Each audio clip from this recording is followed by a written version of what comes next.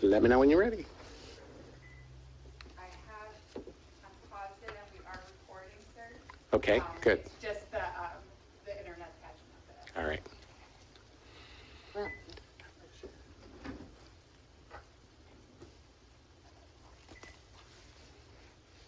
It's catching up.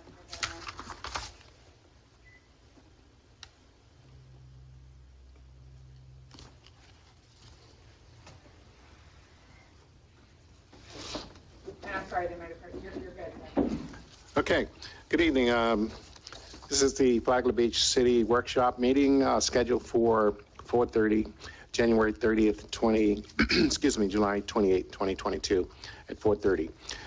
In light of the fact that it's my understanding that the city attorney spoke to all of the commissioners about the roles of the commissioners and the mayor, and we do not have a quorum here today.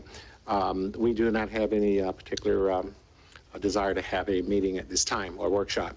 If in the future the commissioners have a desire to have a workshop in regard to this matter, we will do it at that time. Therefore, we will not open this up for a workshop, and we will be adjourned. And at 5:30, we will reconvene for the regular city commission meeting. can we make it?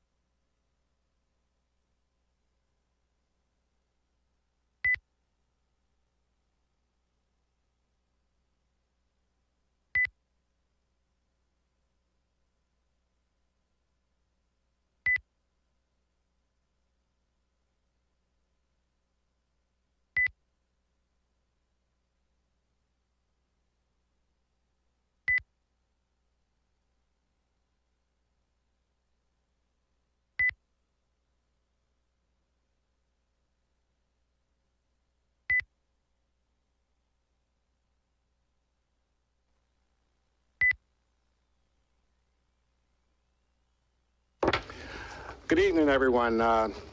This is a regular meeting of the Flagler Beach City Commission, Thursday, July 28, 2022 at 5:30. We will be starting here. We continue until all items are complete. And we're here at the City Commission chambers here in Flagler Beach.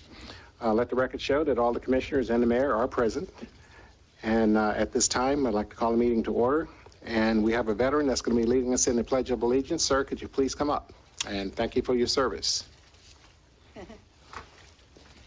What is your name? Bob. Okay, Bob. Thanks. To the flag of the United States of America and to the republic for which it stands, one nation, under God, indivisible, with liberty and justice for all. Okay, we take this time now to have a moment of silence for our first responders and those that are unfortunate to be in war zones, this kind of thing here. We're very lucky in this country, so just have a moment of silence.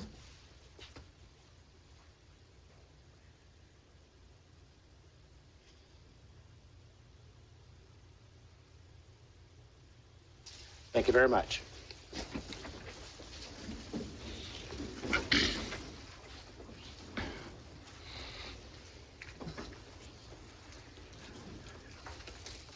Mayor, do you have any proclamations or announcements or awards tonight? Nope, no proclamations or awards. Okay. We'll move on to the deletions and changes to the agenda. Do we have any? I do have one, sir. Number 9, Dennis Bear requested that item be postponed till the next meeting.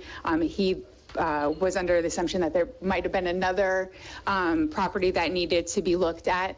It wasn't correct, it was in compliance, but it had been already too late, so he asked that we move that to the 18th. Okay, all right, we will take this one off of the agenda tonight. Okay, we can move on to item number 5, which is public comment regarding items not on the agenda.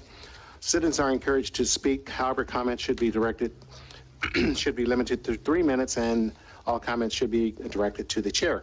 And at this time, I'd like for the city attorney to read a section out of our ordinance on civility and decorum. Yes, sir. And it's been a while since I've been here, so I'm happy to be here again. I'm Drew's partner in the firm, Andrew Hand. So for some of you I've met before, some of you I haven't. So it's good to be back. Welcome. Thank you, sir. And as you said, sir, this is from Resolution 2020-18.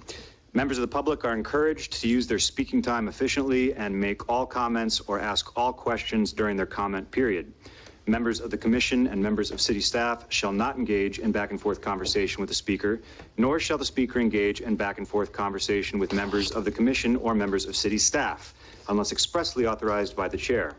All speakers, including members of the commission, members of staff, and members of the public, shall avoid interrupting speakers, making personal attacks, making impertinent or slanderous comments, or engaging in or encouraging disruptive activity. For the purpose of these policies, personal attacks shall include statements directed to an individual's character or appearance. Disruptive activity shall mean actions that are intended to provoke the passions of observers in such a manner as to threaten the civility and order of the meeting. Okay, thank you, sir. So at this time, anyone who would like to speak for 3 minutes, please come forward, give your name and your address.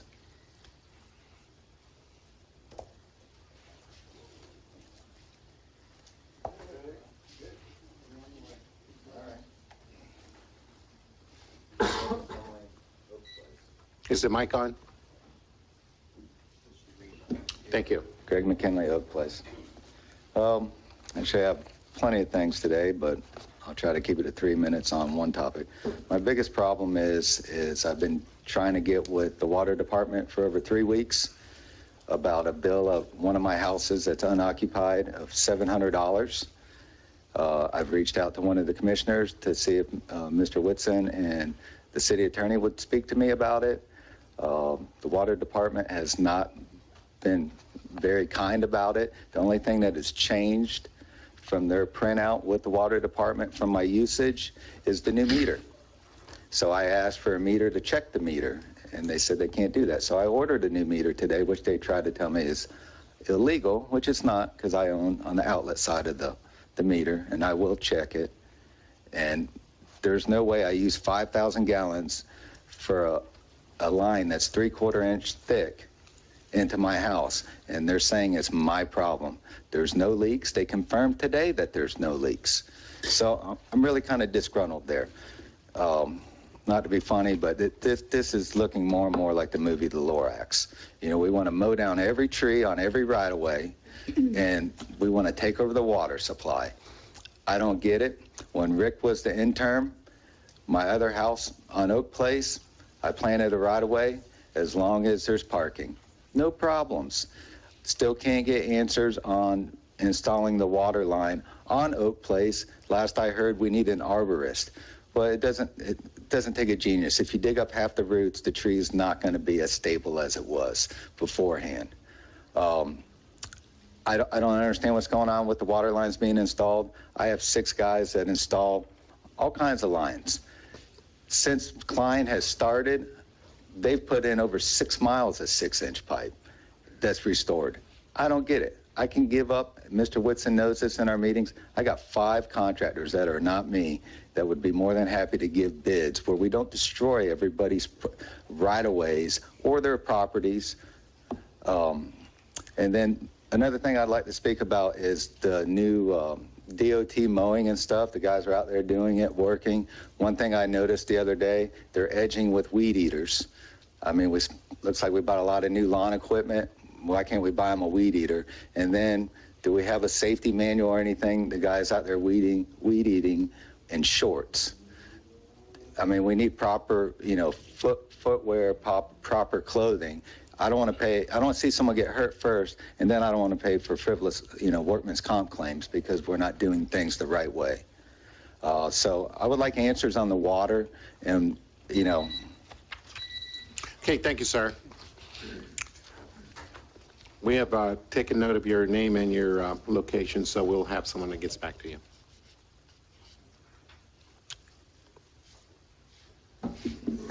Rick Belhumer, Flagler Beach. I'll make it kind of quick tonight. I had some questions about the crosswalk improvements, but during our walk on Wednesday, I got some feedback from the chief on that. But you want to make that public, that's your choice. The Veterans Monument. Have we heard anything about the progress on the new monument for Veterans Park?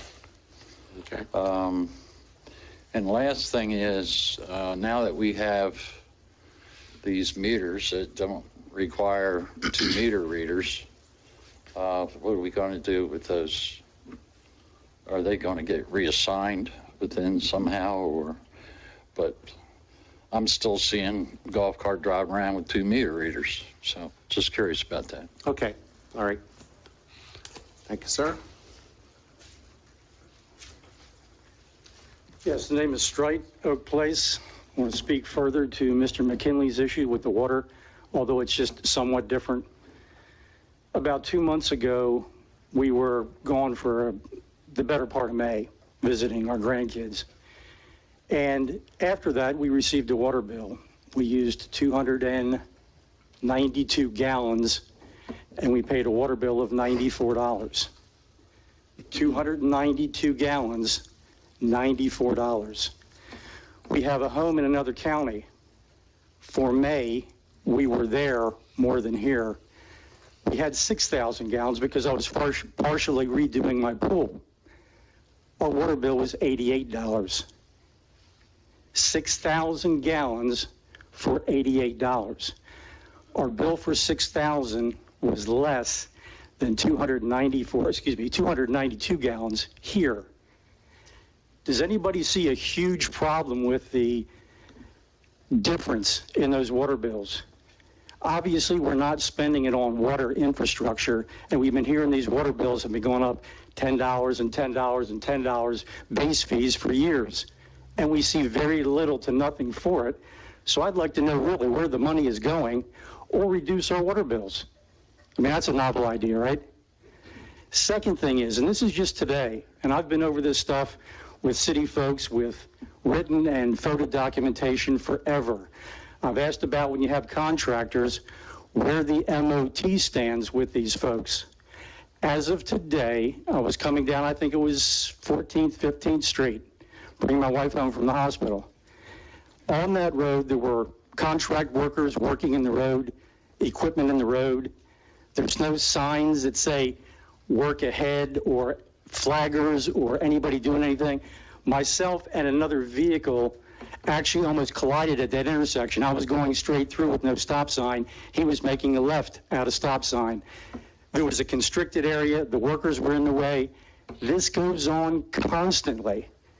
So this also speaks to Mr. McKinley's concern that we have to manage this city better, in my opinion, to avoid these unnecessary liabilities that we see out there every single day.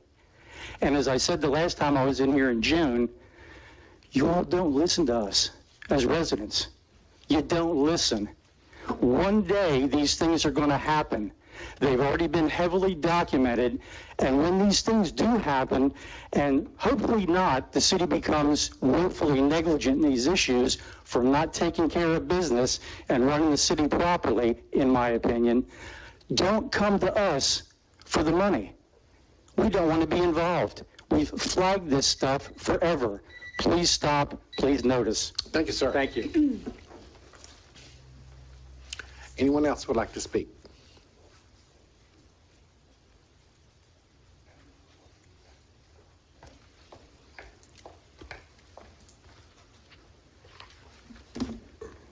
Good evening, Amy Lukasik, Flagler County Tourism Development Director. I just want to say, first of all, these comments are not directed toward the commission, because what I'll say is something you guys already know, but it is more for the general public to clear up some unsettling misinformation that social media keyboard warriors are spewing. The specific information that needs to be clarified, again, for the general public, is the role and responsibility of the members of the Tourist Development Council, otherwise known as the TDC. By state statute, we have 9 members, and 2 are from Flagler Beach, Commissioner Ken Bryan and Johnny Lugerai, the owner of Oceanside. And there seems to be an assumption or an expectation that these 2 representatives are there to solely serve Flagler Beach. And actually, they are there to make decisions on what's best for the tourism industry in Flagler County. So when items are before them to vote, that is the threshold. What is the best for tourism in Flagler County? And recently, there's been some people that are upset because those 2 Flagler Beach members voted in favor of a Palm Coast Capital Project grant.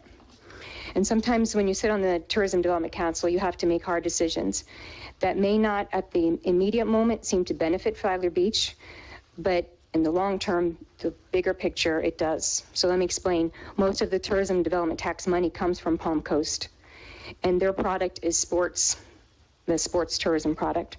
So if we don't bring and support sports tournaments, we won't have people in hotels, and then we won't have money for Flagler Beach.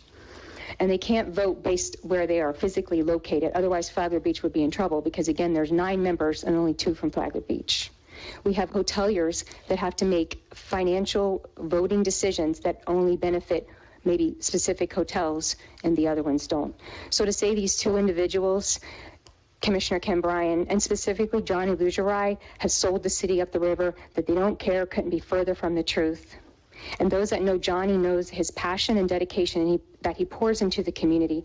We all know he has state and national elected officials on speed dial, and he won't hesitate to call any of them to advocate for Flagler Beach. Thank you. Thank you. Any other speakers today?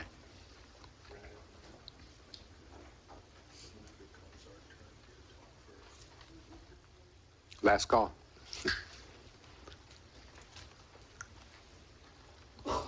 Chris Bachby, Flagler Beach. I'm going to talk about the 3-minute rule, and I agree with the lawyer. Whatever I have to say, it should be done with decorum. No wise guy stuff, no criticizing anybody. But what's wrong with it is that many times I've been here, and somebody will be on 3 minutes, and one of you folks will say, we're going to extend your time.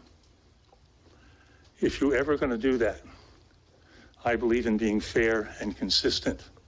You can't do it sometimes, and other times cut somebody off. That's one of the premises. The next thing is, how can you communicate with no back and forth talk? That's what happens with text messaging. Text somebody, oh, I don't know if he meant that. I got to text him back. I got to text him back.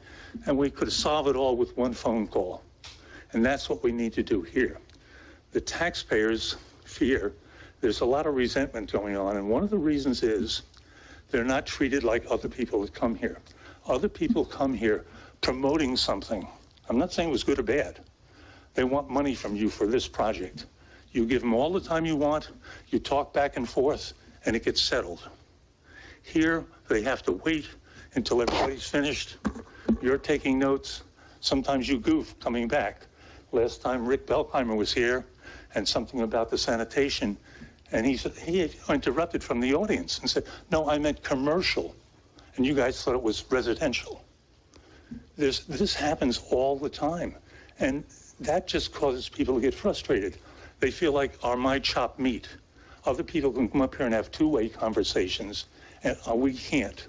This gentleman that came about the I don't know what it is, 5K?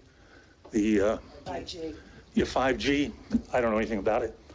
That would have been solved so easily if you would have had a back and forth. You could have immediately said to him, excuse me, you've been here before, and we've told you there's nothing we can do about it. If you'd like to come back and show us some proof what we can do about it, we'd love to hear it. But no, you frustrated the guy so bad he started shouting out from the audience. You had to calm him down. So instead of 3 minutes, it wound up 5 minutes trying to get somebody calmed down. The same with the guy on 27th Street with his fence and all that. I don't know what the details were. But as it turned out, the thing he was worried about is he still hasn't got the permit. And Mr. Whitson could have stopped him right then and said, it's on the agenda for next week. And he would have been a happy camper. Nope, he had to go back and sit down and listen to everybody else. And then that came out. So we're building resentment here. And that's the last thing we want to do. I'll just finish with an example. You and your neighbor want to have a fence together. You both agree. And would you sit down and go with him? Let's talk about the fence. I'll give you 3 minutes. I'll say nothing. Then I'll take a half-hour break. Then I'll come back and I'll talk for 3 minutes. You say nothing. Do you think you're going to get an agreement about sharing the cost of a fence with your neighbor? And we are neighbors, and we're not sharing. That's all. Thank you. Thank you very much. Any other comments? Okay, seeing none, we bring it back to the board. I'll address a couple of the issues, and the city manager or the appropriate staff would be taking notes, and they have your names and contacts in order to respond to some of the issues in particular. For the water bills and things of that nature, on Oak Street and other streets, there are some new meters going in, and there have been some discrepancies. And in that particular case, if there's an issue, the city manager will make sure that the utility department or whomever else is responsible for that will get out to inspect it to make sure that it is acting or working in the manner it's supposed to. There have been some issues with some meters, but I think that in most cases, or if not all, Mr. Whitson, they've all been corrected or they've been addressed at any rate. So anyway, we'll make sure that someone gets back with you to make sure that that particular issue is addressed. In regard to the crosswalks, I think that the city chief is already working on that, and Veterans Park Monument will check on that to see what the status of it is. Since that individual is the one that had originally ordered it, we'll see if we can find the status of it. Water bills, again, I'm not sure what's going on with that particular bill there, where it's actually over. And that, again, that will require that a metering person come out there, because we do have contractors still in the city installing meters throughout the city. So that's why you might see some people still riding around in the vehicles taking account of what the meters are. That's the old ones. So they are still reading them to make sure that the water bills are being calculated accordingly. Contract signs and all here, again, Mr. Whitson has taken note on that. And he will make sure that if it's the city staff that is actually working with the signs and need to have appropriate warnings out there, we'll make sure that's done. TD funds, I think we all have gone through that many times, and Ms. Lacasic just explained how that particular process works. The reason that we don't go back and forth, because usually we have very, very long agendas. And what we found in the past is that sometimes when you start engaging, you could spend a lot of time going back and forth, and sometimes you don't really get anything resolved. What we will do in some cases, in most cases, if you have an issue and it requires back and forth, we make sure that you get with the appropriate staff, with the city manager, in order to resolve that matter. There have been some issues here that were controversial, and that's when we basically try to limit the back and forth, because you end up with a lot of arguing, and you lose order, you lose continuity of what's going on in the meetings themselves. So we usually try to keep the meetings to a level that's reasonable, and also the time limits as far as not going too late in the night, because there were some complaints about not having long meetings. So if there are some issues that you've addressed tonight, Mr. Whitson has taken note of them, and we'll make sure that they get back to you. And if not, you can email any one of us and let us know that we have not responded to your particular issue. Okay, what we'll do is move on to the next item now, which is the consent agenda. Commissioners, do you have any comments on the consent agenda? No. Okay, we'd like to open this. We have to talk about number 8. Number 8? Okay. You pull in number 8? Mhm. Okay. Okay, we go ahead and pull number 8.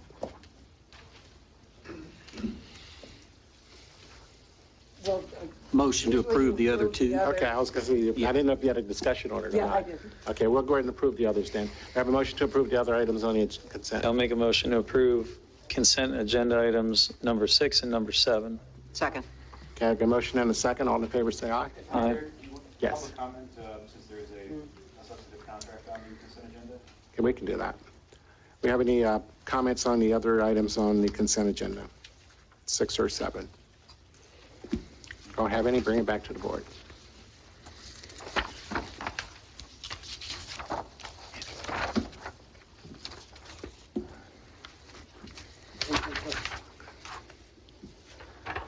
That's for the next item. I'm just getting ready. Okay. This is from you, Commissioner? We didn't vote on 6 and 7. I thought we did. No, we took Oh, the okay. We motion. But we took the motion. Okay, all in favor, say aye for 6 and 7. Aye. Aye. Opposed? Seeing none, the motion passes unanimously. So we'll move on to number 8, which is Okay, on the number consent 8 agenda. Number 8 is about the evaluation of the city manager.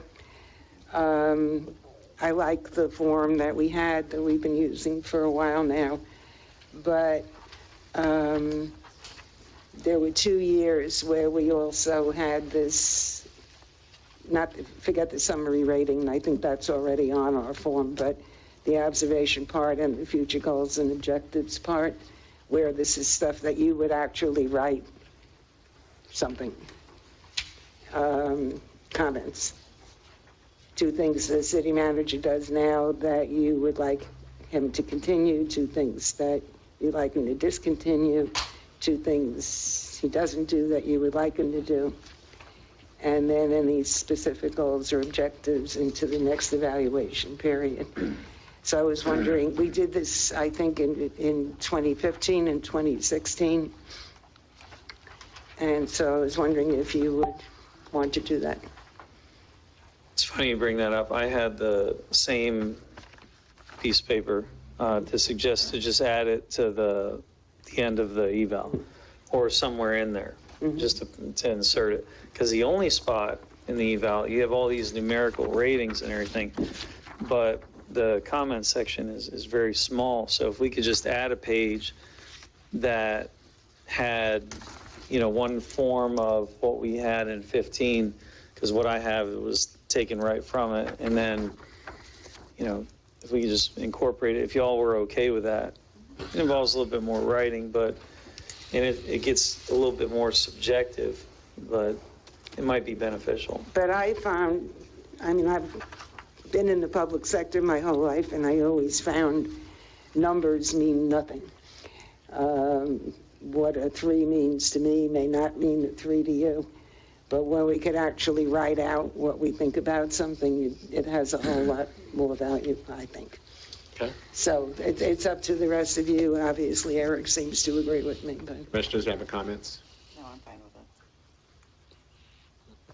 it. Okay. Commissioner Sherman? Okay. Mayor? yeah, it's a little more work, but Well, I agree. I think it's better to have some So, and I just have a question because I've not reviewed a city manager yet. So what's the process? So we complete the document and it goes back to Liz. Or the city clerk, okay. Okay, and then all of, She combines. She combines everything, okay. And I think in years past also, we asked the city manager to I do a was going to say self-eval. that, okay. Yeah. Yeah. Probably be beneficial. Okay, I'm the one who pulled it, so I was going to add that on as well. If we would ask Mr. Whitson to do a self-evaluation. Okay, and then at the last workshop, I had asked, and we just kind of need a consensus, does it make sense to have managers evaluate Mr. Whitson as well, our city manager? If you'd like. I think it makes sense as well. I'm okay with that, and just, if I may, it's very common in the credentialing process for city managers. One of the things they have us do every 5 years is to do what we call a 360 review, where not only our staff has comments, but other individuals that we interact with. So I think that's always valuable feedback, and I don't have a problem with that at all. Yeah, I think it'd be very helpful. Okay. Are you meaning like all the department heads? Yeah, all the department heads. And would they do it anonymously? Well, I don't see you getting. That's why I'm Open asking, would you feedback. do? I think it's a great idea. yeah, no, I know, I think I mentioned it, you know, it could be, it could be anonymous, if you think people would I be don't have a more problem with open that. to being, okay, I don't have a problem with that. okay, Look, the more feedback I get that's objective and honest, right, the better I right, can respond and correct where I need to. okay. Okay, we'll have a consensus on that as far as including the managers. Yep. Okay, it's going to be anonymous or just open? I think anonymous, or they can put their name in, they can decide. It's be an option? Say anonymous. That could be an option? Yeah. I like the anonymous option as well. Okay. I would think they'd be more comfortable. Right, no, you're right. So just for timing purposes, the evaluation we were talking about doing for the next meeting, if we're going to have all the department heads do that, when would they need to have it done? If you do it by the next meeting, you're not gaining anything. I mean, you're just lumping their feedback in with ours? Like, we won't see it ahead of time, or? I was thinking lumping it in with ours. Yeah. And then once Just- it's all so it would just be like for his tabulated, benefit. correct. Okay. Yeah, Correct. well, the whole process is really Right. for his. I mean, we would see it, but, After the fact. It shouldn't, yeah. yeah. Yeah. Okay. Okay. All right, we've got a consensus with that format? I just have one other comment. The numerical score on it, this has been a subject in years past where different commissioners use the numbers differently, or, you know, there was misunderstandings about the numbers. And so I just want everybody to just look at the back page and make sure we're all kind of on the same page as far as what number means what standard. So instance, if it's a 3.0 to a 3.99, that means meets job standards. Right. You know, and what each of them means. Here, we haven't done this in a while, but in years past, you know, other commissioners who are no longer here will bring up, well, why is this manager getting straight fives and all, and things like that. Well, that's what I meant before when I said a 3 means some different numbers. And I don't, that's why I like the comments part better. To try to help get clarity. Yeah. You know, when you went to school, was a C okay? Or was a B okay? Or For in my me, it was household, great. if you, in my household, if you didn't get an A, you got punished. You know, so anyway, the point is that numbers mean different things, or the letters mean different things to different people, and you're not going to fix that. That makes sense. That's why I think the comments are so valuable. I think it's a valid comment, because some folks would never give, if a 5 is a top, they would never give a 5. Because Yeah, nobody's they ever say perfect. There's no room for improvement if you gave it Right. all 5, so you're right, it just depends, but I think it's going to depend on each one of us and our interpretation of what that is. Yeah, I had Pierre criticize me one year because I did give a lot of fives that Should year. that, Pierre? And he's like, was he really that perfect? And that year I thought he was. Okay. All right, I think we have consensus on that. We can move forward. Okay, so we need a motion. We do. We need a motion. Oh, we comment, I don't know, public comment. Okay, we open this up, number 8, which is the approve the city manager's evaluation. We open it up for public comment. Rick Belhumeur, Flagler Beach. I actually gave a couple of commissioners a poke on the questions thing because I remember it getting dropped and us not using these questions. And I think it's a great tool for the city manager to know exactly what each one of you are thinking might be his weaknesses or what his strengths are. And that's really what you're trying to get to the bottom of and make, and be honest about it. Give it a little tough love if it's needed. I think it would have been helpful in the past with their last city manager if everybody had been a little more honest with their evaluations. To me, I always thought a 3 was you're doing your job. A 5 is you're going to have a hard time finding anybody do it any better. A 1 would be a hard time finding anybody doing any worse.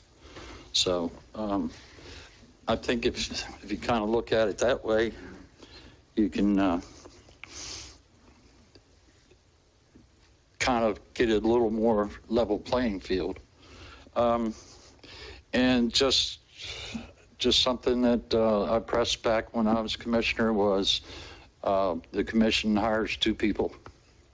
That's the city manager and the city attorney, so don't forget the city attorney evaluation. Any other comments? Okay, seeing none, I bring it back to the board for a motion. I'll make a motion to approve city manager evaluation form to begin completed by August 12th by commissioners and department heads for presentation at the August 18 regular commission meeting. Second. Okay, I got a motion and a second. Janelle, could you call a roll, please? Commissioner Sherman? Yes. Commissioner Phillips? Yes. Commissioner Mealy? Yes. Commissioner Cooley? Yes, the motion. And Chair Bryan. Yes. And motion passes unanimously. Okay, we'll move on to the next item, which is number 9 has been pulled, so we're on number 10. So I'll direct that to our attorney. Thank you, Mr. Chairman.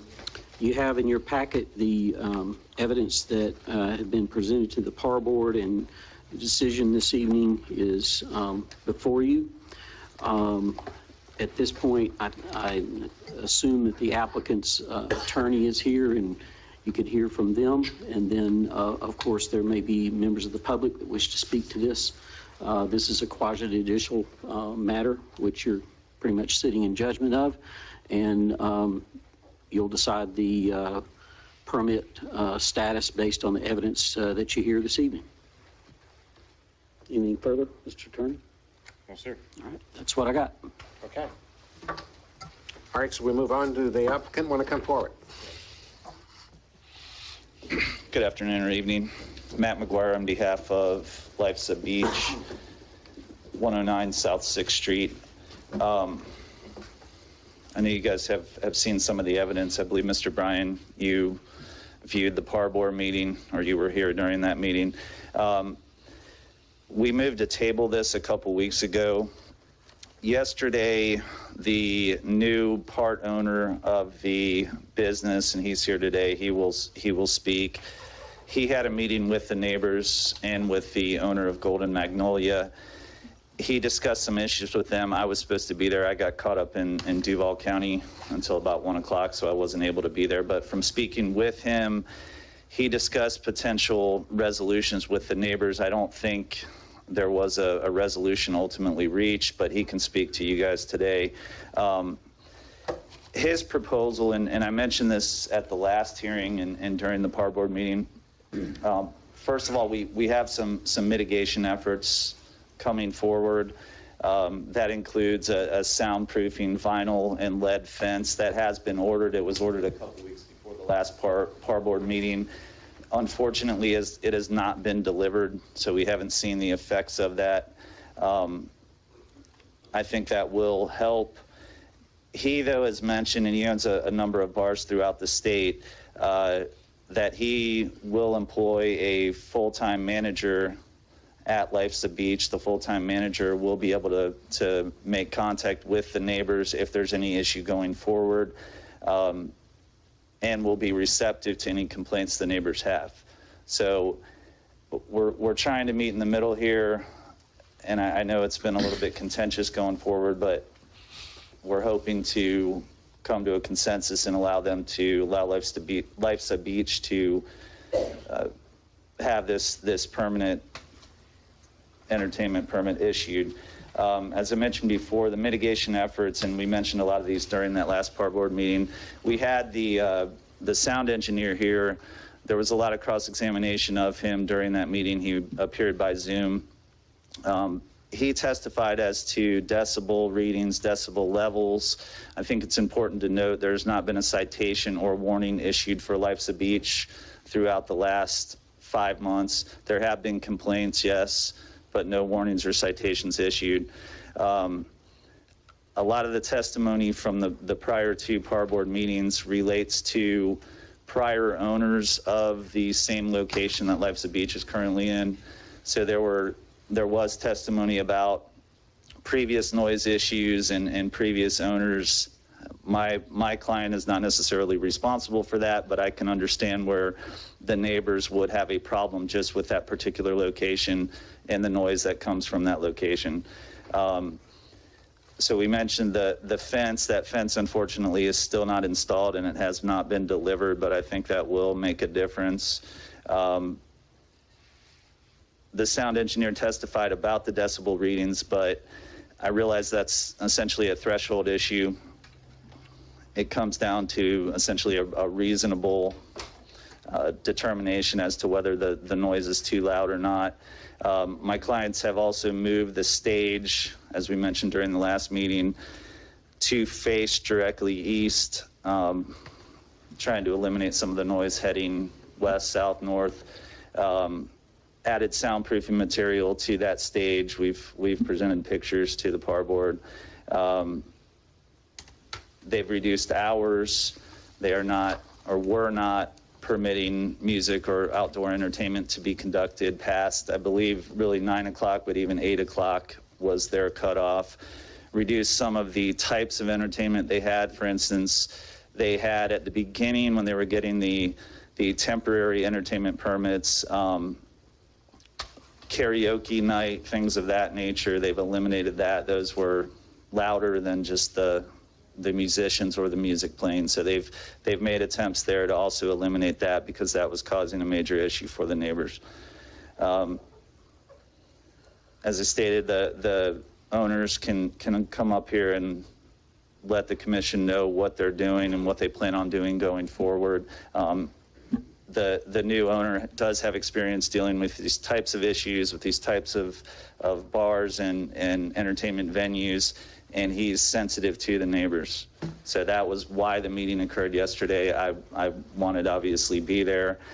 It didn't resolve anything from what I'm aware of, but he did indicate to the neighbors that are here today that he is serious about this going forward. So okay, let me see if the commissioners have any questions. Sure. I had a couple. When you said fence, I couldn't understand if you were saying lead or web.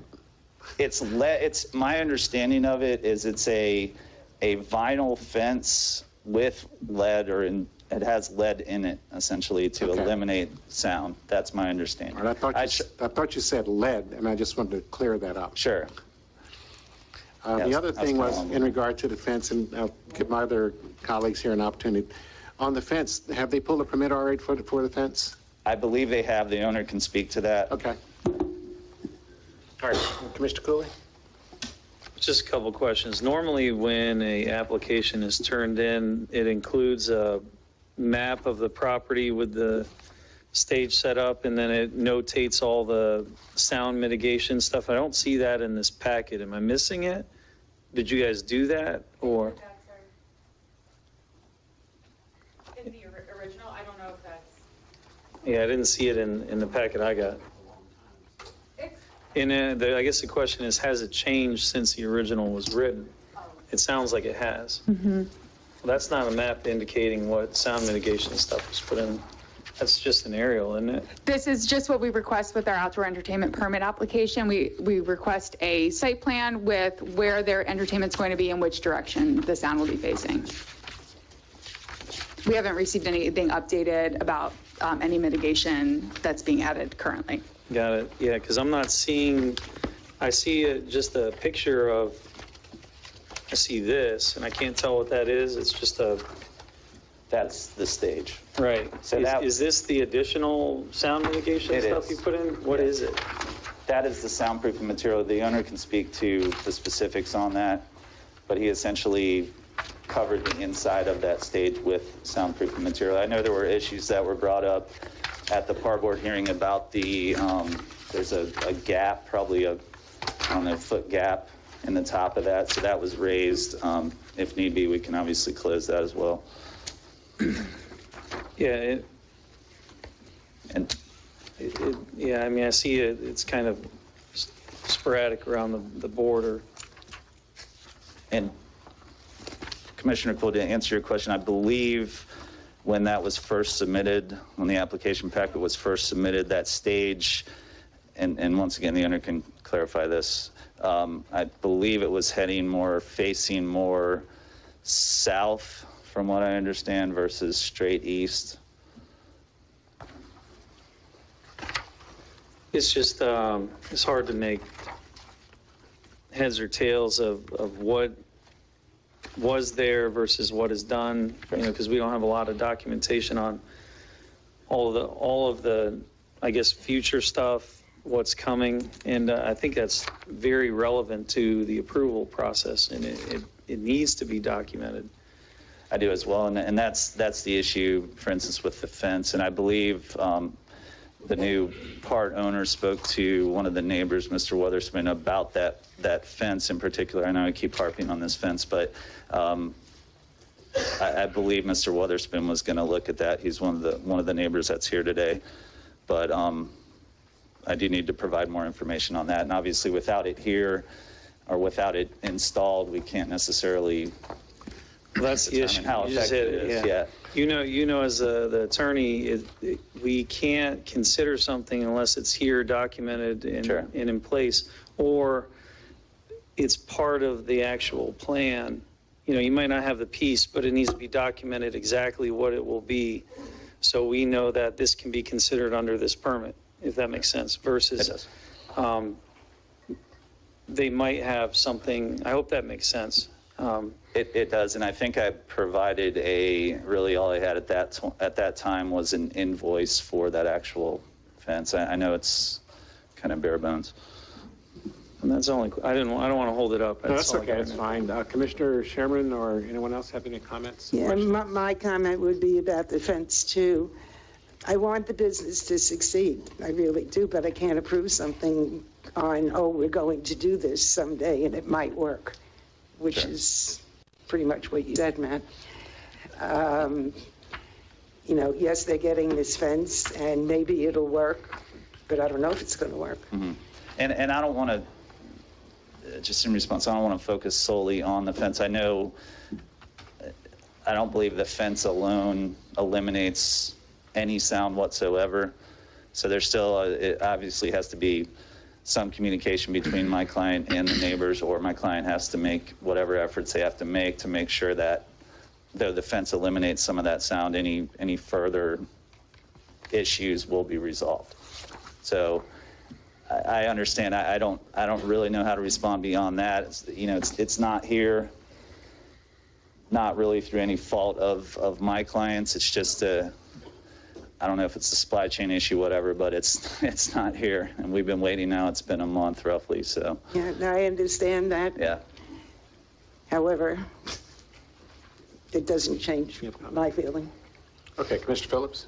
No, other than I do want to hear from the owners. Okay. I think that'll help a little bit. Yep. Okay. Commissioner Cooley? Just one request. Andrew, I wanted to pass this by you. When it comes time for any testimony or anything, is it possible to eliminate testimony about previous owners? Because I know that was an issue, and I don't know if that's part of the decision-making process. I don't think it is. No, the decision-making process is just tagged to the criteria in the code, Right. and that deals directly with the applicant. Right. I just wanted to make sure we were all clear on that. Yeah, no, I'm. Okay. Yeah, I just didn't want that to be part of our discussion. That's a very valid question. Okay, would the owner like to come up now and respond to some of the questions that the commission has?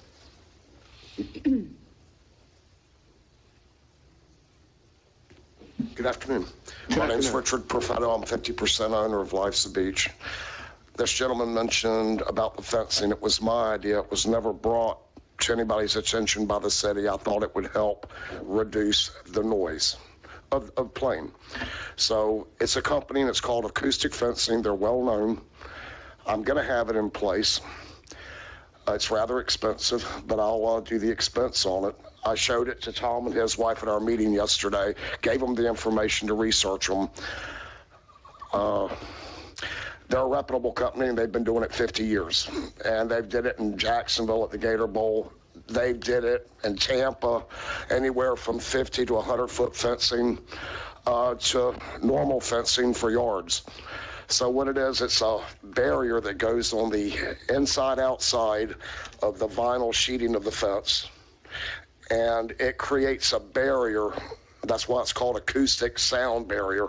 It's strictly made for sound, for music. So I had them come out and they gave me a quote, and it's in our office. It's roughly about $44,000 for about 80 feet, linear feet of fencing. But it's worth it to get this permit. As we spoke, I told them, everybody can get together on this. Be open-minded. Just because the city says you're allowed to go 65 decibels doesn't mean we need to operate at that. So if you're having a function at home, and I'm talking about Tom and his wife, I said, hey, pick up the phone call, say, listen, I know you're within your guidelines. Can you bring it down just a little bit? We're having a function. Absolutely. The reply is, we're not your babysitter. And that came from her. I said, well, you know, it all starts with communication, so it seems like nobody's willing to communicate here.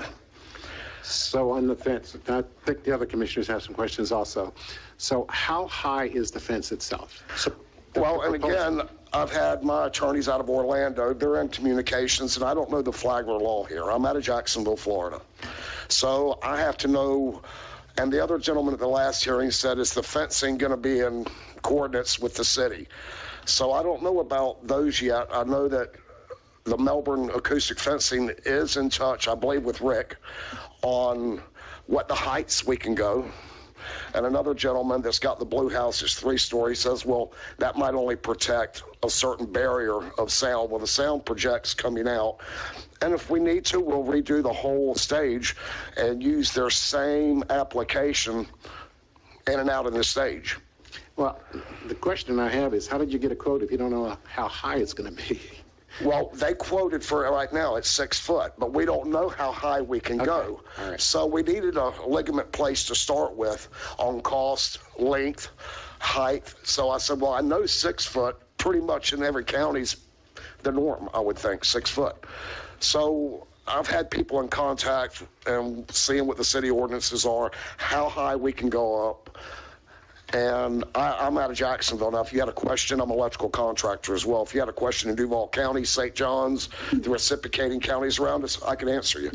Here, I don't know them. We're not a lot different. Yeah, but I just don't know. So those answers are coming. Okay. But the fence will be installed if we can appropriate and maybe even put some conditions on the permit. Okay, commissioners? I'm going to repeat what I said before. I don't know what that fence is going to do. You can tell me it's the best thing since sliced bread. Well, I can get the appropriate paperwork and have it sent. That paperwork doesn't do anything for me. I really want you to succeed, but I want the neighbors to not be pulling their hair out either. Well, some of the stuff that I had from the acoustic company I provided to Tom, and Maybe Tom doesn't like paperwork either. I think we're... well, paperwork describes what's going to be installed, what it's made of, because Tom asked me, Richard, what is it made of? And I said, if I told you anything, it'd probably be a lie, because I really don't know what the materials are. All I know is it's acoustic barrier. Now, you provided a piece to Tom. Did you bring a piece here?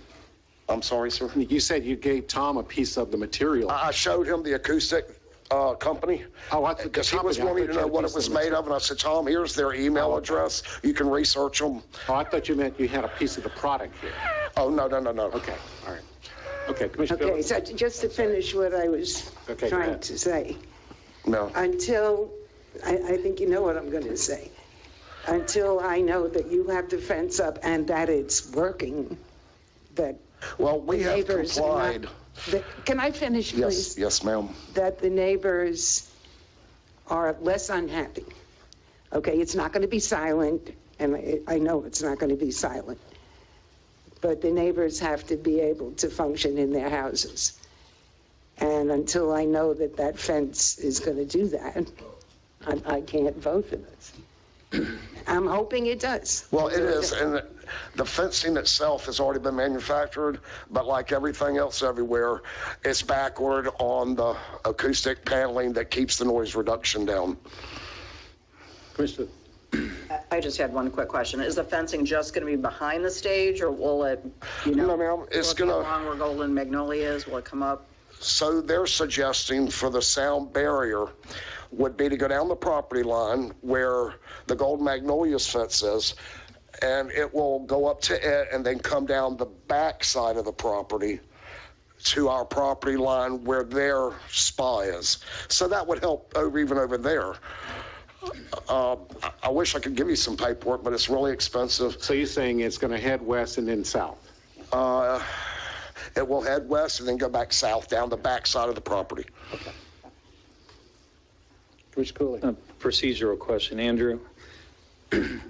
We have an application that has a lot of new evidence that's been presented since it went to PAR board.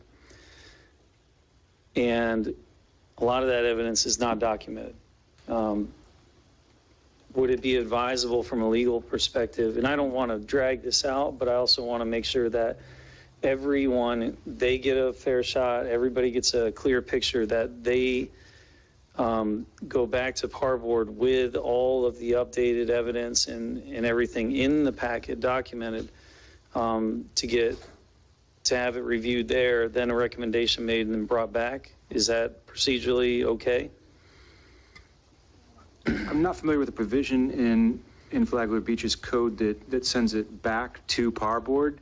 But that being said, any evidence, any decision that the commission makes, of course, is based on whatever evidence is presented. And if there's evidence that you want to see, and there's evidence that someone who's qualified to present evidence, either an applicant or an affected party, anyone else, and they want to present that evidence, then certainly it can be tabled.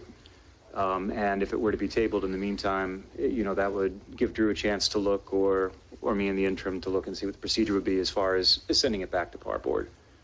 My issue, commissioners, is almost everything we've talked about is not in here.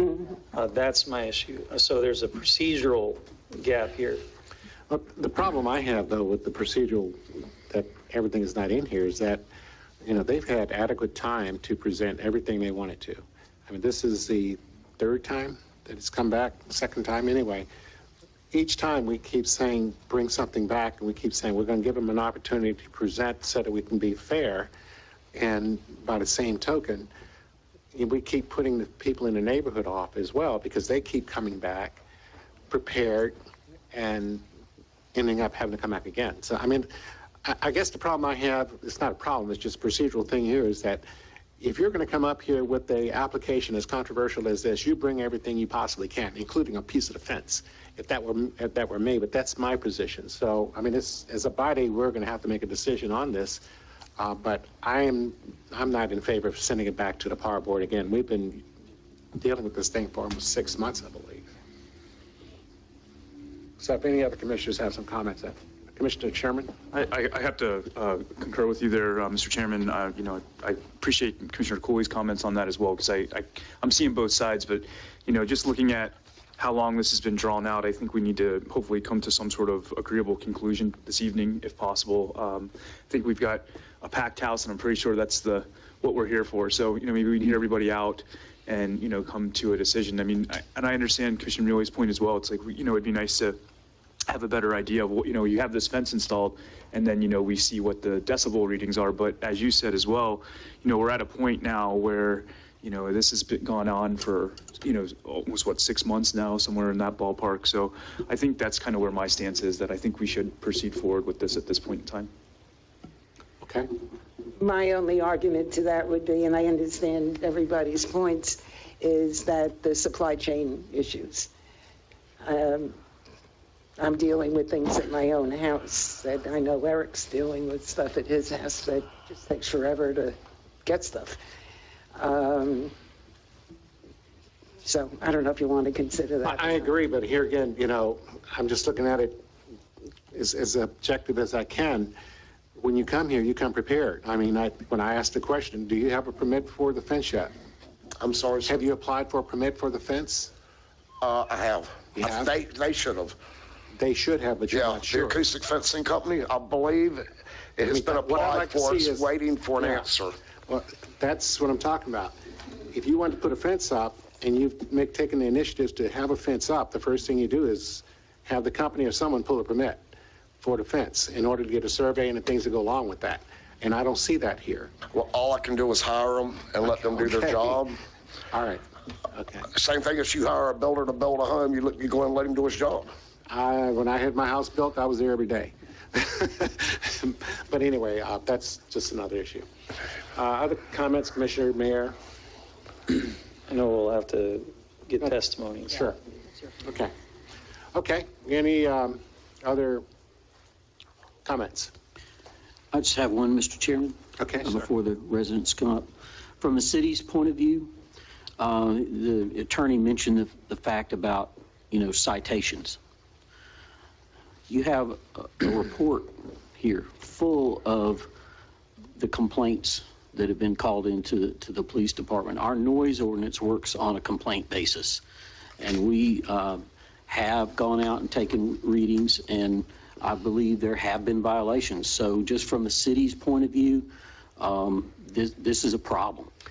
Now, are these citations for this particular owner or partner? Yes. Okay. All right, I want to make sure that it's clear that we're not going back. Yes, it does go back a long way. It does go back a long way, and there have been changes of ownership. I acknowledge that, but you do have evidence in front of you that is germane to this particular situation. Okay. How many notices or citations has Life's a Beach proper been given? I know the attorney said in 5 months.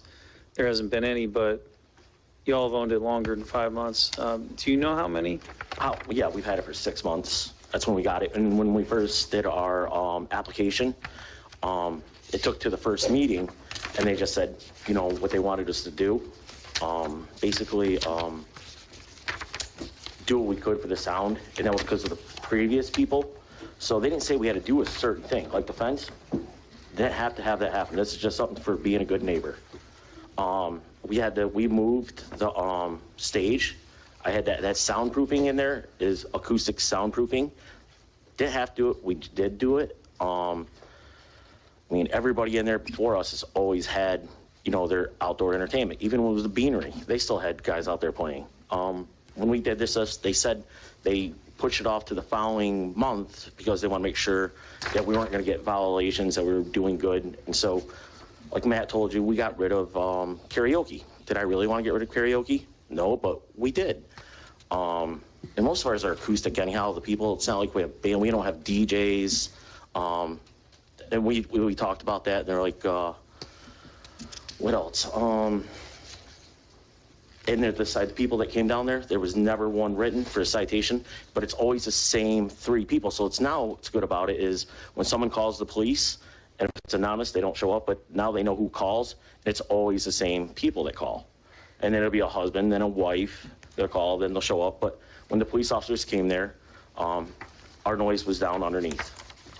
So every time. So we never got ticketed, us, as the new owners, since we got it. And it took us 3 months that we paid all the employees from the previous place just to get it all set up. Then I did that bathroom out back. It cost me $50,000. You know, to have the handicap ones put in and stuff like that. You know, at the first time, so everything that they asked us to do, you know, for when the city, like, because no one else had to do it before, they just wanted to make sure, they wanted to be a part of it. It's like, hey, we want to make sure you're not going to be loud and stuff like that. We never got in trouble. So they didn't tell us we had to put a fence up. They didn't tell us we had to do that soundproofing. They're just, hey, make sure your decibels are under. That's a ticket you get by a cop that'll come down there. We were never ticketed. Never once, or citationed. Now they showed up about 5 times, and they're like, yeah, it goes in their comments, yeah, it's kind of ridiculous, but they're like, it's gonna happen. Just like any other restaurant would have that too if they were too loud. But like, if there's anything we can do for it, I mean, that's exactly what we're doing right now. Now I know about the fencing. The fencing does do the permitting. Like, you could put that in there that if that fence ain't done, and maybe we can't do our live entertainment until that fence is done. And how much sound it's gonna stop? It's gonna stop more sound than it did in the last 20 years when it was even the Beanery 8 years ago. So it's gonna stop more sound than the stage that they had. The stage was there. We turned it soundproof. We're taking less noise than it was before. But none of these were put on, and I'm pretty sure this will be the only one that's ever not got approved in Flagler for sound, for an outdoor entertainment. That'd be the only one. So when you have that, think of the repercussions that it might have. If it's gonna be the only one that's ever been. Okay. Could I answer, Sure. Mr. Whitson? Absolutely. All these cases we have here are for Life's a Beach, not for a previous owner. And it's not always the same people complaining. I know there's one unknown, we're not allowed to use those anymore. But there are different people that have complained. 4. Well, first you said it was just a couple, so I. But you ever, but there's still. Don't argue with me. Oh, I'm just saying if they live in the same house. Don't argue with me. Oh, okay. I have it right here in front of me that says different people. Okay. You presented your case. Yep. Okay, do we have any other comments?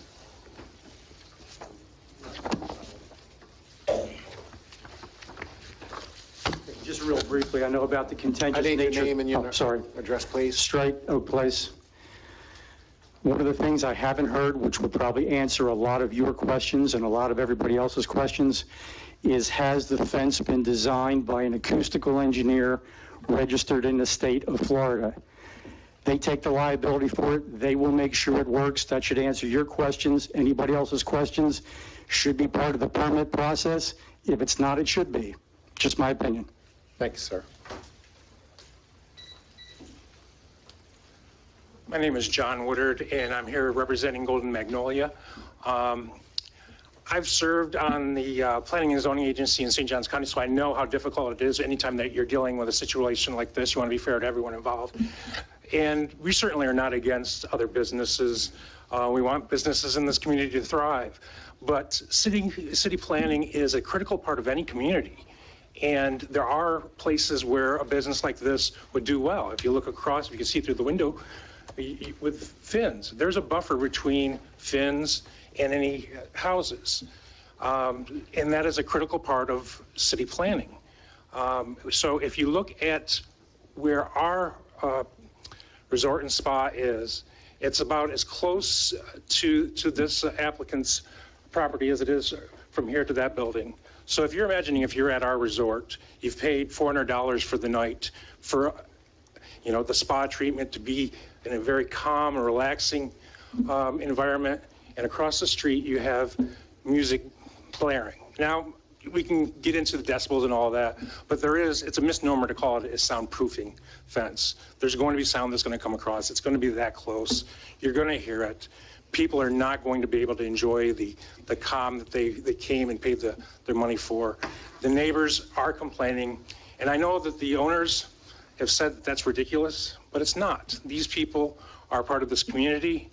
They want to relax at night. They've worked hard, and it's not ridiculous for them to want to be able to enjoy their evening or enjoy their stay at our resort. And so I hope that you deny this. Thank you.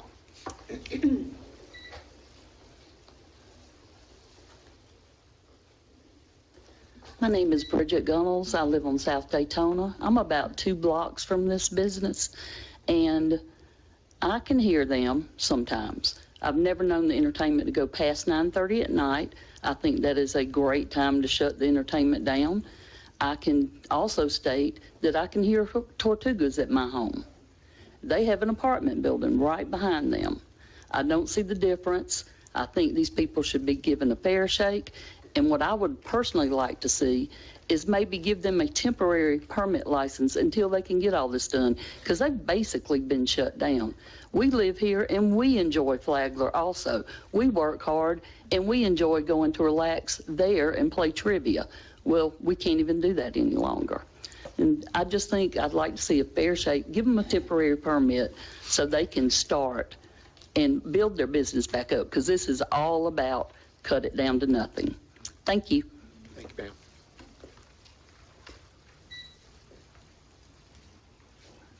One quick comment. One person a long time said ago to me, the most uncommon thing in this world is common sense. And I think we could eliminate everything we've talked about here with one simple solution. No amplified music.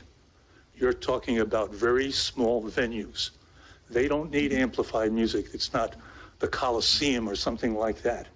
And this amplified music and amplified PAs is what's causing all the problems. And they're basically unnecessary. When people can hear this from blocks and blocks away, why the, hell does it have to be that loud when people are sitting 5, 10, 15 feet from the stage? It just doesn't make common sense. Thank you. Good evening, folks. My name is Jim Lodice. I am a sound engineer myself. I was the gentleman who set up all the music equipment on June 3rd when the Flagler Auditorium gentleman came out and did the readings. I definitely need to add some more to this scenario.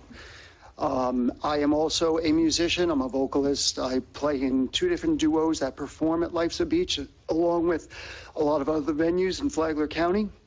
I'm also the host of trivia. So I have a vested interest in this venue, but I see every side of everything. That day, I set up the equipment and we ran the music at the level that we perform at. Now, we are not the loudest group, but to this gentleman's point, you absolutely need amplified music, because the ambient sounds of the ocean, the wind, everything that's going on in our beautiful state, you definitely need amplified music, even if it was reaching out to where you guys are. The decibel levels, and forgive me if this is redundant because I wasn't able to be here when he was here the last time and testified, or gave testimony, I should say.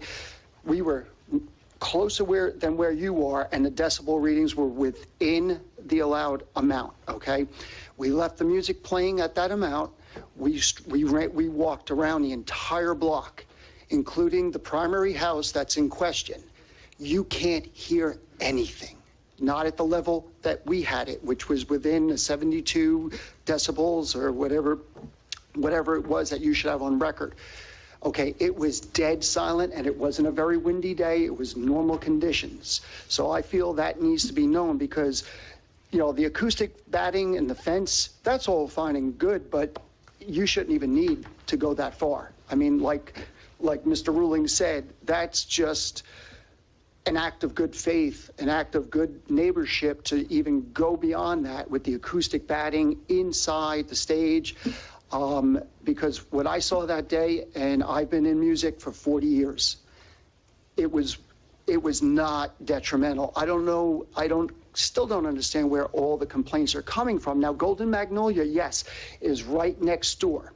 That's a different scenario. And that, to me, that goes back to, well, how did that wind up? I mean, how did that wind up in the first place? That a spa is next to a venue that has been allowed to have live amplified music for years.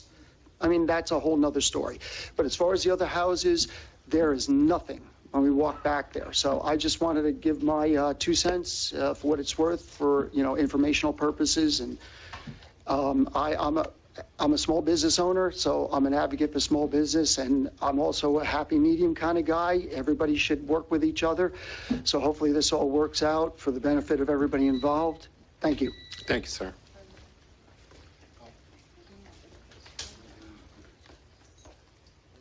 Hi, y'all. My name is Dustin Sexton. I just recently moved here to Florida. I own a store in Daytona Beach, so I'm a small business owner too. I really enjoy Flagler Beach. I've been to Finn's and this other bar and a few other ones. And lately I've been to Life's a Beach a few times. And these people are great. They're really nice. They're really friendly. If the neighbors want them to turn down their music, they're gonna go ahead and do it. They've tried every way to try to work with all of this. And also, just like the gentleman that just spoke, my uncle is he's a big musician, a big band, 311. He's the drummer. I've grown up in concerts since I was a little kid. These musicians and these fence companies that do the sound barrier stuff, they know what they're doing. They're professionals. You know, they know what they're doing, so, you know, we just want to see them get a fair shot. Thank you. Okay, thank you.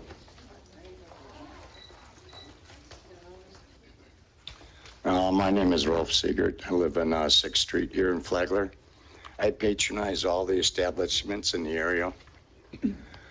I've patronized Life's a Beach, and the establishment next door, before they built the big wall or the porch, there'd be girls and women out there dancing to the music next door. And we'd be waving, and they'd wave back. And then they built the porch and the divider, and then we'd have it. And then there was 6 women that came because they were doing before the wedding, they all came. 5 of the women were at the bar drinking, and the one in the back, behind in the back patio goes, "Hey, order me a drink." So that's all I got to say.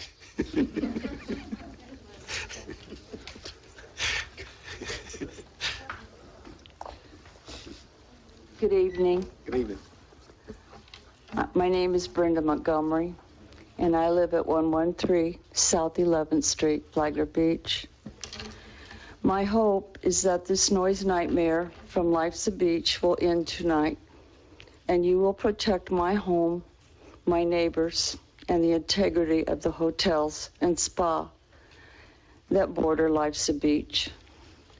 My husband and I have owned our home here for more than 20 years, and we've been coming to Flagler Beach since we were in college because my parents owned a home here. We love Flagler Beach, as I'm sure you do. That's why we need to protect it. It doesn't make sense to allow a new business like Life's a Beach to come in and disrupt and destroy an established neighborhood and businesses by continuously violating our noise ordinance. It becomes a negative, not a positive. As commissioners, you know the importance of quality life. One of you, who was recently elected, listed the enforcement of noise and outdoor entertainment ordinance to protect the residential areas as the #1 priority under quality of life. We agree with you. Quality of life is crucial for a healthy city. That's why this permit should be denied. Life's a Beach has talked about ways that they would mitigate sound, but it's all talk. They talk about putting up a fence to block sound. My bedrooms are on the 2nd and 3rd story. Much of the Golden Magnolia Resort is 2 stories. How is a 6-foot-high fence that by city code can only be 4 feet high amplify music from a stage that's raised off the ground? It can't. Life's a Beach knows that, but I guess they figure we're not smart enough to see through their constant deceptions. We met with them to see if we could work out compromise. It was all take and no give. Mr. Perfecto, the new partner, wondered why we would buy homes next to a bar with outdoor music. If he would have done his homework, he would have found that all our homeowners and businesses have been here long before the property became a bar, and many of us for 20 years. So I asked Mr. Perfecto, why would you buy a bar whose entire business is to play loud music that has proven through police reports to exceed our city ordinance limits? Is it selfishness, greed, or lack of respect for people, or all of the above? Life's a beach with music is incompatible with our neighborhood. Please deny this permit. Thank you. Thank you.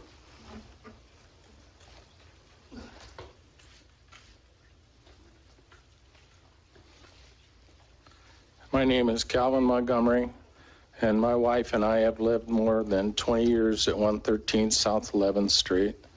I'm not going to go into my health issues, but I have some. When Life's a Beach was given temporary outdoor entertainment permits, my recovery was difficult. As you can imagine, it's hard if you're not impossible to rest when there's a constant thumping of loud music penetrating through your home, concrete walls, and impact windows. You can't stop loud noises from traveling up to a second floor bedroom. Despite what Life's a Beach is about, proposed a fence and a mobile outhouse absorbing the sound. A few months back, we expressed our concerns to the chief of the police and the captain, and they really listened and took our concerns to heart. I thank you for that and for helping to put a stop to the music from Life's a Beach. Your efforts restored the peace to our neighborhood and helped me recover. I'm thankful that our city officials work to protect our quality of life, which we have enjoyed in our home for over 20 years. Tonight, the City Commission has the same opportunity. I ask you to deny issuing an outdoor permit, entertainment permit to Life's a Beach. When they had temporary permits, they abused them. They had no respect for the surrounding neighbors or businesses. And why would we expect their new partner to respect us when we've heard our empty promises? Believe me, that the City Commission does respect Flagler Beach's citizens and businesses. Please vote to deny this permit. Thank you. Thank you, sir.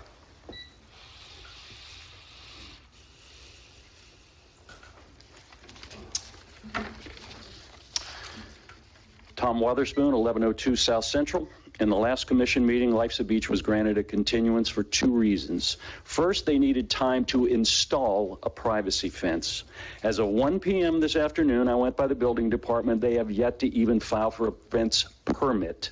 Now, wouldn't you do that first, put in a permit, put a site plan, and then order the fence so that you know it's legal and you know really what you're ordering? The continuance was also to give Life's a Beach time to meet with the neighbors in an attempt to resolve our concerns. It took them 13 days, but yesterday afternoon, 11 of us met with Life's a Beach. This was their offer. Let us have outdoor entertainment Thursday, Friday, Saturday, and Sunday, which are the busiest days for the Golden Magnolia, and when we homeowners deserve a quiet weekend, and for that concession, Richard Perfecto, the new partner, will monitor the loud music. Don't call the police so we have a record of the violation, but call Richard, who lives in Jacksonville and has other businesses, and says he's very busy, so maybe we should call a guy named Willie, but no one knew Willie's last name or had his phone number. That's how ridiculous and one-sided their offer was. An imaginary fence and call Willie. That's what Attorney McGuire kept you and us waiting 2 weeks for. But it gets worse. Richard plans to add a big tiki bar. He showed us the picture. So they want to add more seats to the nearly 100 they already have, despite claiming they only have 49 seats on city and state business applications. Per city ordinances, falsification of that information alone is enough to deny the permit. So is inadequate parking. They have 12 parking spaces for 100 seats, with more seats to come. That is grossly inadequate and another reason to deny. But here are the big ones. Adversely affecting the property owners within 200 feet and violating the conditions of an outdoor entertainment permit, which Life's a Beach has already done 3 times when they had temporary permits. I have those permits those police incident reports right here. Police reports clearly show one of them stating that they consistently exceeded our noise limit. So when Mr. Perfecto and Mr. Ruling and Mr. McGuire got up here, they stood before you and lied to your face because we have those police reports right here. This comes down to being a good neighbor, respecting other people, respecting our police, obeying our city ordinances, none of which Life's Beach has done. The location is incompatible and unsuitable for outdoor music they propose. That's why for 7 months they have failed to meet the requirements to obtain a permit, and why the PAR board, with all the information that you have now, there's no new information, voted unanimously to deny this permit. That is a fact despite the hocus pocus from their attorney. Thank you, sir.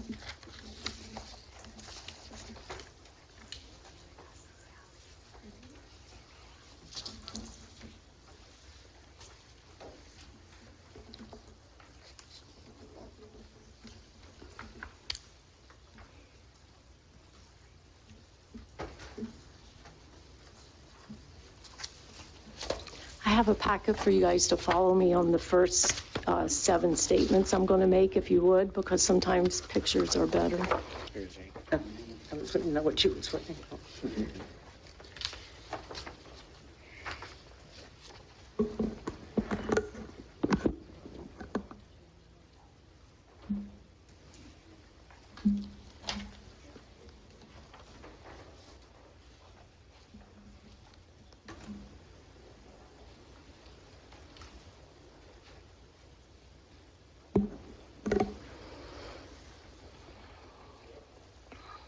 Okay.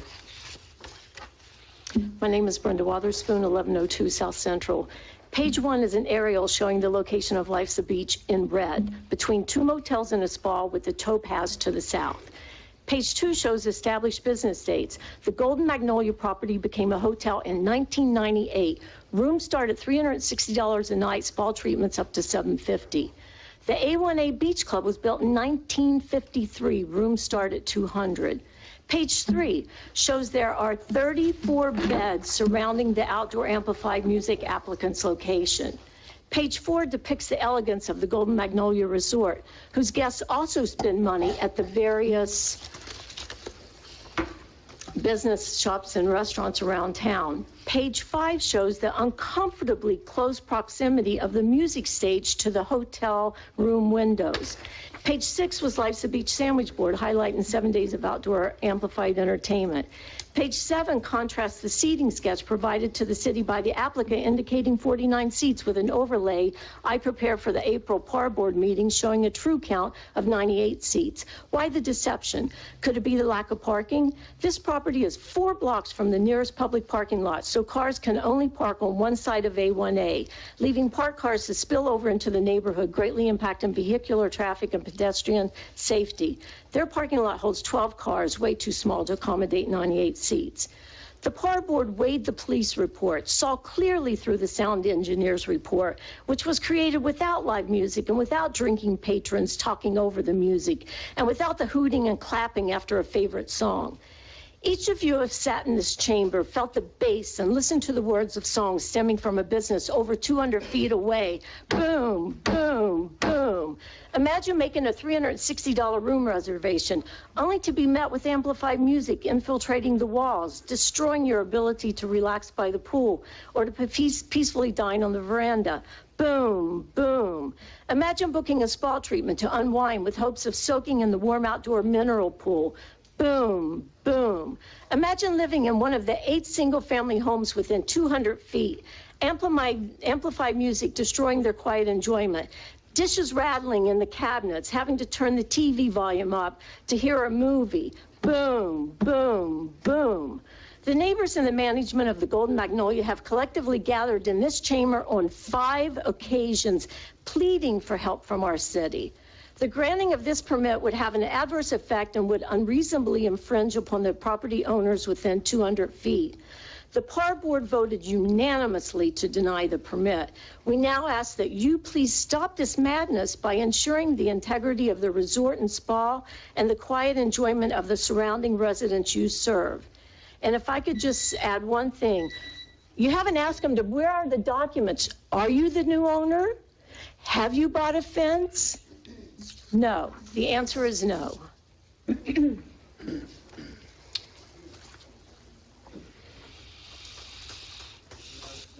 Please, no cap. No plotting.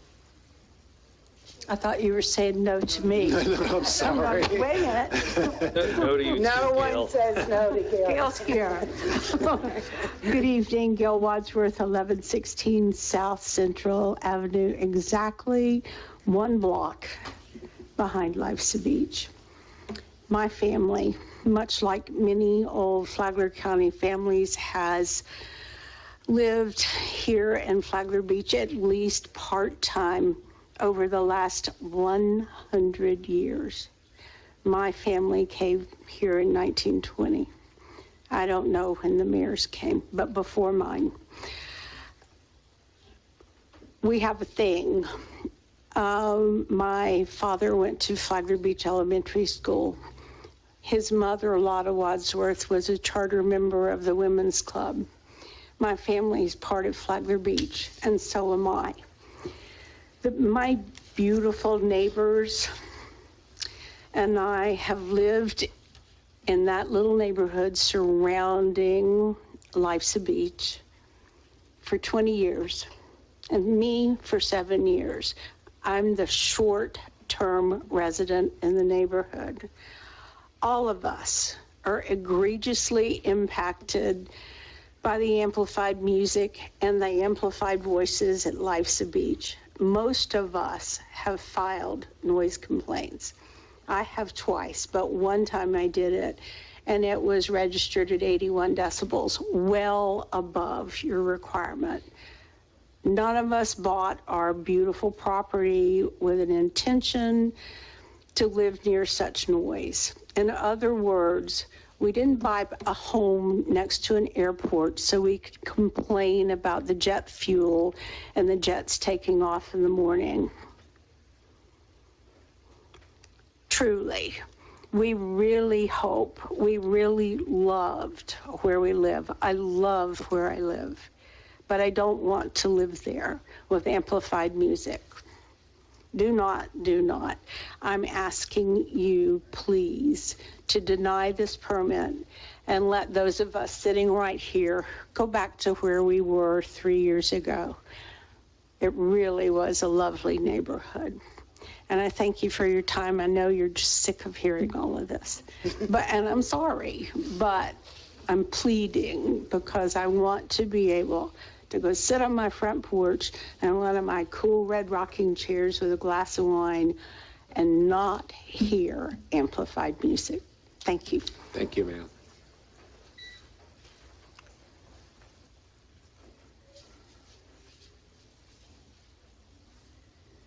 Hello, Derek Hodavance, 112 South 11th Street. Good evening. You heard earlier this evening from a gentleman who was concerned this commission doesn't listen to its citizens, and I'm here to second that. I've been in this room 4 times now in the last 6 months, twice before the PAR board, and now twice before this commission on this very topic. We've tried to do it the right way, right? We've called the police, we've asked them to come do decibel readings. First, they didn't have the machinery to do it. Then they got it fixed, and then we talked to the chief and the captain, and they said they're understaffed. They can't respond to these kind of noise ordinances. We tried to do the right thing, right? We tried to play by the city rules. And my fear as a citizen that you've had dialogue with a lawyer who doesn't live in this city. You've had dialogue with a part owner who doesn't live in this city.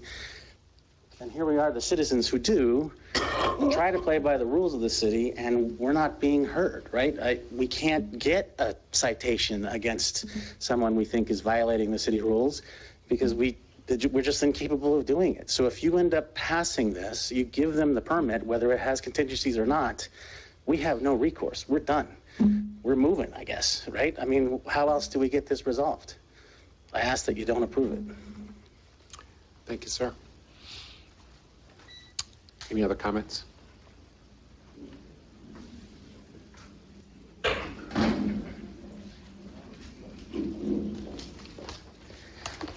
Hi, good evening. Good evening. I'm Amanda Benjamin. I'm the PR manager for Golden Magnolia Resort and Spa.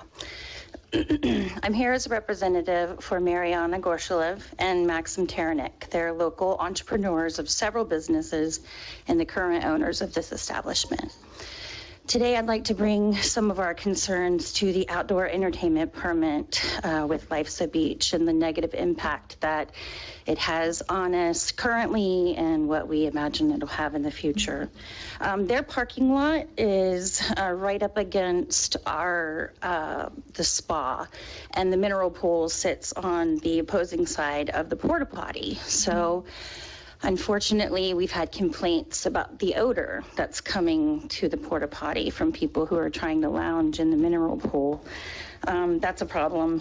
We've had people check out early, cancel reservations. You know, it's been a lot of negative influences. And because of these challenges, we've had to be creative. So we offer earplugs to some of our clients who are going in for spa treatments, or there's a room directly next door to the stage that everyone is referring to. Literally, to give you an idea, it's 30 feet. So the window from that suite, which is $360 a night on average, is 30 feet from this stage. So any way you look at it, there's going to be some sort of disruption. So I don't know how a fence or soundproofing a stage, you know, unless it's something beyond my measure. But we've had situations with intoxicated guests. Recently, we had someone climb the fence and swim in our pool. And just a few weeks ago, we found someone sleeping on our front pergola at 7 a.m. in the morning, sleeping it off from the night before. And these types of things are just getting out of hand. We recently added on to our business. The main house has an oceanfront pergola where we're offering dining and a place for relaxing. Life's a Beach stage, as I mentioned, is 30 feet from that building, and it's going to be really impossible for us to offer an elegant environment and a calm, peaceful evening of sleep if we are having to worry about how loud it's going to be 30 feet away. Allowing the outdoor permit is destructive to us as a neighborhood. It's just destructive to our business, and we're here to try to preserve and protect what we've worked so hard to build and keep. We don't want this to be a fatal blow to the neighborhood, but you know, it sounds like from all of the contestants that we have, you know, a lot of fear of that. Golden Magnolia itself, we're a strong factor in our local tourism industry. We bring guests in who can afford to spend that amount of money, and we just want to continue to keep our community the way it is. So please deny the permit. Thank you, ma'am. Do we have any other speakers? Heather Hodevance, 112 South 11th Street. I, too, hope you deny this permit. We've been at this a long time, and it feels like it's never ending. And I fear it will never end if we don't make the right decisions tonight. And I second what everyone else has said. It's such a beautiful neighborhood and so relaxing on that end of town. And businesses like they're trying to establish at this location would do so much better in a different location, more downtown in the area where there's adequate parking, where people won't stumble into other people's neighborhoods or their yards or whatever if they're intoxicated. I have children, elementary school age children, and I worry about that. I worry about our vehicles in the neighborhood. So it just introduces a different dynamic if a bar type situation is brought to that corner. And the city planning, the acceptable use code for that piece of property is a cafe, a 30-seat cafe or a restaurant. And it's been small businesses, very small, nowhere near 100-seat capacity type businesses. It's very impactful. And I hope you make the right decision this evening for the city. And even if you do, it is the first to oppose. I think it's the step in the right direction of actually doing something to protect what we all value. That's all. Thank you. Are you allowed to speak twice? No, They said you cannot. Good evening, Lisa Rubel, Flagler Beach. I'm one of the general managers over at the Golden Magnolia.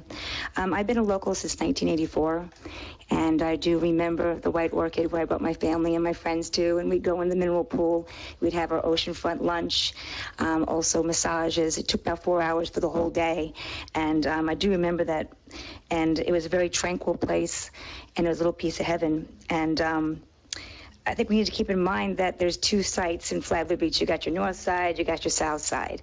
And on the north side, you have a little bit of a bar crawl going on.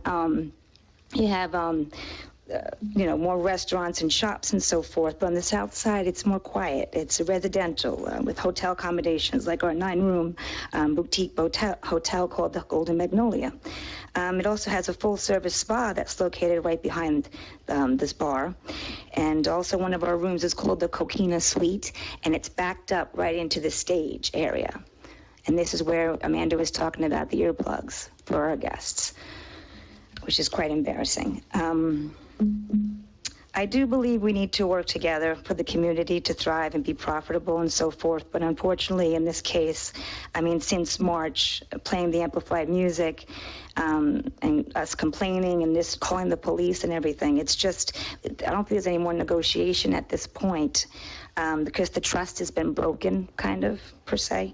And it's very difficult with a word of faith or just a verbal word that they're going to commit to what they say at this point. And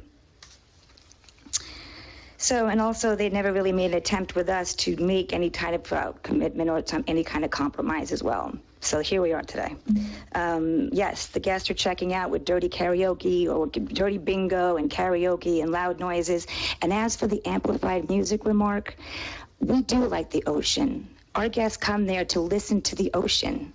So he's saying, and they're playing this amplified music to drown out the ocean and the people. Well, that's what our people go there for, to relax and listen to the music, listen to the ocean itself. So based on our location and our hotel philosophy of relax and recover and rejuvenate, if Life the Beach has a permit to play this invasive music and entertainment blaring into our resort, our current hotel guests may never have that chance to experience the peaceful and lovely resort that I once visited back in the 1990s. Thank you. Thank you, ma'am. Any other speakers? Okay. Wait, got one.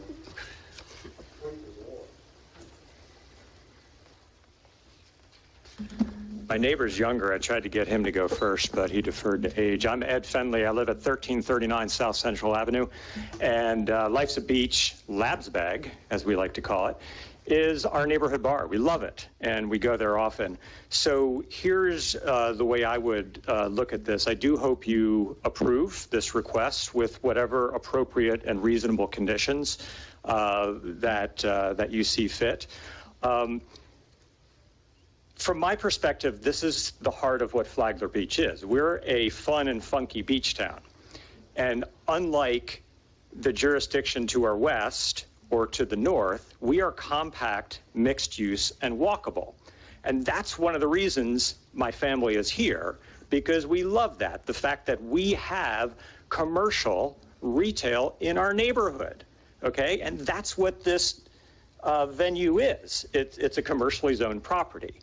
That's a normal thing. It's a good thing if you think at what traditionally was done in communities like this. Looking at the staff report matches what my own ears and eyes tell me when I'm at Life's at a Beach. And that is that the decibels are reasonable, okay? So just for perspective, I did look up decibels readings, and Yale University publishes some chamber music, according to Yale University, goes up to 85. And so this is all way below that reading, and that, again, matches my own experience. Motorcycles, by the way, and trucks go 90 or above, as do lawnmowers. So just to paint the picture here, from my perspective, it's music, it's reasonable, it's us talking, and the us is me. And then a final point, from my perspective, consistent with what I think the essence of Flagler Beach is mixed-use, compact, walkable. We should be encouraging small businesses, okay? It's not easy. Julie and Jerry and other small business owners take risks. They put money out there, and they help to build our community. I'd love to see us supportive of them in whatever way we can as neighbors and also, our governing body. You all, by the way, I got to thank you because I guess you volunteered for this and ran, but otherwise I think labor laws would say you're probably underpaid and overworked. So thank you. I do hope you approve with whatever appropriate conditions. And so we as neighbors can continue and to enjoy our local beach bar. Because guess what? Beach bars are a part of a mixed use traditional community. Thank you.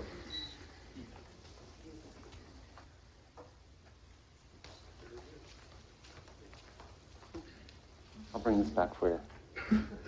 Hey, my name is Kevin McBrayer. I'm at 1340 South Central Avenue. I'll take this off while I'm talking. My job, I certify aircraft for commercial aircraft for the FAA. And one of the major things I have to do is make sure it's in compliance.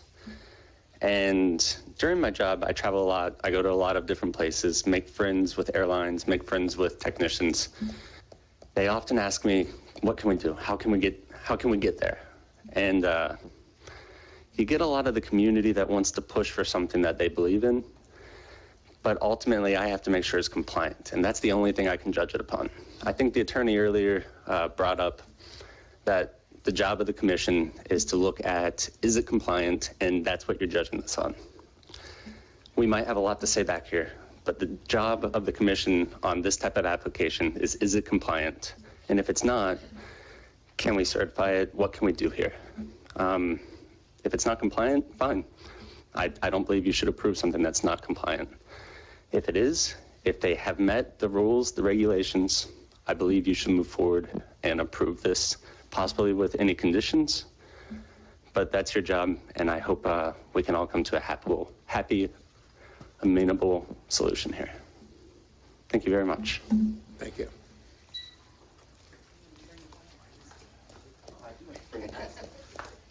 Sorry. Do we have any other, excuse me, do we have any other speakers this evening on this particular item?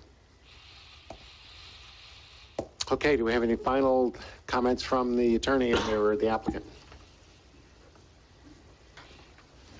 Just briefly, first of all, it was alleged that I lied to the commission's face when I said there were no citations or warnings issued. I've just looked through for the 10th time the packet I was handed from Flagler Beach Police Department.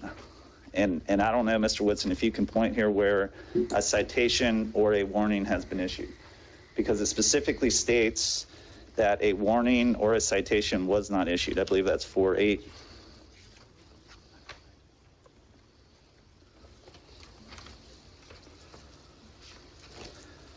So there were complaints made.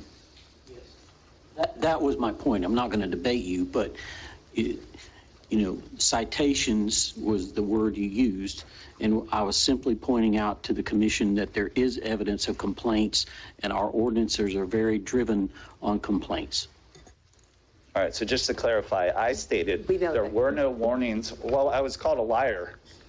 It was said I lied straight to the commission. I'm not saying Mr. Woodson said that, but I was told Mr. Weatherspoon said I lied straight to the commission. I did not lie. Okay. I said there was no citations or warning issued. There were not. There were complaints made. That's it. All right. With regard to Ms. Weatherspoon's packet, she presented the same packet at the first PAR board meeting. I believe it's the same exact packet. This packet essentially supports my earlier argument, which is that my client, since presenting this application, since filing this application, has made multiple mitigation efforts. So if you look through this packet, go down the list here.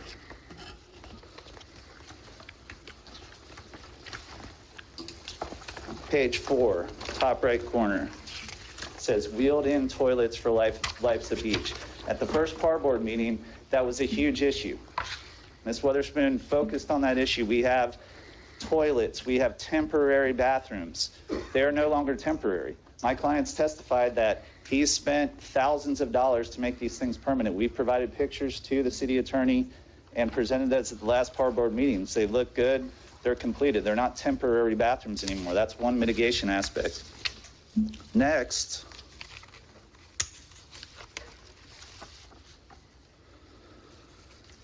she takes a picture of the outdoor entertainment, 7 days of outdoor entertainment board. As I stated earlier, my client's already cut the karaoke. I believe he also cut the dirty bingo, as was stated by Mr. Witherspoon during the meeting yesterday between Richard and the neighbors. He presented a proposal to only have outdoor entertainment Thursday, Friday, Saturday, Sunday. The hours have also been cut. So once again, mitigation efforts here. To the point regarding the fence, we do not have the fence. There's nothing I can do about that. Ms. Mealy stated kind of a supporting statement to that effect. We can't control when it's going to be here. We have ordered it. My client's testified that he has paid for it. Obviously, we still need to get it permitted. We still need to get it installed. But I guess you could determine that we're straight lying to your face about that and we're not ever going to have a fence, but I would dispute that. We do have a fence on the way, and we've spent plenty of money on that fence. I brought up earlier the fact that a lot of these arguments are based on complaints which existed before my client took over this business 6 months ago. To that effect, Ms. Wadsworth has stated that I'm requesting that the board or the commission returns us to a place we were 3 years ago. Once again, my client's been in possession, has owned this place for 6 months. It's 2.5 years of complaints and issues prior to that my client's paying the price for.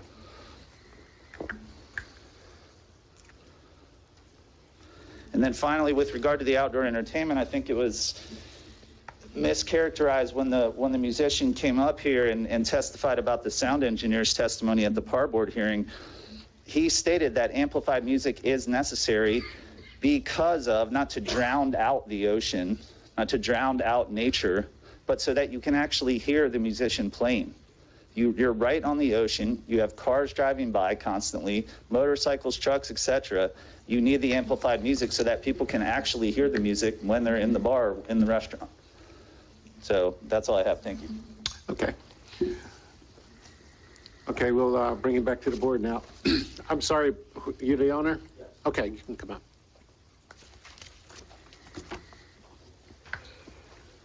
Just to let you know, because we're big on for the. Just need your name again, please. Gerald Ruling, owner of there. I live on South Central, a couple blocks down. Like, wanted you guys just know that, just because we don't say that. I live in South Central. The reason we've got it, because we live there. Can you pull the microphone down? Yeah, even my three daughters, they graduated all from FPC. The other ones right now, the last 2 years, back to back. So it's our little neighborhood place right there. Literally live just down the road on South Central. So I just want to let that be known too, and that's the reason we did that there too. My wife's been at the bank over here for 12 years. So it's not like we just got a place being here. We literally live right down the road, just a couple blocks over. So besides all the other stuff, I just want to let you know that it wasn't like us just going to buy a business. And we got a call. My wife's there. She works at, it's Harbor Bank. Started Bank Center State now. South State. It used to be Bank St. Augustine, Harbor Bank, Center State, and South. They always get bought out. But just to let you know, it's like the neighborhood. It's like my whole family's the neighborhood right there too. So it's not like we live in Jacksonville. I took off a partner. So it was 6 months that killed the business. Actually, we haven't had music in 3 months. 2 months, just over 2.5. We haven't had music. So that's killed the whole thing right there because that place has always had music. And even at that, even when we first got it, when there was even complaints, we took that other stuff off. Like I was telling you, we took off, what do you call it? The ones where they go up there and sing and karaoke. That was good for the business, but I took it off just because that was what they asked me at the par thing. Like, hey, what could you do? And they're like, the only reason even part of it, they just want to make sure that we didn't get in trouble. It wasn't that. And then we hired a lawyer just because it's part of our livelihood. I mean, I'm going to lose hundreds of thousands of dollars. If it's the whole thing, it's an outdoor entertainment. I mean, And I'm pretty sure it's going to be the only one ever in Flagler it's ever got denied if it does. And I guess that's it. Okay. All right, thank you. Okay, commissioners, any comments? Mr. Cooley. So I'm not for where you just say no to a business and say that's just not how it's going to be. However, what is presented in here does not meet the threshold that would cross over to where, I'll look at item 7. This permit would not have an adverse effect for folks that are living within 200 feet of it. This reminds me a lot of what we went through with a previous bar that was on the north side. And they were required, because they were surrounded by residential, to put in substantial sound mitigation. And that was part of the application. It was condition of the application. It was all documented. And all that had to happen before they could move forward. And based on what I'm seeing in this packet, because we heard testimony about this is coming, this might be coming, we're thinking about this, but none of it's in here. So if you look at what we're supposed to approve that's in here, you don't cross the threshold of this is not going to have a negative impact on properties within 200 feet of this in businesses. So it doesn't meet the criteria as it is. And, but at the same token, the right approach isn't saying we can't do music here ever. I don't think that would be fair or correct. Based on this, I couldn't approve this because there's nothing in here that would not have a substantially negative impact. But the applicant, in my opinion, is going to have to redo this and come forward with documented, that this is not going to have a negative effect on businesses. And that's what we required the business to do on the north side. This was a very big deal. There's a kind of a misnomer out there that no one's ever been denied. That's actually incorrect. That business was. And they were for this exact same thing, where it was required that they present evidence that this is not going to have a negative and detrimental impact on surrounding businesses and neighbors. This, as it sits, doesn't meet that, in my opinion. However, that's not to say it comes off completely. That's all I got. Okay. Okay. I'm sorry. Okay. The PAR board recommended that we not approve this, and we reiterated that the last time that we discussed this. Of the 10, however many there are, reasons that a business could be turned down, there is still, in my mind, 3 reasons, the same 3 reasons it was turned down in the first place. That it would unreasonably inconvenience the general public, that does not have adequate parking to accommodate the activities, and that it has an adverse effect on property owners within 200 feet. I haven't seen any change of that. Yes, a fence is ordered. Maybe the fence will help. Maybe, as Eric already said. So with the way it stands, I would say that we should not approve it. Not to say, and I started, whenever we started this an hour ago, I do want businesses to succeed, but they have to fit the criteria of a business and not bother people within 200 feet. And to have the adequate parking and not violate the noise ordinance so if all those other things get remedied, yeah, I said that right, remedied, a new proposal could come forward. Okay, Mayor? I have to start with 2 questions. Andrew might be able to answer these. How long can you have a temporary outdoor permit for? I can't say offhand. I'm not that familiar with your code. I can take a look if there's internet access, but staff may know. Okay. I will say that they kept filing for them. And I was the one in consultation with the city attorney that said no more. Okay, my second. That it needs to, it needs to render a decision under the code. My second question is, what is the reapply period if this is denied? Since it's an annual permit, are they allowed to remediate and then come back in 3 months, 6 months, or do they have to wait a year? I didn't know they were. I don't think there is I think they any can do it time. whenever. Okay.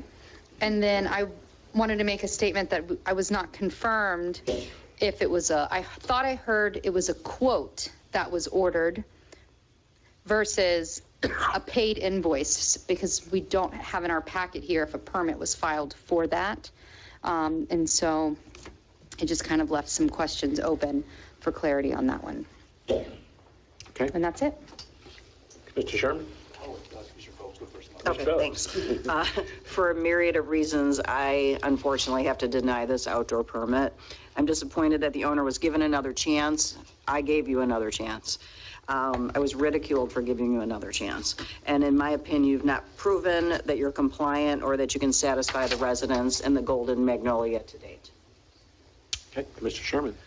So I have a couple of questions, or I guess comments, I guess, at this point. So I'm an analogy person, right? So I'm pretty familiar with that property. I drive by there every day. I'm a South Sider as well, right? So I guess that's the way I look at it. And I've been to the spa, and this is the previous owner, so I don't want to count this on the current owners, but that spa was anything but relaxing that day that I went there, and there was music, and the walls are paper thin, and I mean, it's like you could hear, it's like you're outside. I don't know the decibel readings, and I have a hearing loss, so I don't hear real well. So, I mean, it was pretty loud for me to hear. So I can imagine for someone that lives in the neighborhood that has spent several $100s, how that could affect another business. But I also, understand, the other business owners, it's it's free, capitalism, and they want to, have a good, successful business model as well. But I just don't know if that location for years, some of us that have lived here a long time know it was a DMV at one time, and then it was Beach House Beanery, which was pretty successful. I believe they only had music on Friday nights. I don't know if there were, maybe Chief or Captain Blanchett could speak to any sound issues back then, but also I had spoken to Mr. Whitson about this, that, the location of A1A at that time, after Matthew kind of shifted A1A. So I'm sure that also, one of the gentlemen mentioned acoustic music. So I think that was one of the things, back years ago when, some of us that lived here when Beach House Beanery was there, I believe it was just acoustic music, and it wasn't any, I don't think the sound was necessarily an issue. But I just think this business model, I'm going to take this water bottle, and I feel like you're trying to stick a watermelon in it. That's what I feel like with this current business model. I just don't know if this is the right location to have this business model. You've got 3 hotels in that area, and then you also have, adjacent properties. I mean, that also, we also do know that this is zoned residential, and tourist in that area. So, I mean, it's mixed use. So, I mean, 6 months, a year from now, if another business comes forward, we might be facing this same very issue. So I don't know if it comes back to something back to the city that we need to, look at this, maybe with the city planner and look at this property a little bit closer to see, again, I don't want to change anything the way the properties are zoned, but I just don't know if, unfortunately, this model is good for this location. So that's all I have. Thank you. Okay. Okay, that being said, I'm ready for a motion. I'll make a motion to deny the music permit for Life's a Beach. I'll second that. Okay, I got a motion. Commissioners, I would just recommend. Based on, yeah. Yeah, You have the reasons. do you have to include the criteria so they can be rendered in writing to the applicant? All right. Based on, of the criteria, number 2, the activity would unreasonably inconvenience the general public. Number 5, the activity is proposed for a site that does not have adequate parking to accommodate the activity. And number 7, the event would have an adverse effect and would unreasonably infringe upon the rights of property owners within 200 feet of the property line of the subject property. So that a motion and a second. Got a motion and a second. Janelle, can you roll Commissioner call, please? Sherman? Sorry, can you, so no, I'm voting no to this motion, like no, sorry. Was that a no, sir? Yes and no. So it would be a yes to Debbie's motion. If you want. I'm sorry. And, Yes to the motion. Yes to deny the permit, I'm sorry. Yes. Sorry. Okay, so you will, yes to deny, so you already say sorry. yes, Yeah, thank you. Commissioner Phillips? Yes. Commissioner Mealy? Yes. Commissioner Cooley? Yes to the motion. And Chair Bryan, sorry. Yes to the motion as well. Thank you. And the motion carries unanimously to deny. And if you'd like, we can take about a 15-minute break. That'd be nice. Okay, that's so. Have time for people to leave if Break they want. until quarter of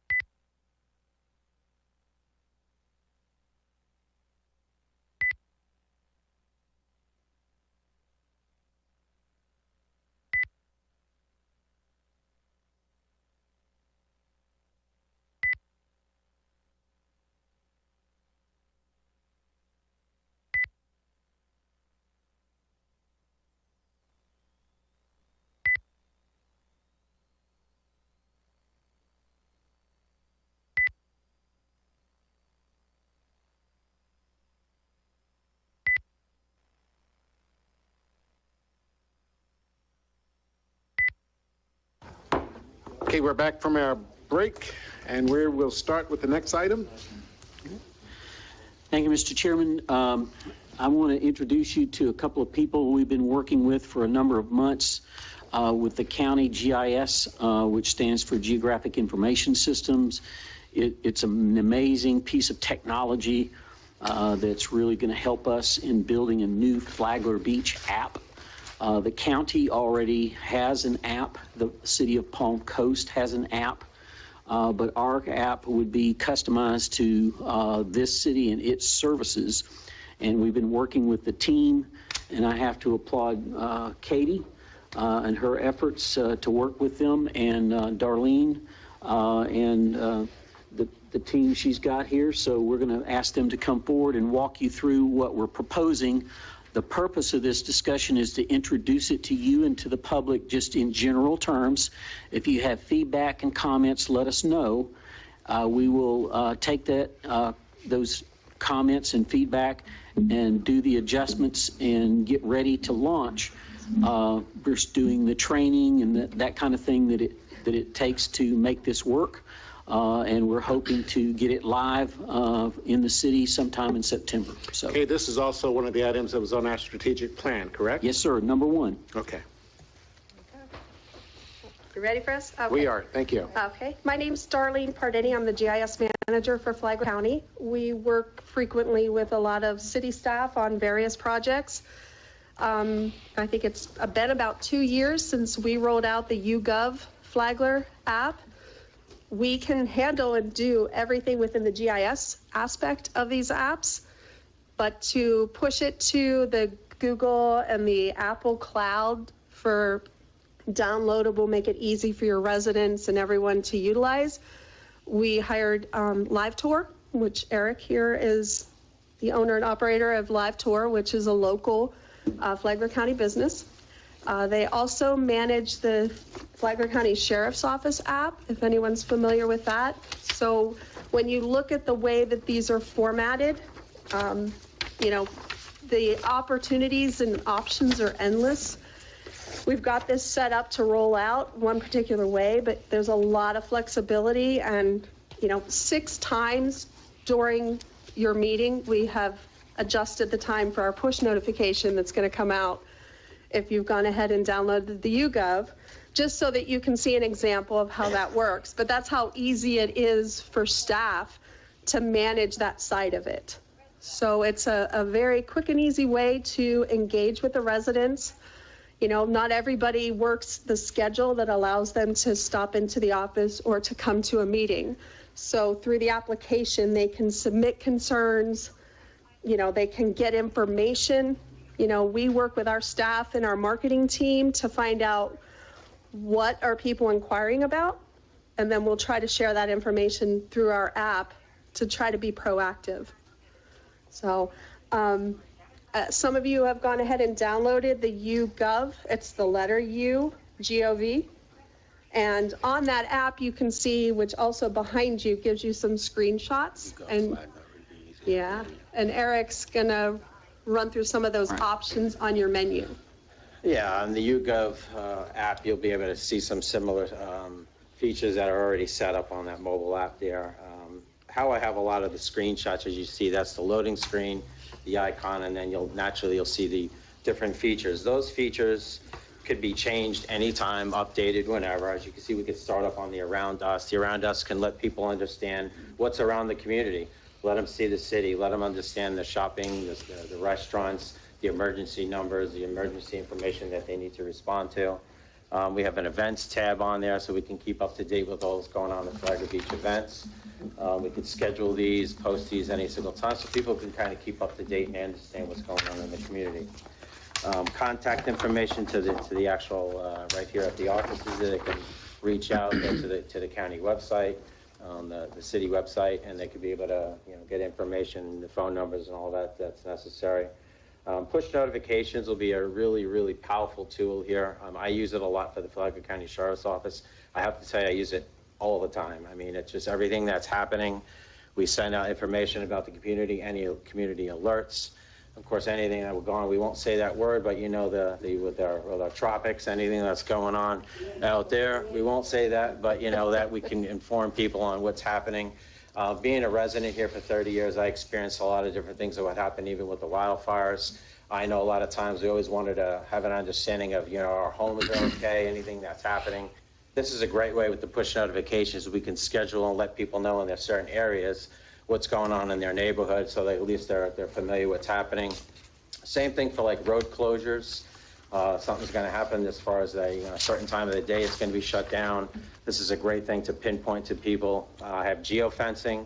We can have everyone that has the app downloaded, they can understand where they're going through. Certain routes may change. Can kind of simplify things for any of the emergency staff that's out there. It really provides a lot of useful information on a daily basis. I'll have people, as far as in the city office here, trained on the admin panel that they can understand how to utilize it. And of course, I pay pretty much all the time, making sure that I jump in and take over when needed, just to keep everybody up to date. Of course, we have we'll talk about the virtual reporter. You want Well, before that, at the bottom of the YouGov app, we've got our other apps, which is very easy for us to add something new that might pop up. So particularly during an activation. But for Flagler right now, what we have in Flagler County is we have a road closure application, which is updated by all of our public works departments across the county. So the city of Palm Coast, we get information from the city of Flagler Beach, the city of Bunnell, and Road and Bridge from the county. So for any resident, they can go from Flagler Beach to San Mateo, and they go through 4 different jurisdictions. They shouldn't need to look at 4 different applications.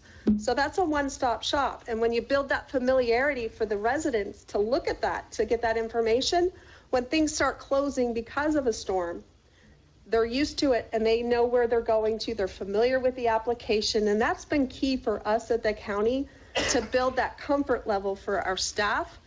So whether they're working on a regular work order that's coming in through the app, or whether they're working during a hurricane, their technology is going to be the same.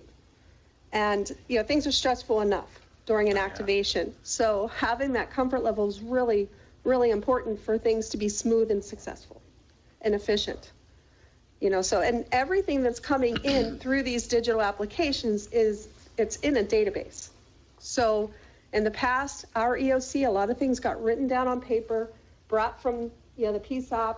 Someone called 911, they wrote it down. It's not really an emergency. They walk it over to the ops room and give it to whatever ESF is in there.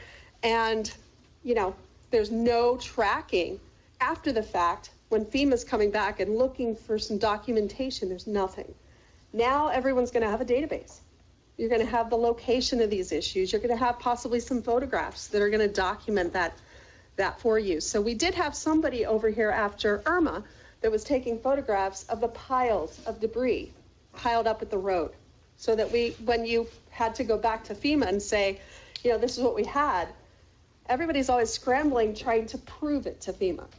You know, so now we've got the opportunity for the residents to submit also on top of staff, so that, you know, after a declaration, you have a lot of different sources to pull documentation from.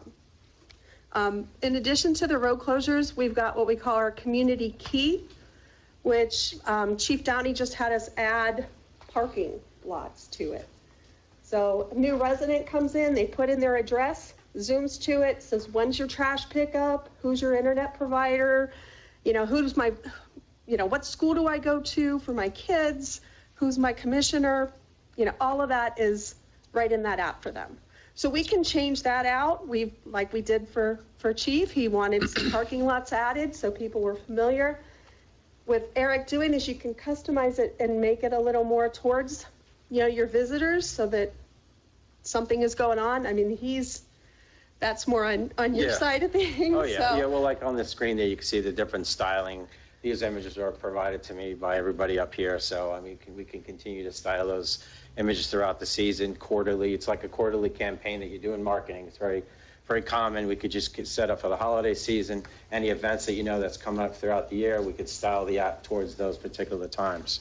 So it really makes a really nice thing. As well as a new feature that I put on there, which we're all familiar with, tickers, like you see on the news feeds and the ESPN and all that. We can have tickers placed on there. I have it for the sheriff's office. It kind of gives you information on what's happening, anything as far as any type of alerts or just any type of events or just certain things that you just want to let the community know about. Certain things that like that, you can actually have them just touch it. It hyperlinks them to the certain feature, and then they can read all about it. So it's really, there's so many different opportunities that you can actually engage with your community that you couldn't do before. So this is what's great about, you know, having an app on the App Store and Google Play. So it's not just having a website. You'll have your website, but you also have that interaction with the mobile app too. So it's really exciting. Got your notification. There you go. See that? Not that it pertains directly to Flagler Beach, but that's how easy it was. Yeah. As the more that everyone talked in your previous session, we went on multiple times and just changed the time. You can schedule them, you can make them immediate, you can set them up on regular basis, you can push to a particular website. You can add graphics, whatever, however fancy you want to make it. Yeah, and you can even schedule to a certain group of people. If you're not interested in any events, you don't want to be annoyed with that, you just want to know about the alerts, then you can enable those features and disable anything you don't want, enable the ones you do want, and then, you know, this way you're not going to get annoyed too. That's always a nice thing. Yeah. So, and we can add to those as we go. We can always add to different things that we feel that's going to be information that will be worth it for the community. Absolutely. Yeah, so the virtual reporter is 100% GIS driven. So it is going to use the location of whomever is submitting. They can change that if they want to, but they have an opportunity to send you a ticket, tell you what's wrong, attach a photo. If they want to include their contact information, whenever it's assigned and somebody's completing that task, they're taking a photo of the completed work. It's attaching back to that ticket, and that resident's going to be notified. They can look at that photo and see if they're happy with the job that was done. So at first, we thought our staff was going to be a little weary of that, but a lot of times staff does take care of the situation and something happens again. You know, we had that issue. It wasn't a Flagler County thing, but in Palm Coast, the park behind Wadsworth Elementary School was getting graffitied. You know, the employee went out there on a weekend, took care of it, took photos, submitted it through his app, showed that he had done the job. They came back into the school on Monday and it was graffitied again. At any given time, you're going to think people are complaining to you as residents saying, look, they didn't take care of it. And now you can see they did, but we have another problem. So how do we work? You can identify what the true issue is and work towards resolving that instead of dealing with the employee that really did do what they were supposed to do. I mean, anything can happen, but it's going to hopefully give a better, more clear picture of what's actually happening, right? Any questions? Yeah. Rich? James put his hand up. Oh, I didn't see it.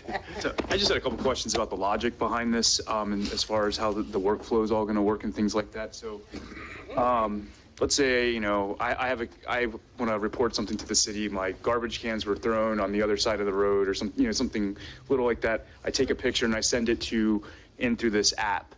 Will the person that sends in that request, will they get a notification that's been received by the city? And then when it goes into that workflow through your queue, will the logic have it programmed where it would go directly to the sanitation department, or would it come to like a general workflow queue, and then, you know, whoever's in charge of this app within the city is going to have to distribute that out? We have it set up at the county a couple different ways. So before we even had the public-facing application, our road and bridge used this for a year before anybody knew it existed. Just because we tested, you know, we didn't want it to be public-facing and have us fall on our face, you know, so, Road and Bridge they don't all have mobile devices, and they work in groups. You know, so not every one of the employees even has an account to log into, it's the supervisor. So our general services department, when they started a year after Road and Bridge, they all got mobile devices, and they can be walking through our GSB and they can receive a ticket, and they're already in the same building on the same floor. They can take care of that situation, but we have that set up. So we have general service employees that are assigned buildings, and then other general service employees that are assigned specific tasks, you know, electrician, HVAC, you know, things like that. So For starters, we're starting out a little slower, just because a lot of the Flagler Beach staff don't have mobile devices, not at that level. The way it would work for us is that all the supervisors have these, and they will be monitoring their issue area, and then Katie and the clerk's office will look a couple of times a day, and if they see something missed, we'll follow up.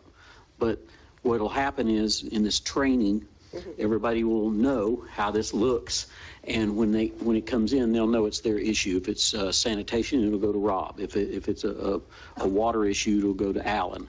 And so they'll know what their issue is, and when they see it come through, they'll assign it, and the process will automatically email the citizen, and it'll flow from there.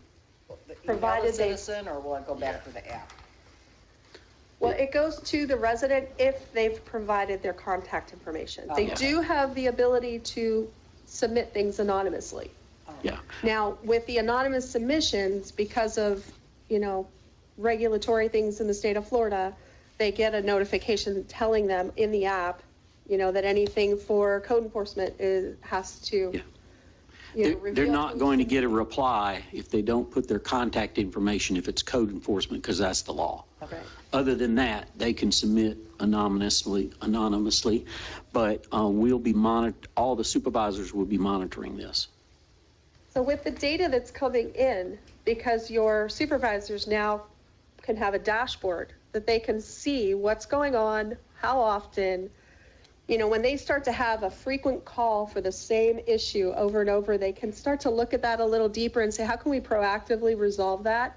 Because you have data. A lot of times we think we know, how often, we have done something, but it's actually substantiated and quantified now. So you have some metrics to go off of.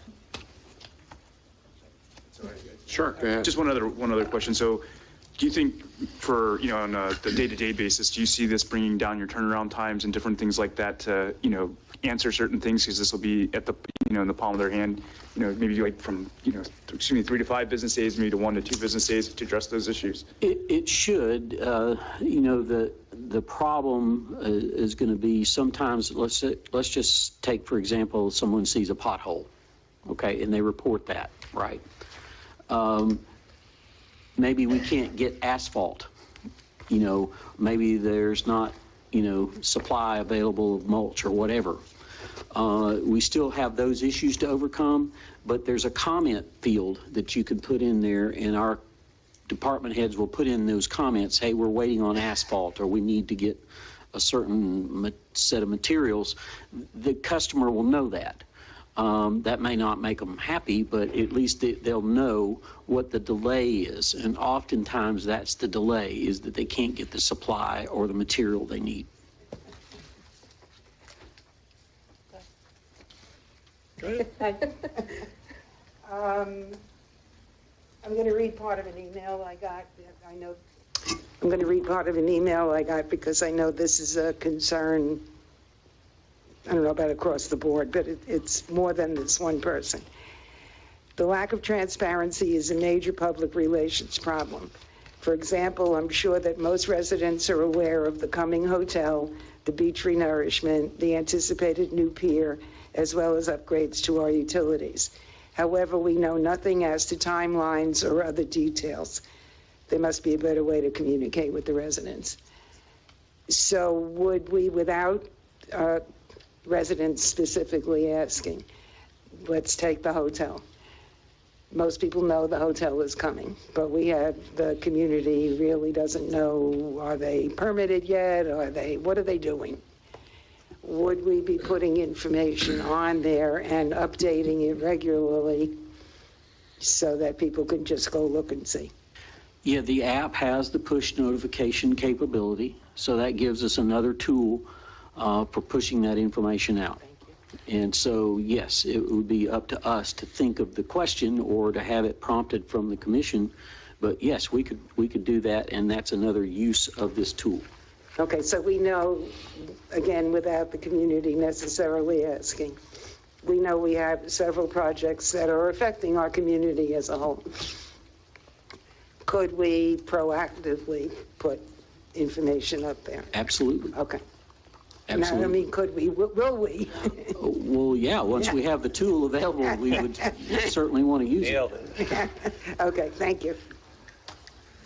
Yeah, in addition to what's going on in the community development wise, you also have the ability, when you log on to the virtual reporter, I clicked on road problems, and you get a pop-up of the different options. And right now we have one drainage issue that has already been submitted. It's completed. It was completed, but at 61 Aldo Circle. So, you know, a lot of times you get a call about the same issue from multiple people. So a resident can look at that and say, oh, somebody's already submitted it. You know, but they may choose to still submit also. That's fine. Or they can comment on the original submission. So sometimes it cuts back on the amount of phone calls. Sometimes. Takes a lot off. Thank you, both of you. Absolutely. Question? Sure. Is county already using this platform? Okay, and so does groups like tourism already interact with that as far as uploading content and everything, or how does that work? Tourism, not so much.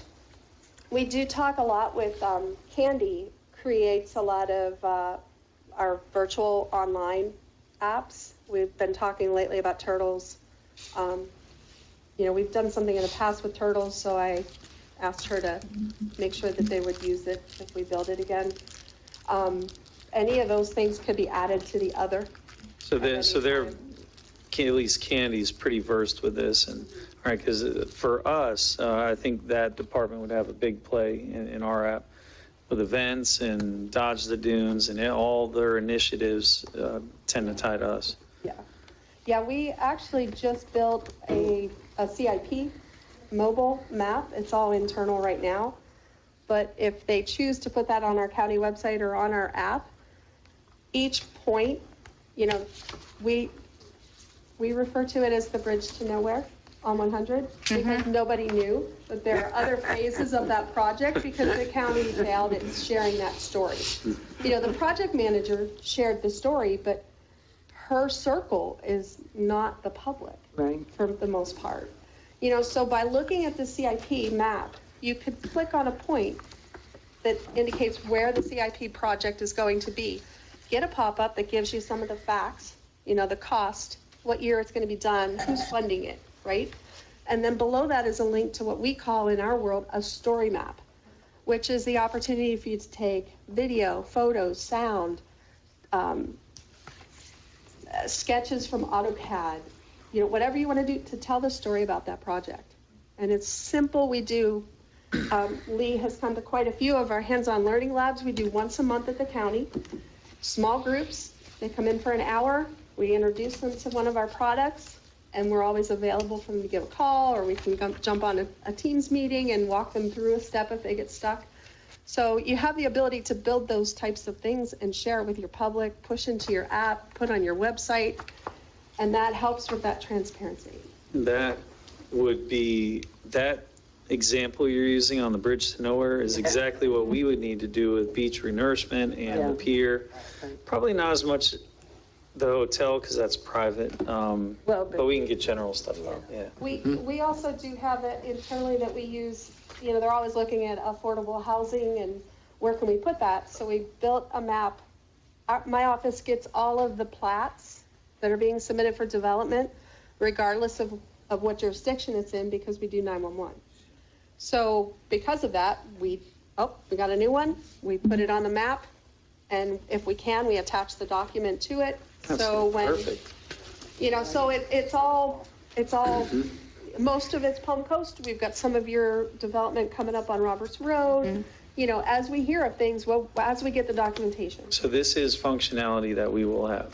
Yeah, GIS is an amazing tool, and we're just now scratching the surface of how we could use it, and this app is going to give us a whole new capability that we just haven't had before. So obviously we'll need to learn how to use it, but it does have a lot of good capabilities. What kind of time frame are we talking about going live? If everything goes smoothly. If you all don't have any major changes to make at this point, staff feels like that we can launch sometime in September. I know that's not too precise, but there's a lot of training that would go into this because I don't want to launch the app and then have people disappointed in the results. So we want to make sure we're ready as a team to support it because there is some moving parts, the back office part that needs to be coordinated. Okay, thank you. Great. Go ahead, Commissioner. I know the answer to this, but this is a free app, correct? Yes. Yes. Okay, it's a free app. Okay, now I have and you might have answered this, so I apologize. And I'm going to pick on Rob. Today my garbage didn't get picked up. So I can go on, because you're right in my line of sight. I can. My garbage, by the way, has never not been picked up. So if my garbage is not picked up, I can go on this app and log a complaint instead of picking up the phone and calling Rob or messengering him or texting him, and he's going to see this. Is that correct? Yeah. Okay. And then it's up to Rob or his team to respond and okay. and reply. Awesome. That's awesome. Chairman. So I just had a question too. For your jurisdictions that are now using this app, do you see email flows kind of dwindling and more of the things kind of coming through this app? So, I don't know if you think that's going to be probably the better option too. I mean, would us as a commission have that ability to have that email or, contact a commissioner on this app as well? Yeah, I mean, here's the thing. If you want to add that, you're welcome to. These are mostly staff issues, so it's just up to y'all how you want to do it, but I would think that we could handle it.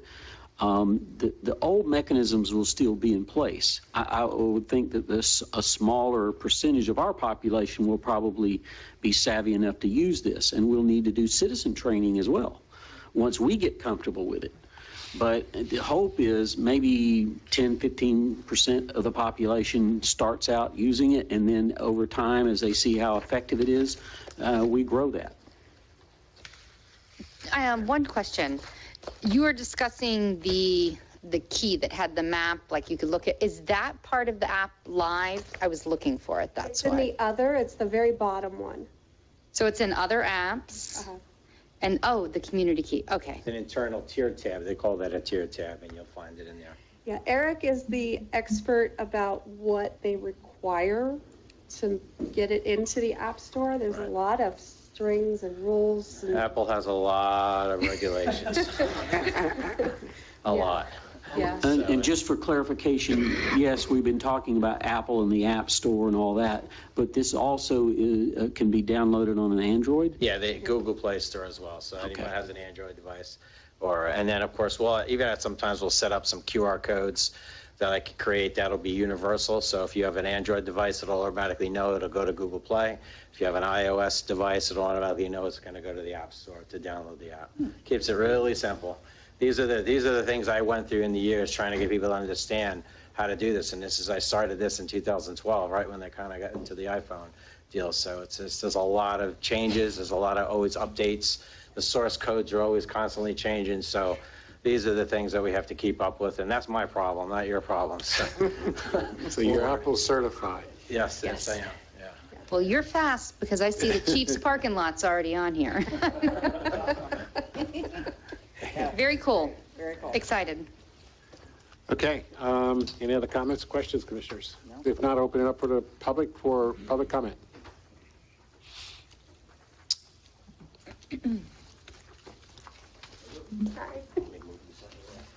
You're fine. Need your name and address. Greg McKinley, Ocean Shore. So I don't use apps or any of that. You can call me on the phone. I love that Deborah brought up Rob back here. Sorry, Commissioner Phillips. Because if I need Rob, I can call him. If I need the chief, I can call him. If I need Rick, I can call him. If I need code enforcement, I can call him. Might not be the same day, maybe the next day. If I call the water department, call them multiple times. They don't call me back, right? Even when Maria's in there, she'll call you right back, and then she gets COVID. City manager, can never get a hold of him. Had a commissioner send him an email so he can get back with me.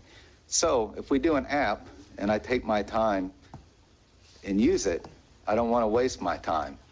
What kind of accountability is there? Because there's no accountability when people don't return your phone calls. We all live here, but the city employees also work for the citizens here. I'm tired of being disrespected, so I would like to know what type of accountability this app is going to bring when people don't follow through. Thank you. Any other questions, comments? Going up 27 South, this is what we've been asking for, so this is great. Thank you. Thank you, Bruno. Well, that was entirely too easy from Bruno.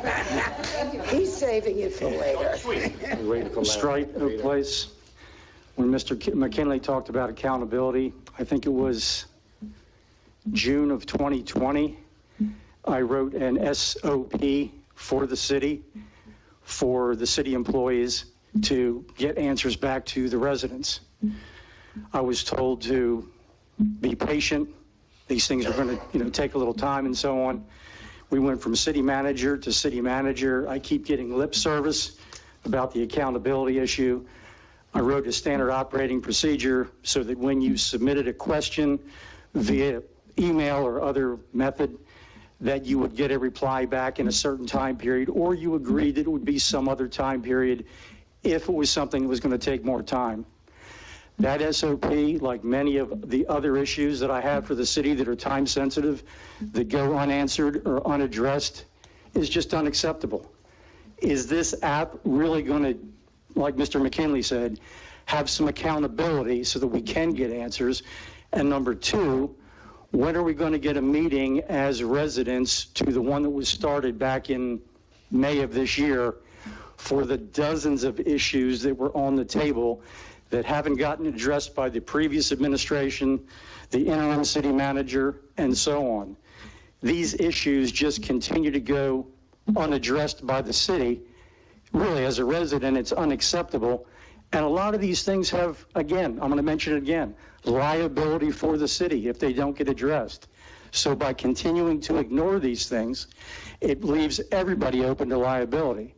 So with that said, when are we going to get our second meeting to address the issues, Mr. Whitson, that the previous administration didn't address?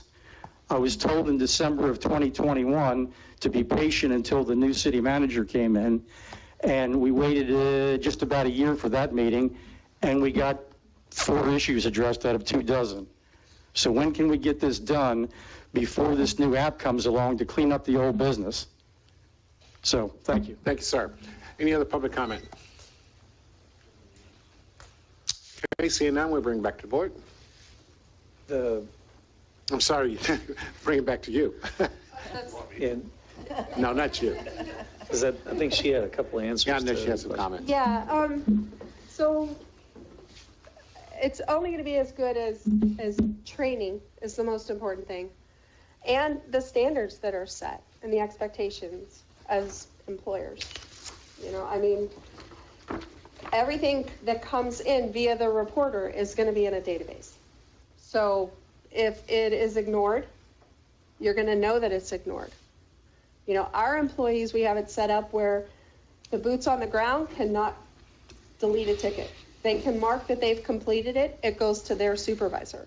So those are the ones that all have the mobile devices.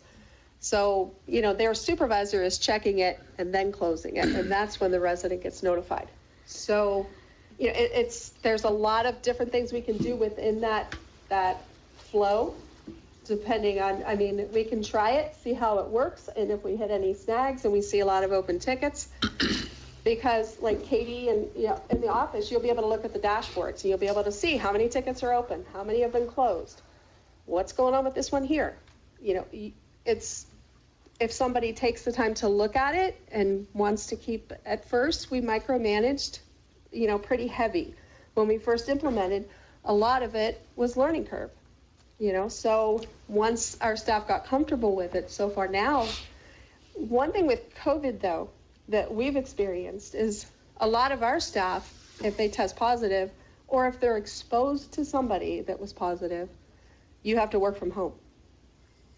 They can do that with the data that's coming into a mobile application.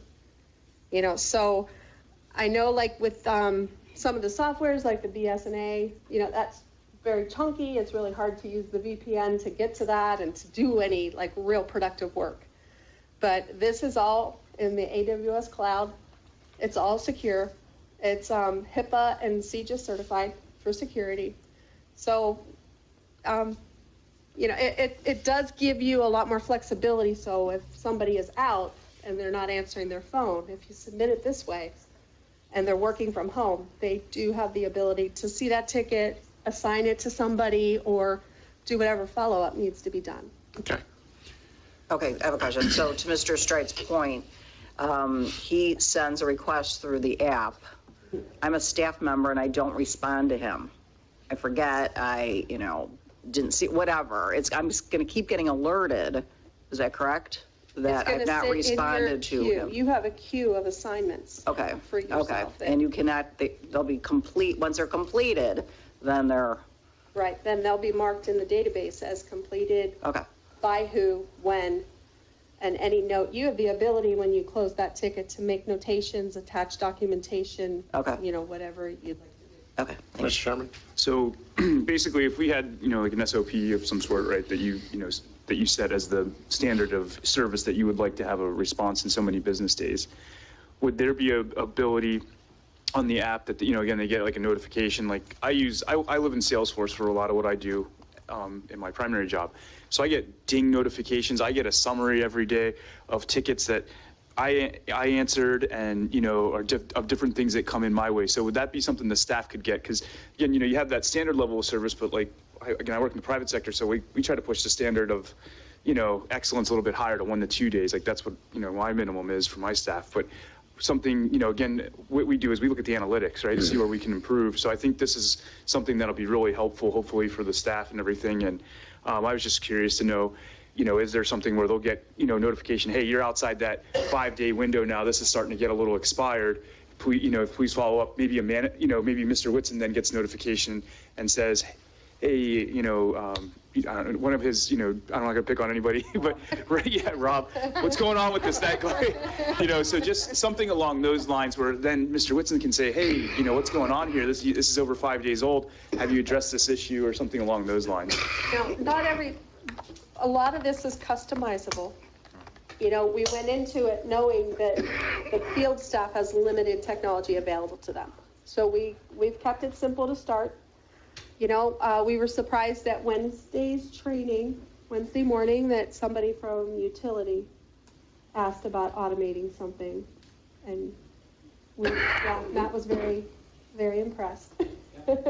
So you get all kinds of different levels. But the one thing that you can do is that staff, say you have to order the asphalt, like Mr. Whitson mentioned in his example, you can send the notification to that resident right through the app. You don't have to close the ticket, and you can push that notice back to them. So at least they know it's being handled. It's just there's going to be a delay. So that transparency, and now if you never fill it, we can't help you there. It's going to show. Or if somebody puts something in and says they did something they didn't do, there's nothing we can do about that. There is the dashboard management. It's actually graphic. I've seen it. It's very attractive, and we'll use that. It's going to be a process to learn it, and the data will go in, and the data don't lie. It either came in or it didn't, and it's being addressed or it isn't. So we want to try to address everyone that we can. Yeah, will the city commissioners be able to look at that? Let's say a resident says, I called 6 times on this one issue and it was never addressed. Sure. It's public info. Public info? Well, yeah. So I can go on the app and say, and see well, for myself. we will get you to, we can show you where to look. We have at the county, we have 500 licenses as part of our enterprise license agreement with Esri.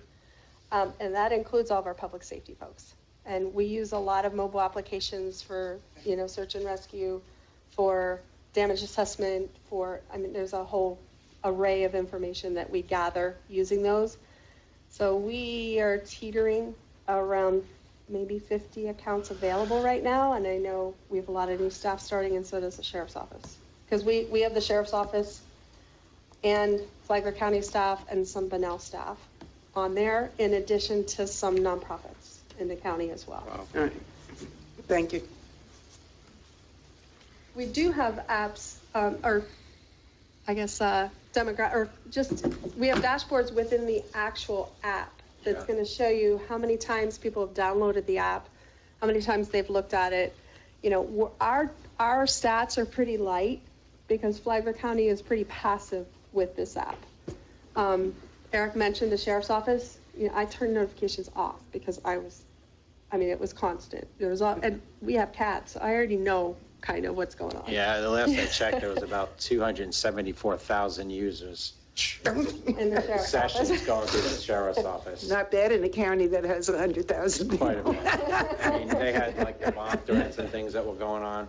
I sent out, it was incredible, like in minutes. I'm refreshing everything. You're seeing 50, 60 more people looking at 100 people. I mean, it's going to be like that, you know, depending on the situation, naturally, those type of, you know, we're going to, I know it's going to happen. I see it through a lot of my companies I work with, and, you know, but for something like this, it's imperative, I believe, honestly, for a residential city, anything like that. It's powerful. In the last probably 25 minutes since our push notification went out, we've probably had over 100 people look at the notification.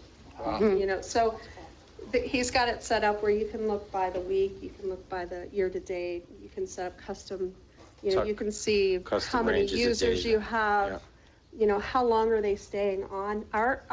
We were just talking about this when we were in the back room, that I was surprised that the number of minutes that people are staying on our app, the average has really increased. It used to be close to a minute. Now we're at 7.4. So they're finding more that they're interested in, is what we're. And we'll keep monitoring that as we go. If we see certain features that aren't really doing very well, we'll get rid of them. Let's figure out what's going to work. We may have something new that's coming up. We all know how that works. Things happen. Well, we're going to have to figure out what we could do to complement that. You know, so definitely that's part of the process. You know, we'll all talk about what's going to be the next thing we have to figure out. Hopefully not too soon, but we all know what we're talking about. Okay, no comments, questions? Okay, thank you very much. We really appreciate it. Thank We're you. looking forward to it.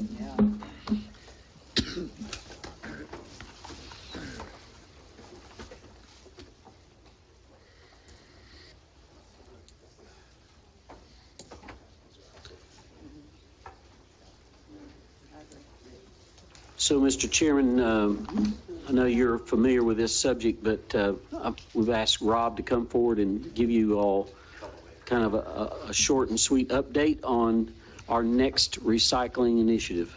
Good evening, everybody.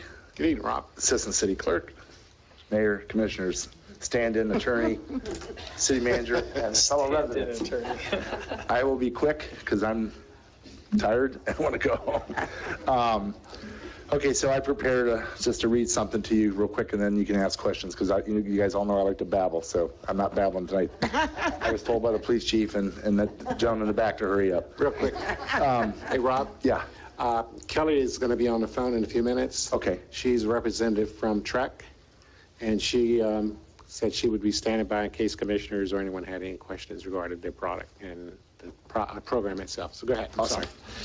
Okay, so as you all know, our recycling program has begun to grow from when we did a reset a little over a year ago.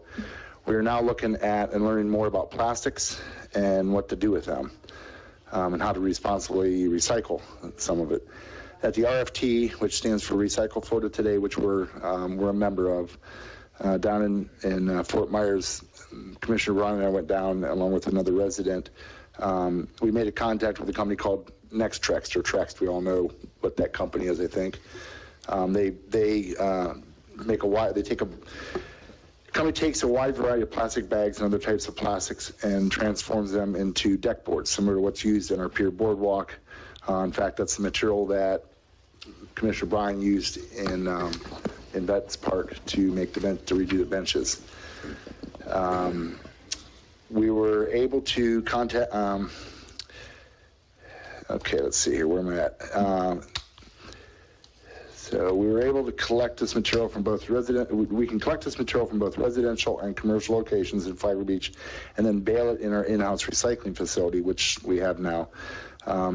With your permission, staff would like to issue an RFP, request for proposal, so that we could sit down with this or a similar company to discuss what they have to offer. So this is not something we spend money on, this is something we get paid for. This could include terms of compensation for baled material that we would collect in the city. In return, we could use this type of material when it comes time to build any future projects like our boardwalk.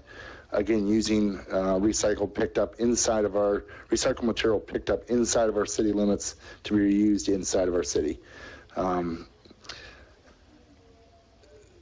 This will also be a challenge, but after seeing our glass, tin, aluminum, and cardboard numbers steadily rise weekly, we know that the residents would be excited to add another item to our real recycling list.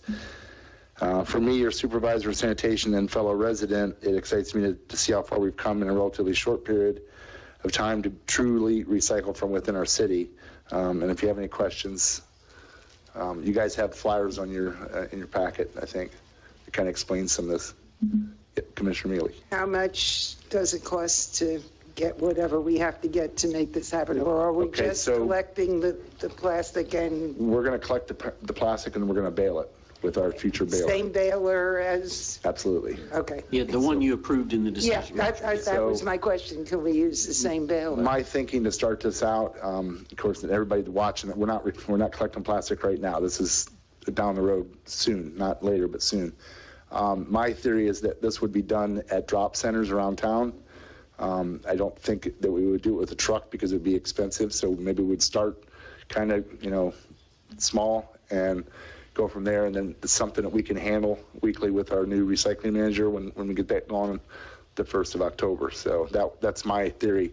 We start small, like everything else that we've done so far, and we continue to build on it. We don't go crazy. We start small. So we don't have to buy a gizmo like... Don't have to buy anything. Okay. Don't have to buy anything.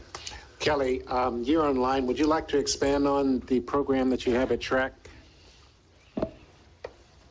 Yeah, absolutely. Hi, everyone. My name is Kelly Driscoll. I'm with the Trucks Company. So I'm actually spearheading this grassroots program. And the expectation of Next Treks is to get, these kind of smaller, unique accounts involved in the collection of polyethylene film. So right now we have 32,000 retail locations. So that's grocery stores. And then we have our commercial accounts, like Costco's and Kohl's. So there's, the need for these, municipalities and counties to be in that in-between. You're larger than a grocery store, but you're a little bit smaller than commercial. So hence Next Trek. So just some background, each month we collect about 30 to 35 million pounds of polyethylene film. In 2021, we collected about 360 million pounds, and we just had a meeting last week, and we're at already 470 million pounds of polyethylene film that we collected in the year of 2022. So we are growing. We need all the film we can get. So the reason that we want to incorporate municipalities and counties is because of this post-consumer film. We need these grocery bags. We need the bread bags, the ice bags, Amazon packages bags. Like all of that is polyethylene, and that is very, we need it all. So we just introduced a new plant in Little Rock, Arkansas. So we're in the process of, building that plant. So of course, having our third location, we obviously need to grow our film. So when we say, post-consumer, we literally mean everything in family's household. So logistics behind it to be a Next Trek partner is you do need to have a baler, and then you do need to store it. So you collect, you bale, you store.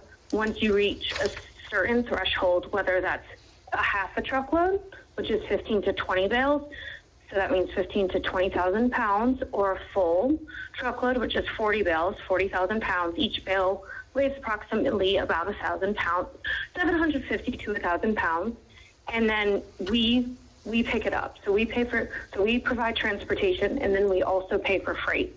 So the price that we're going to give you is going to be the same price doesn't matter if it's just grocery bags or if it's just pallet wrap. We're going to give you the same standardized price when we pick it up, and then you guys don't have to worry about freight. And there's also, like they were saying before, there's no time frame. We don't have, I wouldn't be calling you and saying, okay, it's in 6 months. Where are your bales? So that's really nice about this program because it allows that flexibility of taking your time.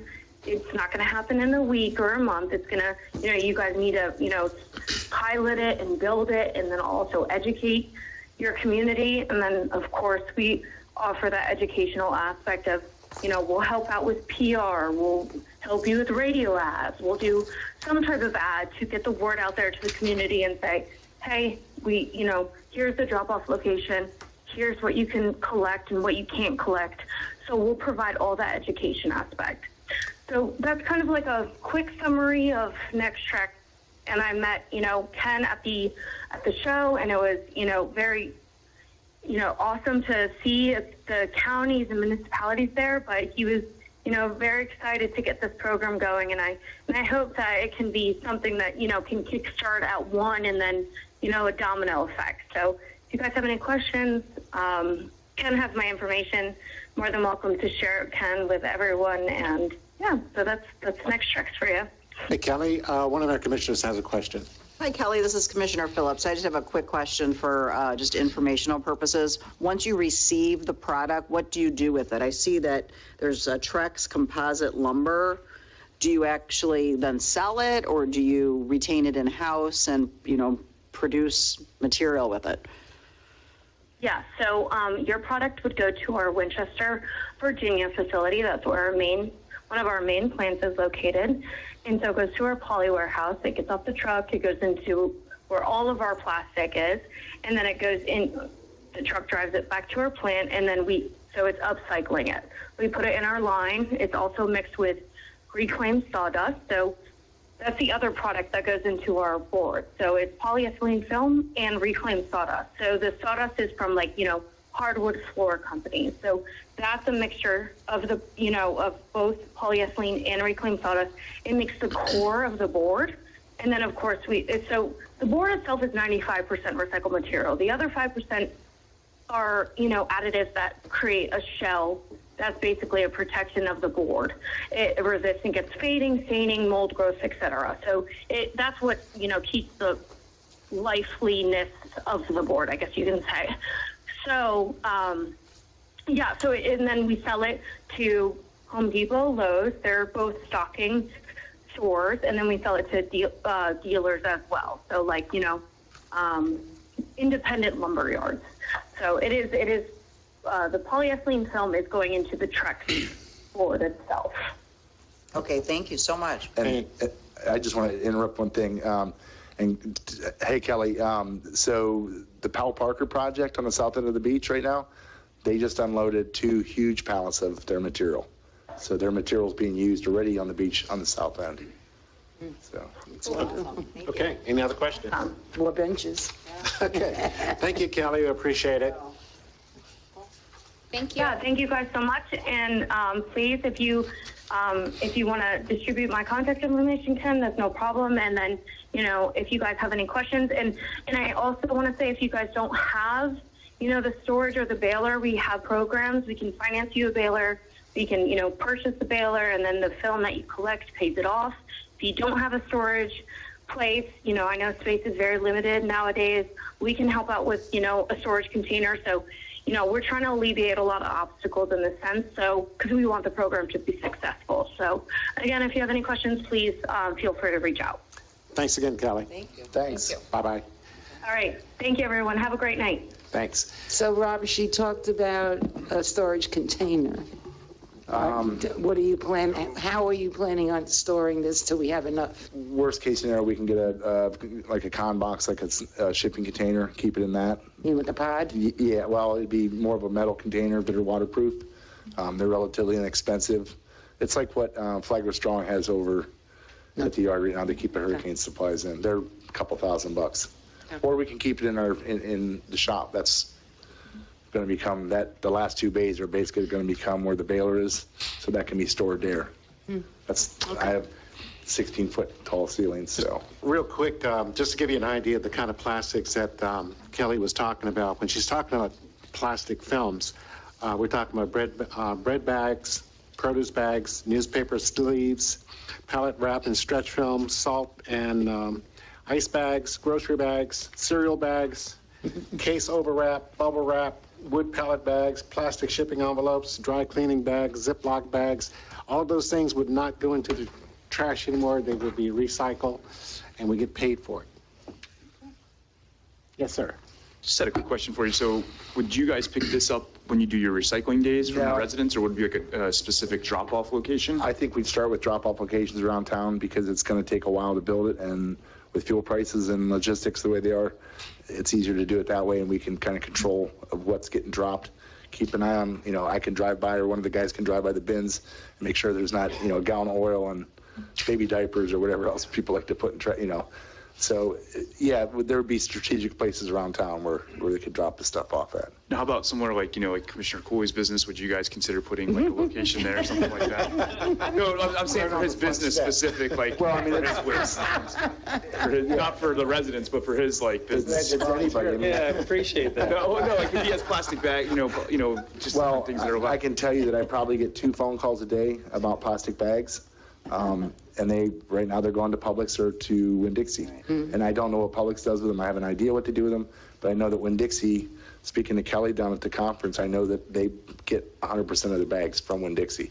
So whether they're Publix bags or Walmart bags, but a consumer can take them when they go to Winn-Dixie. Instead of having them take them over the bridge, they can deposit them right here in our town, and we can use those to buy, material for someday for our boardwalk. I mean, how cool is that we can say, in a couple of years or whenever we get to redo our boardwalk, that we're using material that we collected inside of our town, once again, to do work inside of our town. That's Very cool. Win-win to me. I mean. I have one more question. I have another question. Today, our residents pay for recycling the glass. Would they be paying for, would there be an additional charge? I don't want to make that comment. I mean, I wouldn't see why there would be. It's just, it's an easy pickup. It's not, Okay. I wouldn't see why there would be. You're not going to hold you to it. No, and I don't want to charge anybody any more than I have to. I mean, Palm Coast is at $30. They're going to $34 in a few months. So compare that to us, and they don't provide the services that we provide here, even though you have a hard time getting your trash picked up because you don't get out of bed till 9 in the morning. You knew he'd get back at you. So, but no, I mean, that's something that you guys got to decide, but I don't see any. This is all about trying to get income and to keep our prices low and provide a service for the residents and truly recycle, not faux recycle like everybody else is doing. Rob, we also talked to a company that actually indicated that they would buy the cigarette butts that we pick up on the beach as well. Yeah, we're going to sit down and address that. Cigarette butts and also the byproduct of Big Blue that goes into the dumpster. Wine corks, plastic bottle caps, all that can be bought by a local company out of Gainesville. So that's also being worked on. Fantastic. So for once, I'm not here asking for any money or any machines or anything crazy. Just let you know this is in front of us, and I think it's a good thing. So, it's something. I think we keep this guy around for a while. Okay, Rob, thanks a lot. All right. What we'll do is open this up for public comment now. Any comments? Thanks, you guys. Thanks, Rob. Thank you, Rob.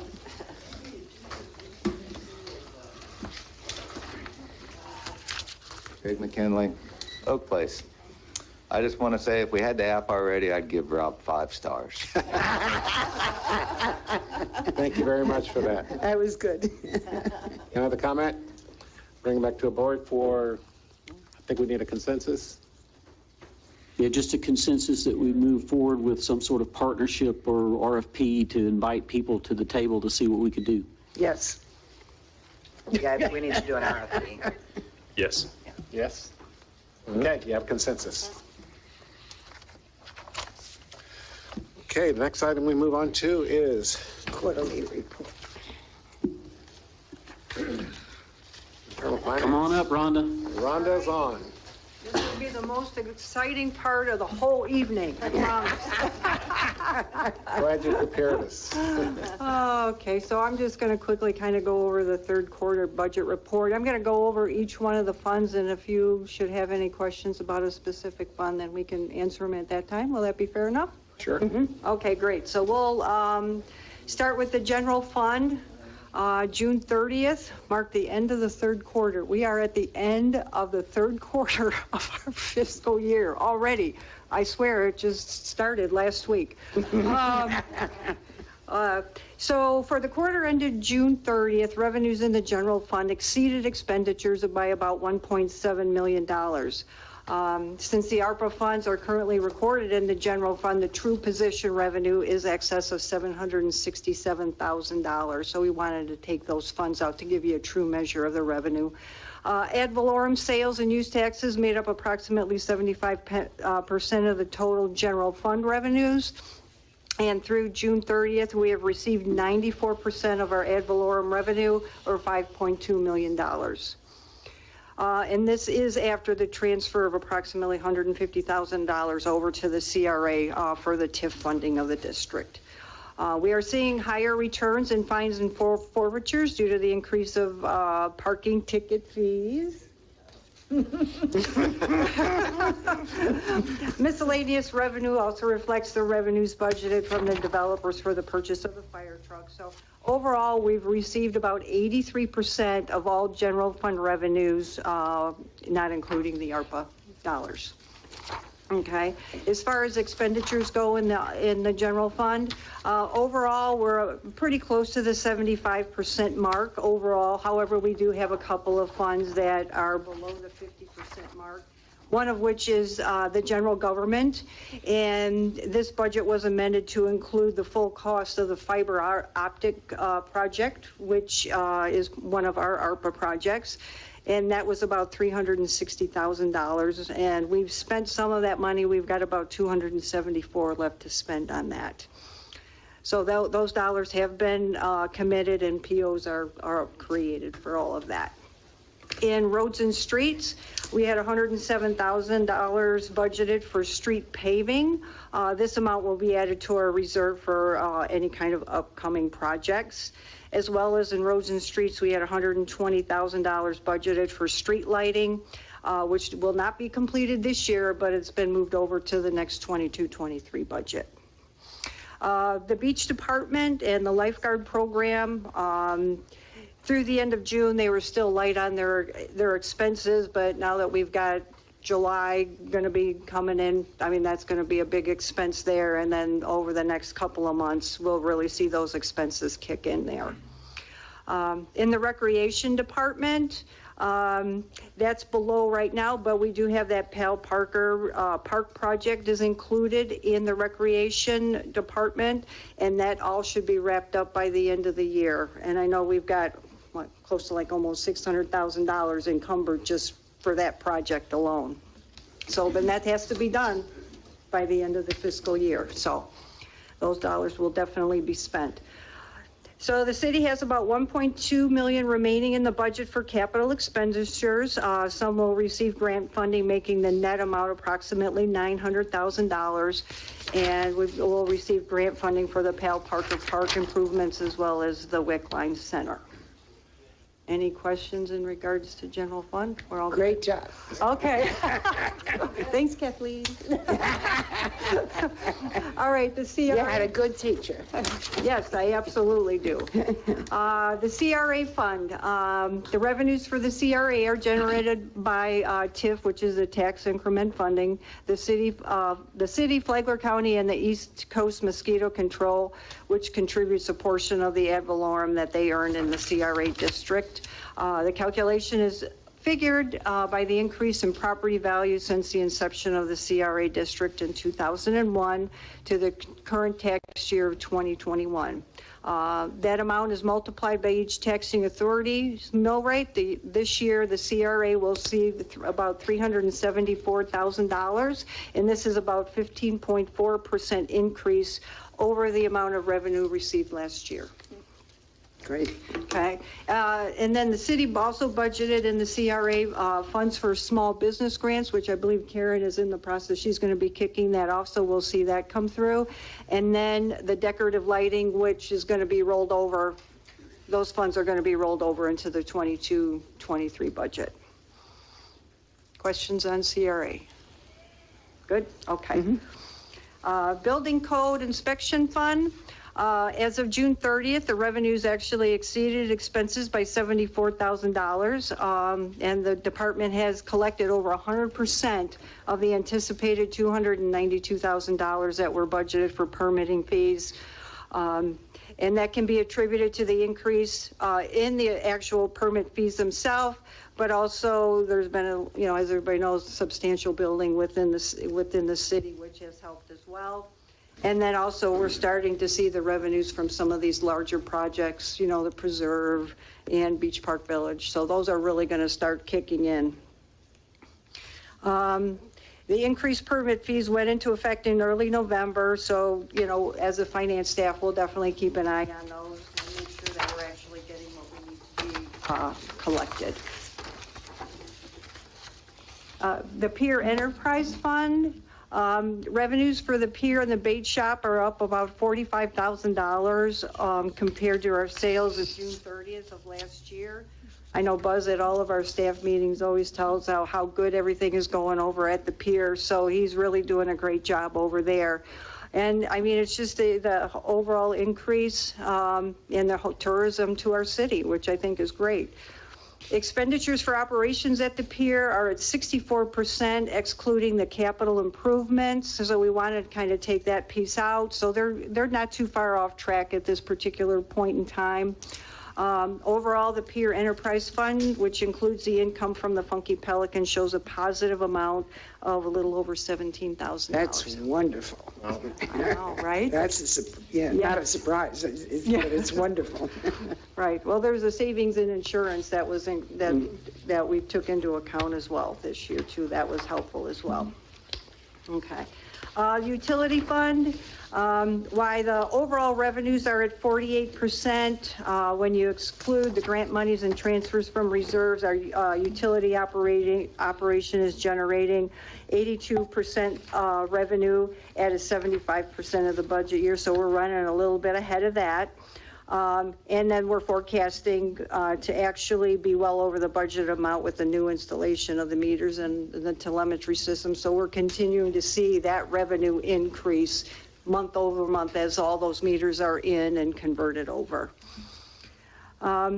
It's on the expenditure side. Expenditures as a whole are low at 33%. The reason is that roughly 75% of the amended budget, or $7.3 million, is for capital projects and equipment. Right now, year to date, we are a little bit low there, but we know we've got a lot of projects in place that are really going to start kicking off. I mean, when I looked at the utility fund overall, we've got about $1.5 million that's encumbered or POs committed projects that are getting ready to go. So we are doing what we need to do there. Any questions on utilities? Just one question on the utility itself, and this might go with some of the things that Mr. Witzel might be talking about. I know that we have some infrastructure issues that are pretty major, so building up that reserve is to our advantage to get as much as we possibly can. Absolutely, and we're exploring new grants every day, trying to find a way to change the infrastructure out, because it's just, in places, it's just wearing out. Yeah. And so we've got to keep a healthy reserve there to be able to do those projects. All right. I mean, the other day I stopped and talked to one, I guess what's his name, that does the lift stations and all? Vinny? Vinny. Mm-hmm. And he was showing me the as-built and some of the layouts, and they're not accurate. Yeah, our records of what's in the ground, let's just say they're less than good, and they just haven't been focused on, and we need to document. That's another reason I'm high on GIS, right? Because that's another use of GIS, is once we get the data to them, they can show us where the lines are, when they were put in, is it metal, is it plastic? You know, those kinds of things. Those are important in managing not only what we have today, but planning for what we need to do tomorrow. Okay. All right. Thanks a lot. I just want to touch base on that. Any other questions? No? Okay, sanitation fund. So right now the sanitation revenues are a little bit lower than what we had originally budgeted. And part of the cause could be the changes in some commercial accounts. I know that Rob and his team, as they go out, you know, they're trying to make sure that they collect everything that is actually due to them. So, and I know that Rob and Chris also have gone out and did a few audits as well. So they're going to continue doing that, and just to make sure that we're charging what we need to be charging. So, so the projection for the sanitation revenues for the year end is approximately 90% of what was budgeted. And so when we took into account for the 22-23 budget, we did keep that in mind as well. Expenditures for sanitation actually exceeded revenues by about $350,000, of course, due to the glass pulverization machine and then the lag in revenues.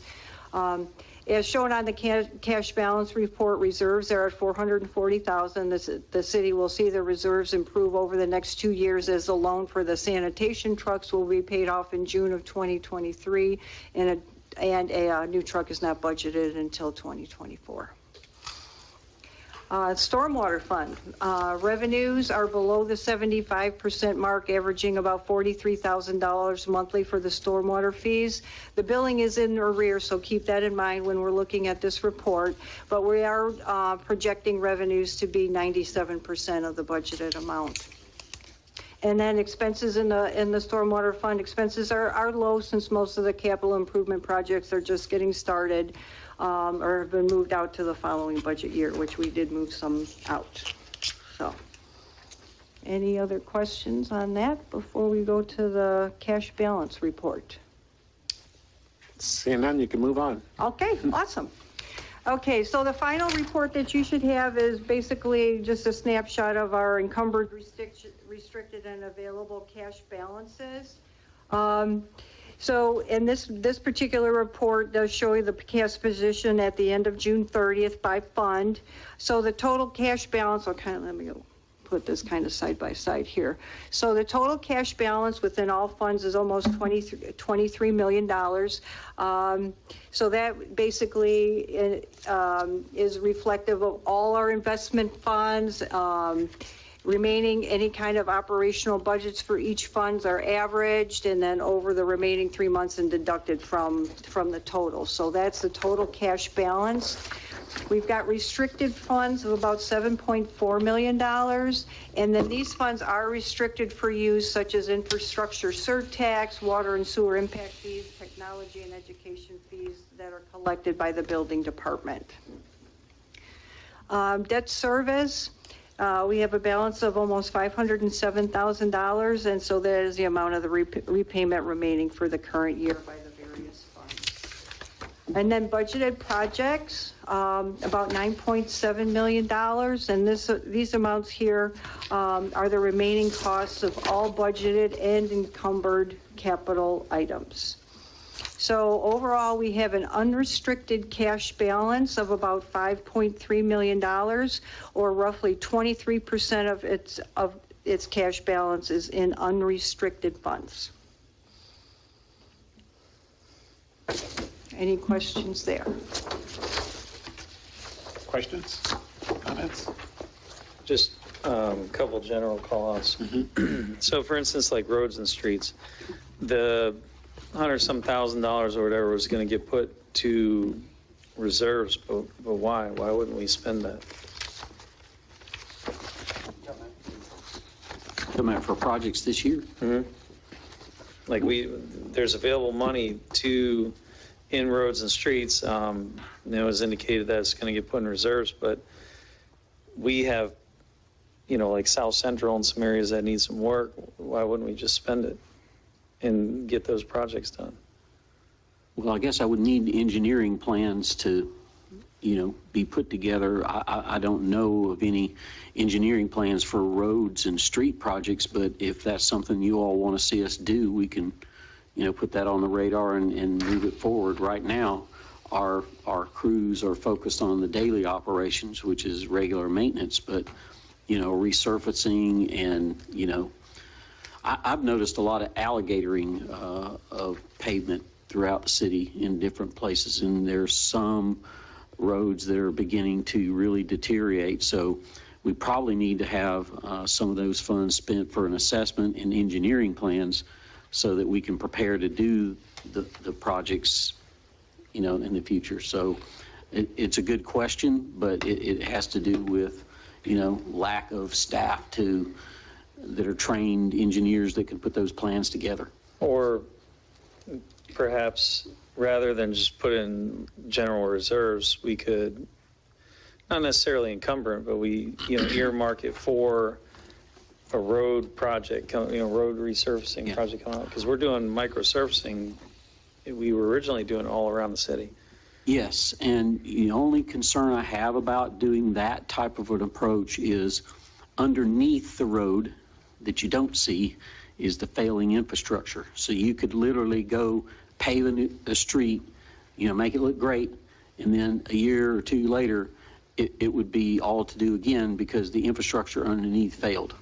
All right, sorry, coming up as the resident and historian now, but one of the things that we have always done through the years that I've been in the city is in the budget, we take our revenue that's from the local option tax, and we always budget the same amount of revenue that we are getting as for streets for paving.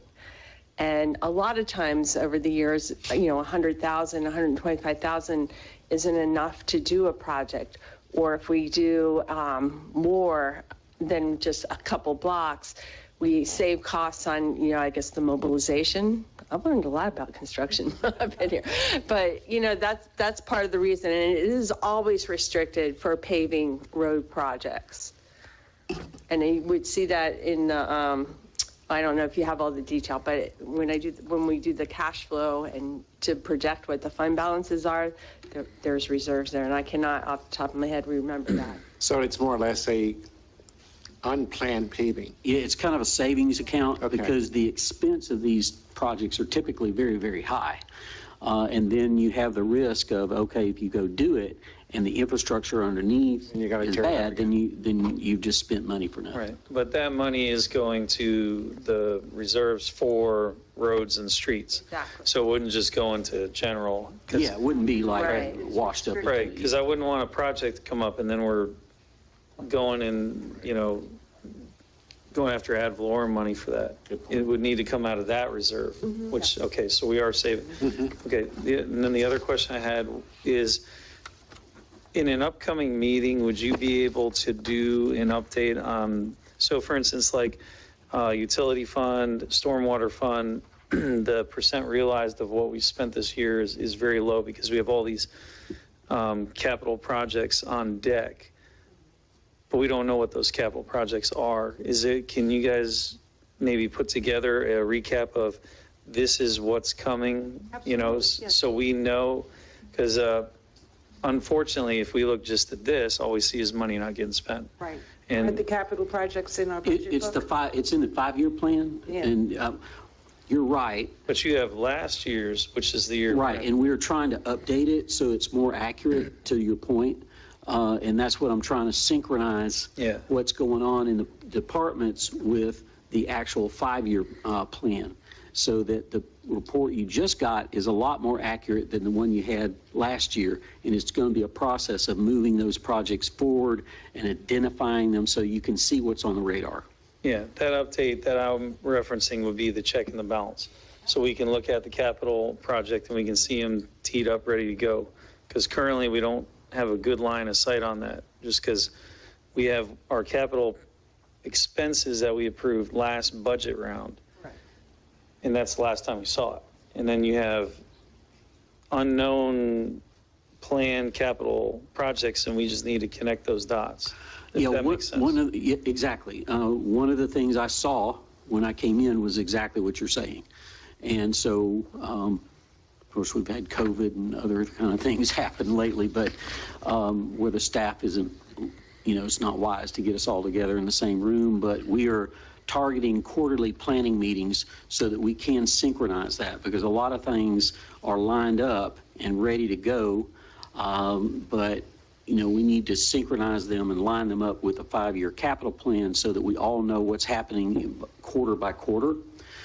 And the part of the frustration has been from the staff side is it's taking longer. You can't get materials, you can't get supplies, you can't get surveys, you can't get engineering done. But we're lining it up, and our goal is, as a team, once we hit our stride over the next year, is to try to get a quarterly budget meeting so that we can line up our budgets with our projects, and we sit around the table and discuss them. Yeah. Okay. Great. Commissioner? Quick question to you about kind of same type of question Commissioner Cooley had about that. You mentioned the $600,000 that's going to be going out to the Pal Parker Park for this fiscal year. How much of that? And so let's say it's an even $600,000. So that $90,753, is that going to go back into the general unrestricted fund, or where will that money go? That's left over. Let's say we have left over after we take that $600,000 out.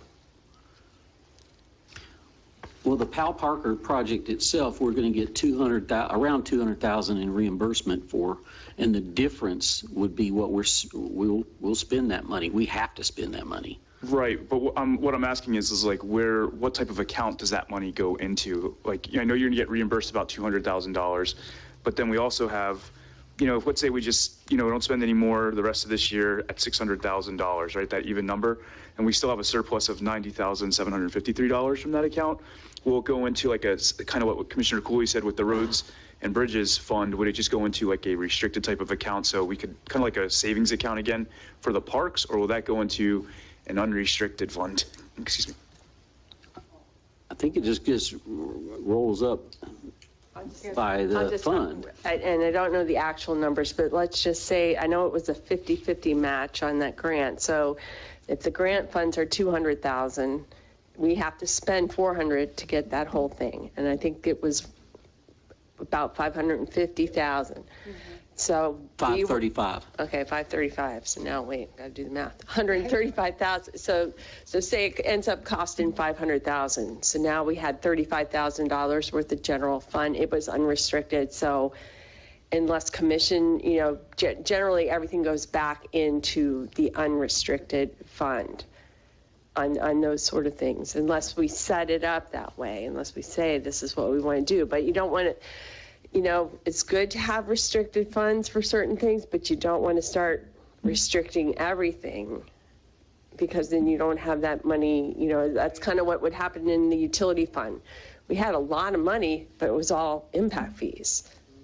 And, that's, so you don't want to have a lot of restricted funds, but it's nice to have little special savings accounts like we were doing. That's why I call them the reserves for parks.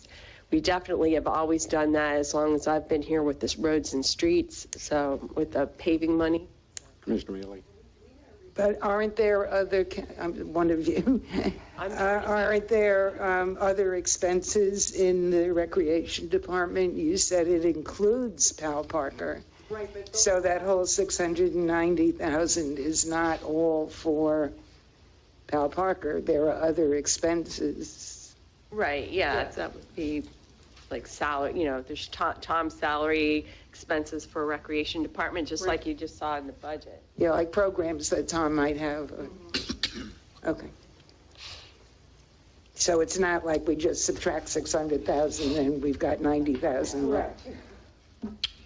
Okay. You can continue. You're done. You're done. Thank you. Excellent job. Excellent job. Thank you. That was your first one, right? Yep. Yeah. First of many. Great job.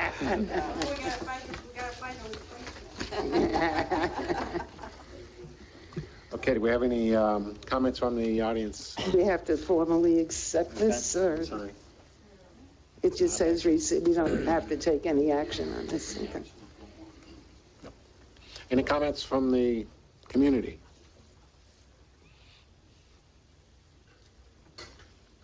strike from Oak Place, and I've mentioned this before, another way to save money on the construction costs, especially on these smaller projects that get done here. I mean, they're really kind of off the radar type jobs. The design build process is going to save you money versus having a separate engineering contract and then contracting it out to individual subs. You let them be responsible to have their own engineering. There's no fighting, if you will, between the designer and the contractor as far as he didn't design it, I need more money from the city. I think if you try it, you're going to find out that you are going to save a substantial amount of money on these number of smaller projects. Again, just something to think about. Thank you. Okay, seeing no more comments, we'll bring it back to the board. There's no action is required on that. Let's move on to the next item. That would be item 14. Sir, you ready? Yes, sir. Yeah, one of the major responsibilities I have as city manager is to present a budget. And we've spent a long time working on it, and we have shared that with you. So tonight I'm asking you that the commission set the tentative millage rate for the budget year 22-23 at 5.50 mils for the purpose of sending out the 22-23 tax notices. This is based on the budget proposal that we shared with you and that we spent quite a bit of time in workshops working on July 13 and 15. You did a careful review of the budget. Staff has also worked on the budget many months, and the budget plan is in pretty good shape right now. More work needs to be done, but we're almost there. So as I stated earlier, the rate adopted tonight is a preliminary rate. It represents the highest rate that is feasible or practical for the commission to adopt at this point in time in the trim process. The rate is actually slightly higher than it was last year. And one of the things we want to do is once the tentative rate is set and you're good to go with that, then we will go back and start surgically looking through the budget for any kind of savings that are left on the table. For example, we're just now getting in, I think it was like after 5 o'clock today, the insurance rates finally come in. So we will begin looking at that. Okay, what possibilities can we do there? So that's what we want to do. We're not going to stop trying to squeeze a % or two here and there, but there's no big pot of rainbow. There's no big pot of gold sitting out there. What we have at the 5.50 represents pretty much everything that we need to operate the city next year. But we will continue the process. So once you set the millage rate tonight, you can go about this process in 2 ways. The commission can set another workshop at another date and time to review the final budget proposals, go over all the numbers one last time before you set the final rate. And I would recommend that you consider the 16th or the 18th or the 25th of August to do that. And the goal of that workshop would be to finalize the budget numbers and set the final millage rate that would be adopted by the commission. What would those? I'm sorry. Okay, yeah. 16. The 16th, the 18th, or the 25th. Okay. Sorry to interrupt you. That's okay. Another option would be to just direct the city manager to follow up and report back on the final millage rate once I've had a chance to really do a deep dive into these insurance rates and all of the other things, and report back to you any reductions in what the millage rate would be at, and you could do that at your regular commission meeting on August 18th. That's another option. Either way you go, we're committed to working with you to find the optimum rate, the right rate. Tonight, we're following the practice of setting it a hair high We know that, but we're going to trim down and drill down and finalize it. We just have to get something into the process by, the end of July. And here it is, the 28th of July, so we need to go ahead and proceed under the TRIM Act.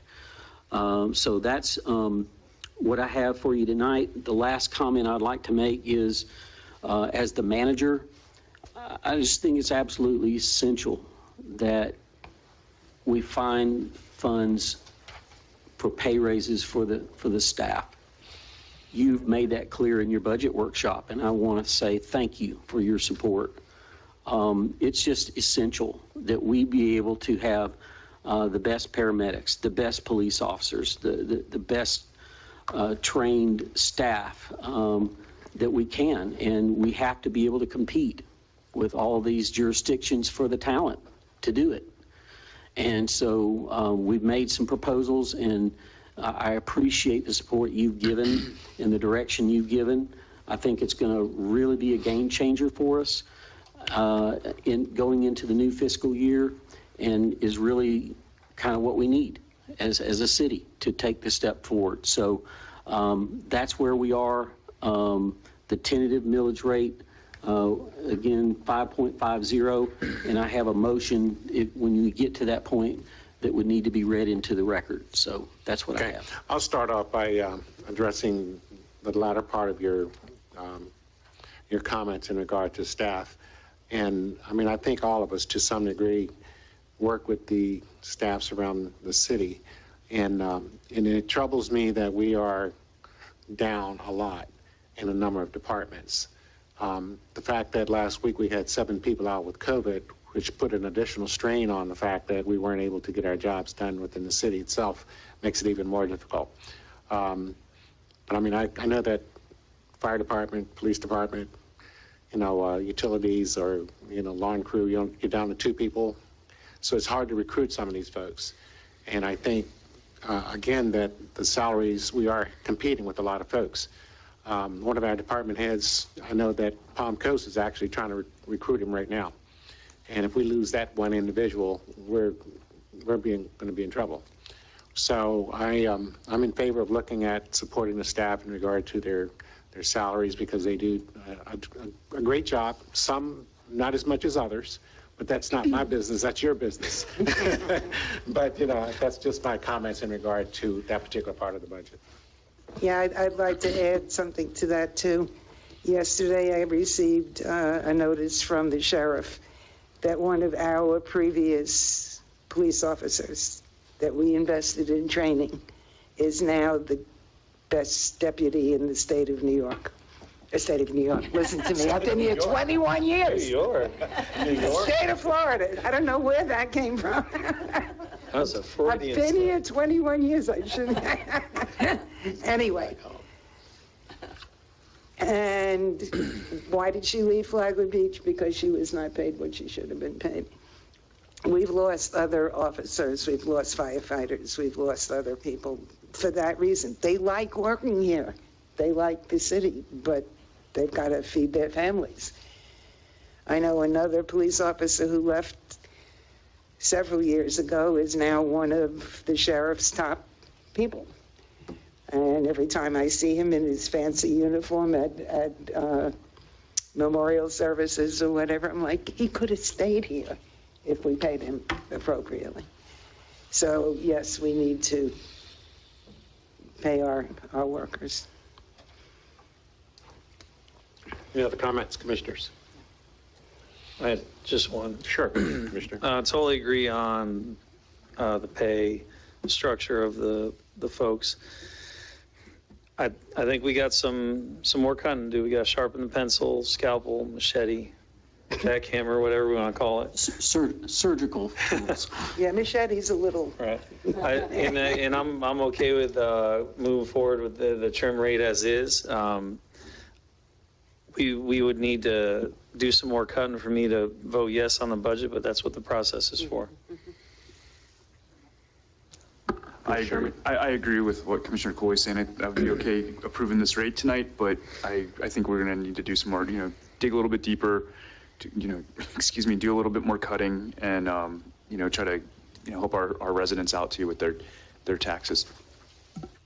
I mean, I'm all for cutting, but here again, I don't want us to get in a position where we were when I was sitting out there in 19 and I was here asking why are my water rates going up and why are they going to be going up for the next 5 years? And I was told that was because we didn't raise the rates for the last 5 years or 6 years or 7 years. So I think we're running a city and we have to plan for some of the things that we're talking about right now. We have infrastructure that is failing to a great extent because we have pipes breaking, water pipes that are having to be cut and replaced with other kinds of pipes. So we have to make sure that we are looking at our infrastructure and a lot of it that we can't see in order to plan for the future. So I don't want to be left short of not being able to address those particular issues as well, because we can't just keep moving the thing down, and I'm all for looking out for the residents as well. But I mean, it impacts me too, because, whenever it goes up, it impacts my taxes as well. But I think we'd have to look at the scheme of things is that in the scenario that I was using with you earlier this afternoon, everybody wants to go to heaven, but nobody wants to die. So, that's a weird scenario. That's heavy. Where are you going with this? That's pretty heavy, isn't it? But I mean, the bottom line is that, services and these kinds of things cost money. One of the top things that we had in our strategic plan was safety and security. So that's another thing we have to look at, is making sure that those particular, because that's what majority of the people in the community that responded to the surveys talked about. They wanted safety and security, and with that, the assurance that when they turn on the spigot, they're going to get water. When they do other things, they're going to have the services. So we have to look out for those as well. I was worried you were going to start bringing up sacrifices or something. I did go to Catholic school. Yes, sir. I was just wondering, is there any possibility that we could publish this document somewhat to kind of give people, again, I'm a visual person, so this document that was sent to us, I think will give the residents maybe a little bit better of a visualization to, kind of see it, and again, on the transparency thing to, kind of show them like, okay, if you're at, your property appraises at $400,000, you're at a proposed tentative millage rate at 5.50. Last year you paid, $2,168. You're going to pay $2,200 this year. So, just again, to give some people a better visualization of that, I think will be really important to just basically pick a $450,000 house with taxes homesteaded and not homesteaded, that kind of thing. Yeah. So just show a scenario. I know it's hard because we talked about this before, and there's a lot of different things that impact on each individual's taxes. But that particular page, I think you explained it well. Yeah. Because it does. Well, there's the author right there. Yeah, There's the author. Yeah. I just wanted to make one point about that page before it went out. So the value that I'm showing you there is your taxable value. Not your value might be, you might have bought your house for $850,000 10 years ago, and you homesteaded it back then, and now your taxable value after all the exemptions, some people have other exemptions as well, is $300,000, or the one, I forgot which one you were looking at, the $400,000. So that's your taxable value, not the value of your actual property. And that's what's multiplied by the mill rate to get you your tax rate. Yeah, it can be very confusing to, It is. because you have all kinds of different scenarios with different deductions and. It does, but it shows helps the to a amount great of extent. difference. Right. And the amount, like there have been numbers out there like 42% increases and all kinds of crazy numbers flying around. So if you look at that chart, you can see that It might cost you $100 over the year. Yeah. Yeah, so Exactly. it drills it down to daily Yeah. expense, which could be pennies, really. Yeah, it definitely could be just pennies. I've always hated percents. Percents, Yeah, it makes it, sounds like We can put that information on the website. That's awesome. Start the app today. And, when we get the app, we'll put that out. like I said, Mr. Woodson, break it down shotgun style, right? Make it, keep it simple. So Yes. Okay. Comments? Done. So what's your pleasure? Public comment? Public comment. Their pleasure? And then a motion. Okay, to open this up for public comment.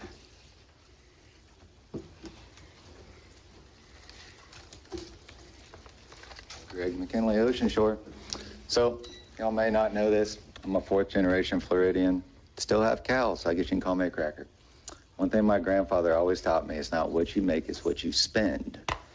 Okay, with that being said, one of my first businesses, 6, 7 years ago, I subcontracted to a guy that made a guaranteed 27% off of me. I paid my employees more than he paid his employees doing the same work, and I averaged 42% profit, with him taking 27%. It's how I managed what I did. Okay, I'm not saying that you can sit here and micromanage this city. I own a consulting firm and I own a utility company. I cover across this whole state, all the way to Washington State, from Miami to Washington State. We have an office in Moldova, all right? I know all about Ukraine. I can tell you right now, there's many a ways, and I need more than 3 minutes, and I've hit on a little things with Mr. Whitson, but for some reason he hates me. That's why Mr. Torino, got on me, someone I've never met before in my life or corresponded with. I could help you with. I've offered. There's ways we can save money, and we ignore them. I don't mind paying more taxes. Hell, I can afford it. I'm not worried about it. But there's a lot of people in this city that can. Let's be good stewards of the money, all right? At the end of the day, it is all God's money. Let's be good stewards, and he'll bless us more. Thanks, sir. Now the comments. Bring it back to the board. Easy for you to It's say. late. Bring back to the board. Okay, we need a specifically worded.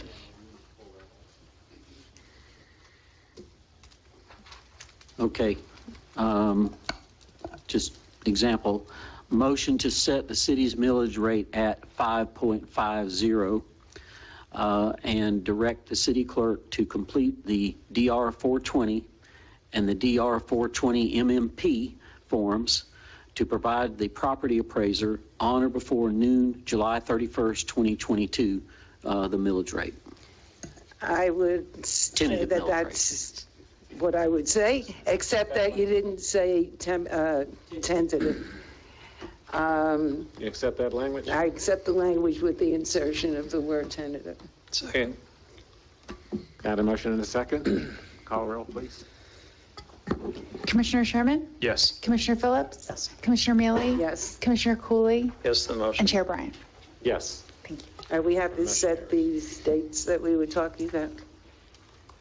Yes, ma'am. If you would like a workshop, we could do that. If you would like to just direct me to bring you back a report, you could do that. Those were the two options. You could pick a date, however you would Bring see the fit to report back proceed. August 18th? I could do that, or if you want to have a workshop, either way. How about a suggestion of he can bring back a report on the 18th, and that'll leave us time for workshop if needed. Okay. Yeah. Okay. That would work. Yeah, because basically, we did go through everything. And now it's your job to come up with sensible things to cut out if we can. Right. Yeah, that's fine. And, okay, so then I have a question about the hearing dates, September 8th and 22nd. Should we be, usually we're settled enough that we meet at 5 o'clock and 5:01 has to be after 5 o'clock. Right.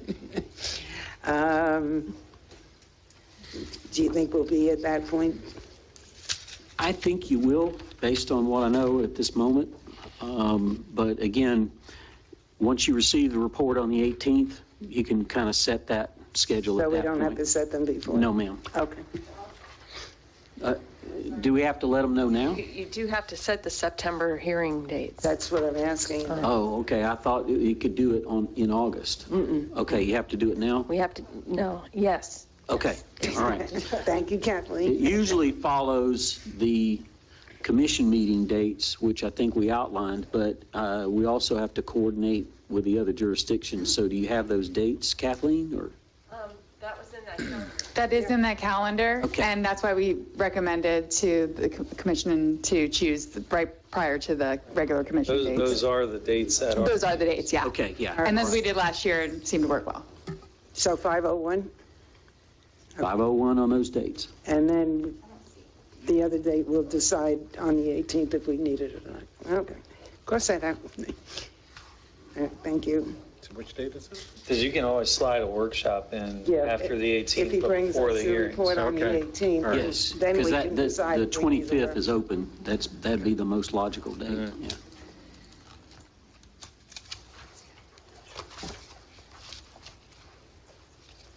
Does that need to be a motion too? I don't think that does. No? I think we have It's just consensus. process. Yeah. Okay. I'm good with it.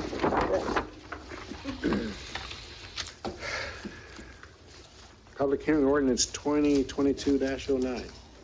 Ordinance 2022-09, an ordinance of the City of Flagler Beach, Florida, amending Appendix A, Land Development Regulations, Article 2, Zoning, amending Section 2.04.02.0, Zoning Schedule, 1 Land Use Controls, Tourist Commercial District Permitted Special Exception Uses, reallocating Land Use Item 2, all principal uses permitted in the Medium Density Residential District from Permitted Special Exception Uses classification to the Tourist Commercial District Unrestricted Principal Permitted Uses, establishing Section 2.04.02.9.1 Barrier Island Residential, Non-Residential, and Master Plan Development Standards Tables, establishing Section 2.05.03.3 Single-Family Residential Front Yard Setback Exception, amending Section 2.06.07 Townhouses to read Townhouse and Duplex Development, establishing Section 2.06.07.1 Purpose and Intent through Section 2.06.07.17 Homeowners Association, providing for inclusion in the Code of Ordinances, providing for conflict, providing an effective date hereof. Drew number 1 would have been much faster.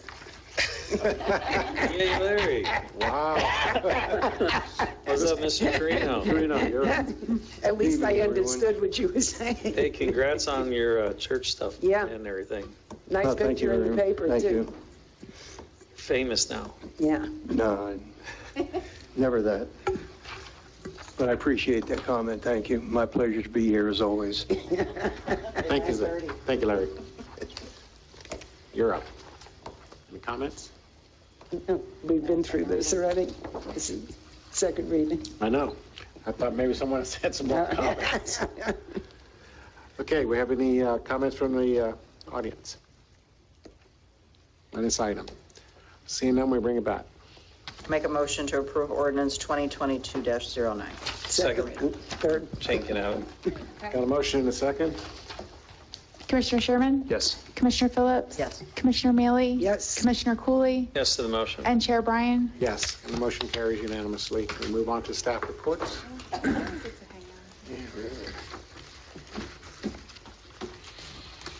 I may not read titles as fast as Drew, but I do not have anything to report tonight. Made up for it. That was good. That was very good. You solved all the cases, correct? All right, Mr. Chairman, thank you. I've just got one, just a few items. The Funky Pelican, I sent you all an email about their desire to close on Wednesdays on kind of some regular schedules to do some maintenance and things like this and to prepare for the dumpster pad and the things they want to do over there. So just wanted to make sure you all were fine with me approving that. Makes sense. How long did they want to do that for? The dates they have in the email, Commissioner, was the month of August, the 3rd, the 10th, the 17th, and the 24th.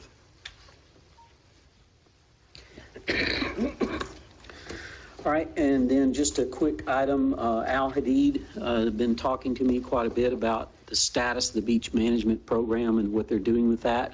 And so he wants to come on August 18 to give the commission and the community an update, so I thought I would share that with you. And then we're going to start up a new radio interview series where you all will be coming on as guests on the radio with myself and Vern. And we're going to chop it up with Vern. It'll be, you know, what's up Flagler Beach. So we'll have that, and that'll be starting very soon in the month of August, and I'll be reaching out, and Katie will be scheduling all that times with you. Just a quick note, I think several of you are going to go to the Florida League of Cities meeting. That's August 11th through the 13th. That ought to be pretty cool. I'm going to try to make sure I get my 4 hours of ethics training in during that. You have to be, there's no sign up in advance. Yeah. I called Lynn Tipton and yeah, it's first come. Lynn couldn't even make it happen? I Oh, couldn't my make it goodness. happen. Wow. So yeah, we'll be doing that. And also just want to say thank you to the public and to you for your understanding. The last 2 to 3 weeks have been very trying with so many staff out with COVID and illness and things like this. And I gotta give it up to Janelle and Brenda and Holly. They kept this place going. They kept the oars in the water. And so I'm definitely gonna put a word of commendation in their personnel files because it's just extraordinary. And it was interesting because Holly and Brenda had been out ill a few weeks ago. They came back, and then a bunch of other people got ill. So to those that, you know, have concerns about the service, I get it, I understand. But, you know, we've been trying to keep the oars in the water, and it's just been difficult. And if it weren't for dedicated employees to step up, you know, what we would have done. So I just wanted to mention that we're trying to manage through this. And it's interesting. We had the building department go out several weeks ago. We had it rotated through police and fire. I mean, it's just been a real challenge to keep everything moving because the city never stops. It's 24/7, 365. We never sleep. And so I'm proud of the staff. I'm proud of their efforts. And I just thought I would share that with you. Thank you. That's it.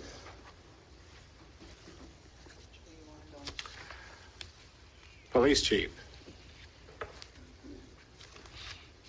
He's got a list. Uh-oh. That's never really a list. It's never good. No bad jokes. I can't promise that. Just a couple of things to follow up on. One, on behalf of your officers, thank you for agreeing to go to 5.5 on the millage rate. That's huge. They're our officers. They're your officers. You know, and if you want to look at history, you know, there's 45,000 more people in this county than there was in 2005. Yet right now we're running one officer short than the staffing we had in 2005. So to quote Field of Dreams, if you build it, they will come. But if you don't recognize and take care of your people, they will go. So kudos to the commission. As former Commissioner Belhumeur mentioned earlier on our walk, he had asked me about the improvements to the crosswalk there at A1A. I contacted Kevin Marquez from DOT, and I'll read you exactly what he said. Although the plans are completed and the money is set aside, we still have not made any progress with negotiating the items needed for the crosswalks with our contractor. This negotiation started when the plans were being developed, but we have not received the contractor's beginning quote. We keep checking with them every week for this need, as it is a priority for us to get the work completed. We will keep our complaining and requests going out to the contractor, and if I don't see a resolution by the end of the month, which is July, I will be taking this issue up with leadership. So the engineer that designed it is on board. He wants to get the project done. There's money for the project. I want to get it done. You want to get it done. So when I come back from vacation after next week, I'll touch base with Kevin and see where they're at. So. Sound like a broken record, but it takes longer to get things done these days. And Commissioner Sherman, I'll get with Janelle in the morning, and once she gets that up on the website, I'll link that to our Facebook page, so anybody that follows us on Facebook can get that information. So that's it. Great. See, what a long list. Nah, that was good. Chief Hall.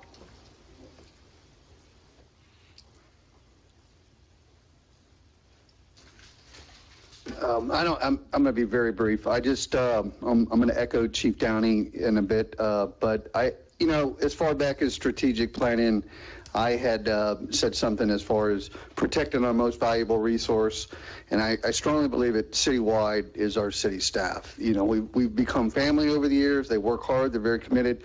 So I would like to commend the board as well, Mr. Whitson, for putting the work in on this budget, accepting the rate tonight, and we'll see where we go, but I just want to say thanks. Thank you, Chief. Appreciate it. Penny? Janelle. Janelle, I'm just messing with her. Nothing for me, thanks. You said you were foggy, but. Mayor? I only have one thing, August 6th, first Saturday of the month, 9 a.m. beach cleanup at the A-frame under the pier.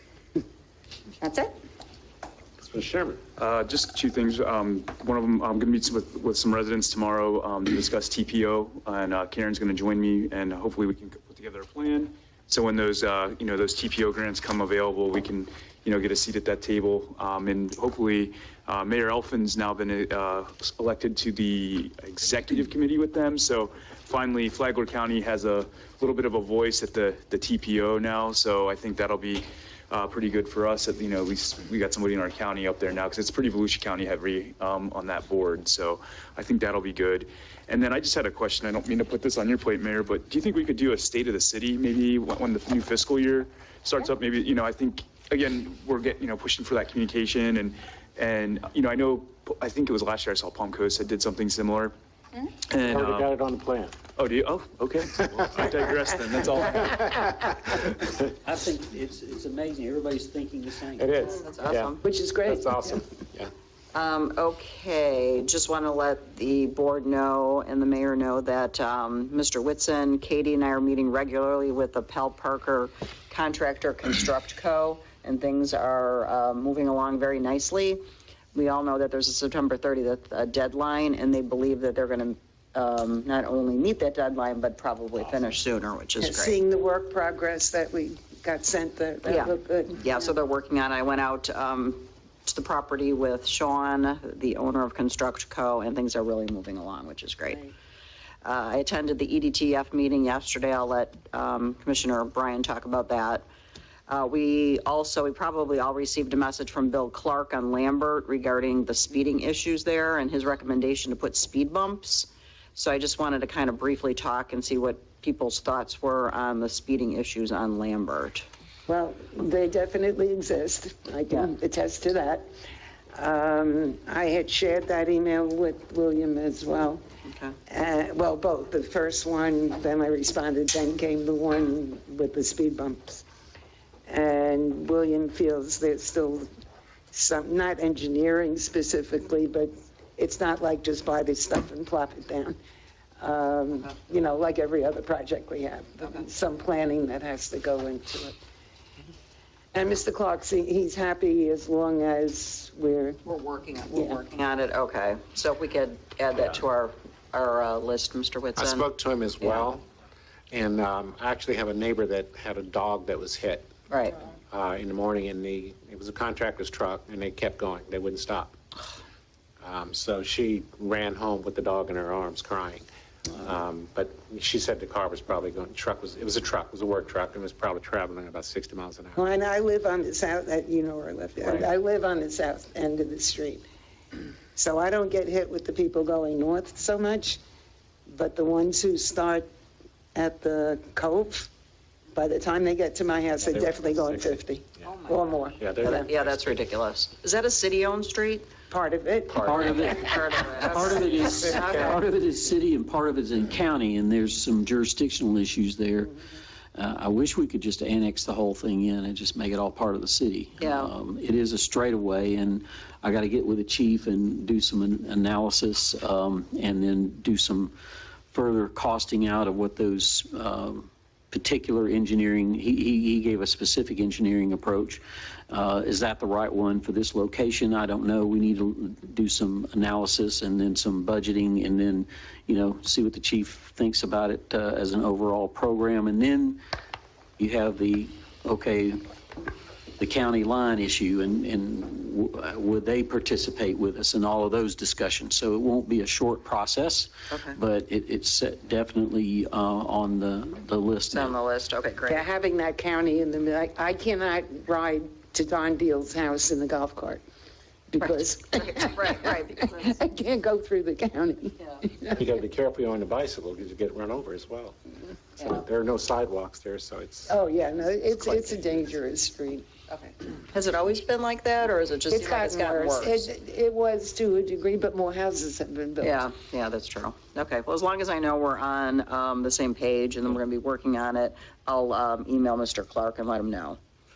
And then the last thing I have is I think we all received a message from Donna Snyder and others on the 23 and 24 and 2500 block of South Daytona.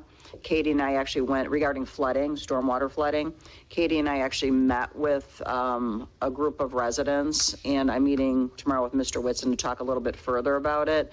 They have a huge problem. I mean, some of the neighbors have replaced their yard 4 times, 5 times. They've had to put up berms to their expense. They've had to replace their pools. And they're just tired of it. And after seeing the videos yesterday of all the flooding that occurred in 2020, I was mortified that these poor people are dealing with what they're dealing. So it looks like we've identified that 8 flex valves are needed. We're going to work on a bid package to see what we can do for them. A resiliency study, et cetera. I don't know what this is going to cost, what it's going to all take, but we're going to talk a little bit about it tomorrow.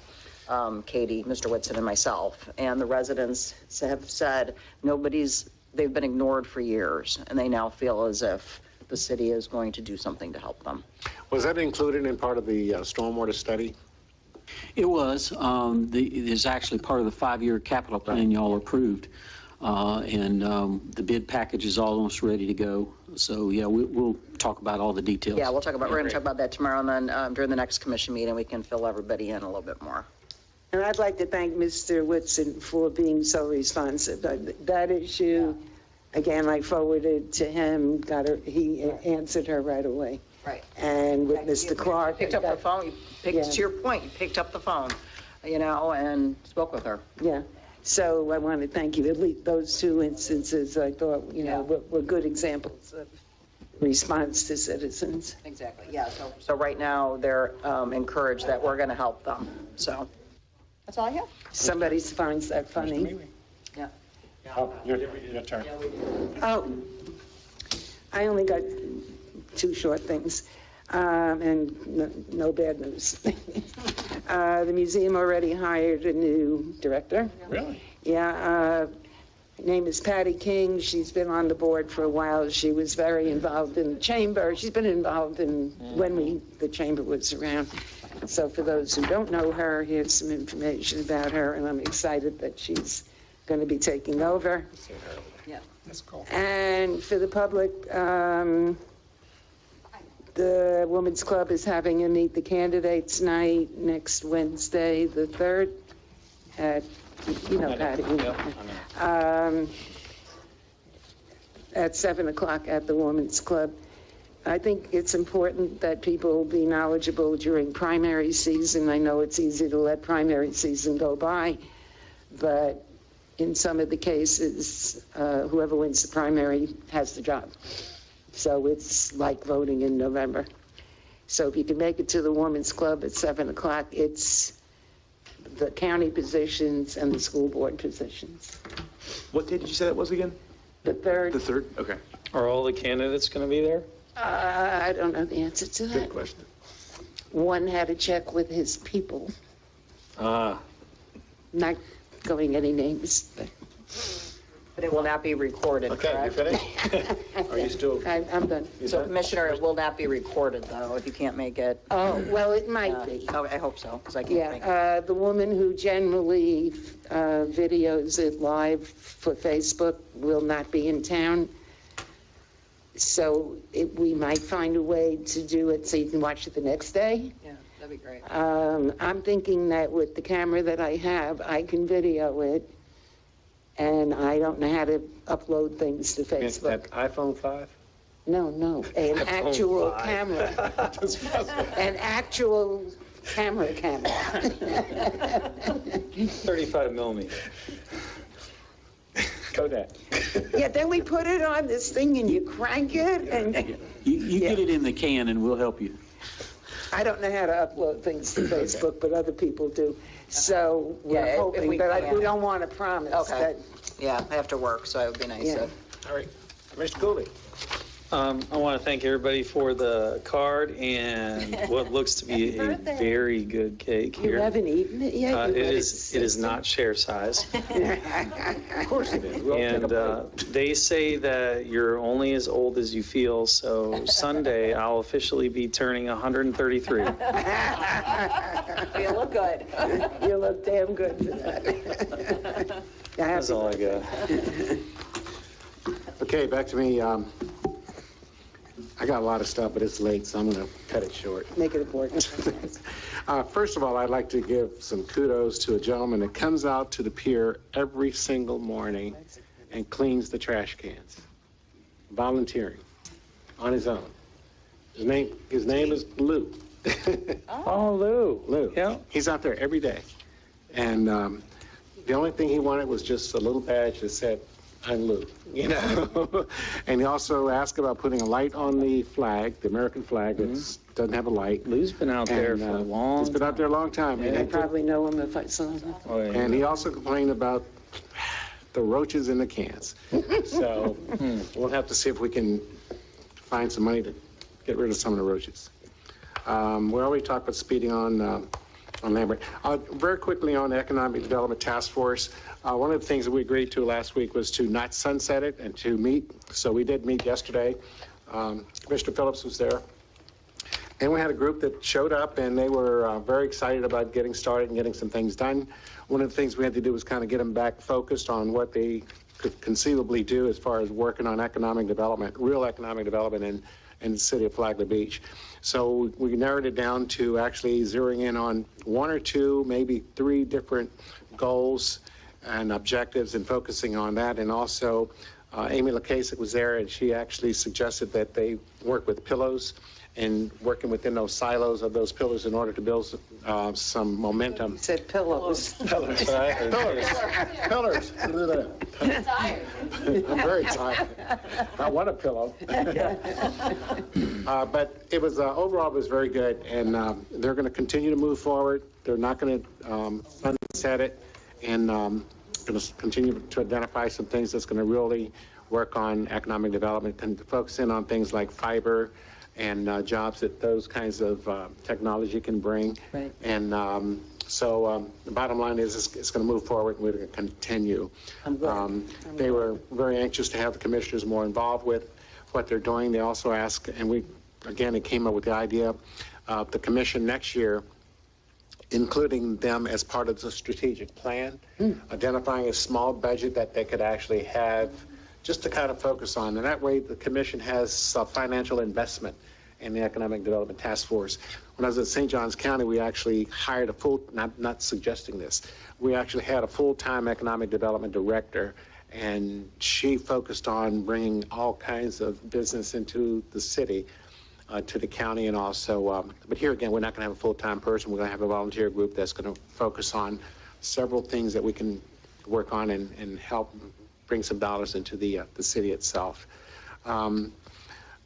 Attended the... Question. Yeah, sure. Should we do another workshop with that group?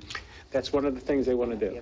Yeah, But they, that what they gets like, everybody recentered on everything. they want to kind of get focused at the next meeting and identify. They have a few vacancies that are there, so they want to get focused, appoint some new chairman and vice chair.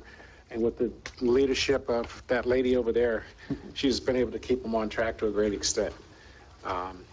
They have some great ideas, but they have a tendency to kind of veer off the lanes. So we have to make sure that we get a chairman that's going to keep them on focus and stay that way.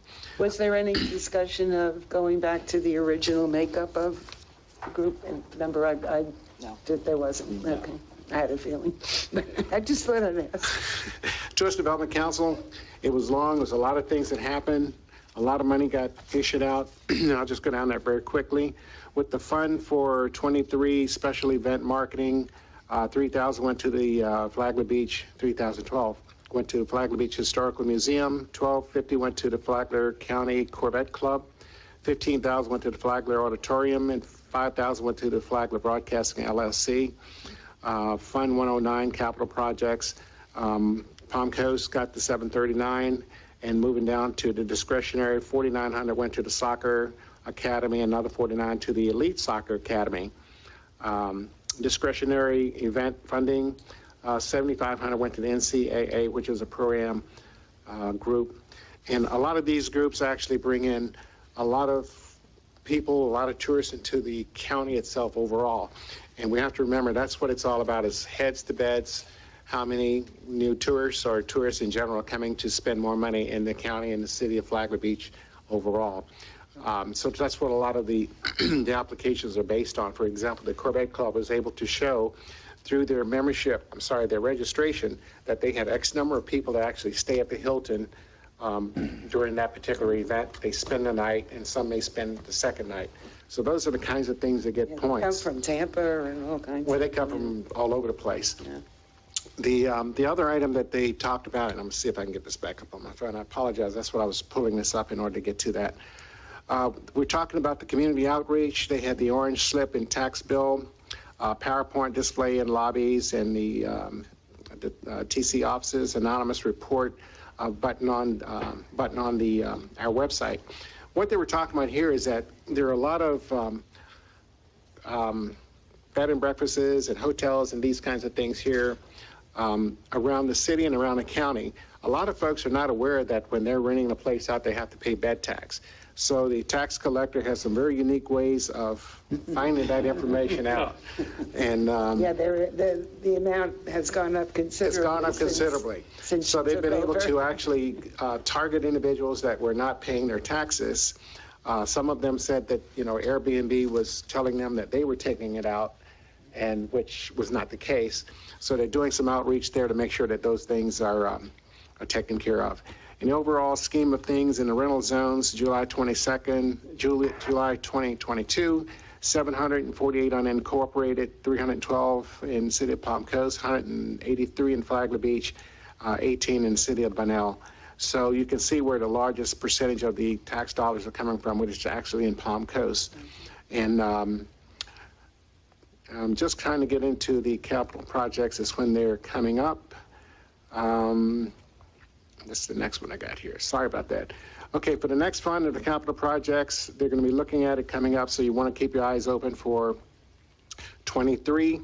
And that's when January 18, 2023, the TDC review previous 2 years of revenues and recommend funding for the Board of County Commissioners. On June 24 is the deadline for application submittals. July 24 is application presentations of TDC recommendations, and August 24 to BCC approvals. So I'm just pointing this out so we all can be aware of any funding that's coming up. And Ms. Kasich is always available to let us know what's coming up, when we can apply for it, and how to get those dollars there. One of the things that Johnny, who's also on the TDC, had recommended was a committee to actually work on some capital projects that we may be able to submit, we being the city of Flagler Beach. And I said that's probably a good idea, so we could talk about it a little bit more, either in this particular venue or at one of their venues that they're having. And I think that's probably about it, because everyone is looking at the clock and it's 10 o'clock. And I don't want them to say Ken Bryan went over the clock again tonight. With that, we'll go to public comment to wrap up the evening. Oh, gee, Bruno left. Oh, Bruno's gone. He did. Now stay there. Greg McKinley, Ocean Shore. Couple quick things. Police and fire definitely, deserve more money. I think that we can, the chief and I have talked about accountability plans and how to, make public safety more of a priority around here. I agree with that.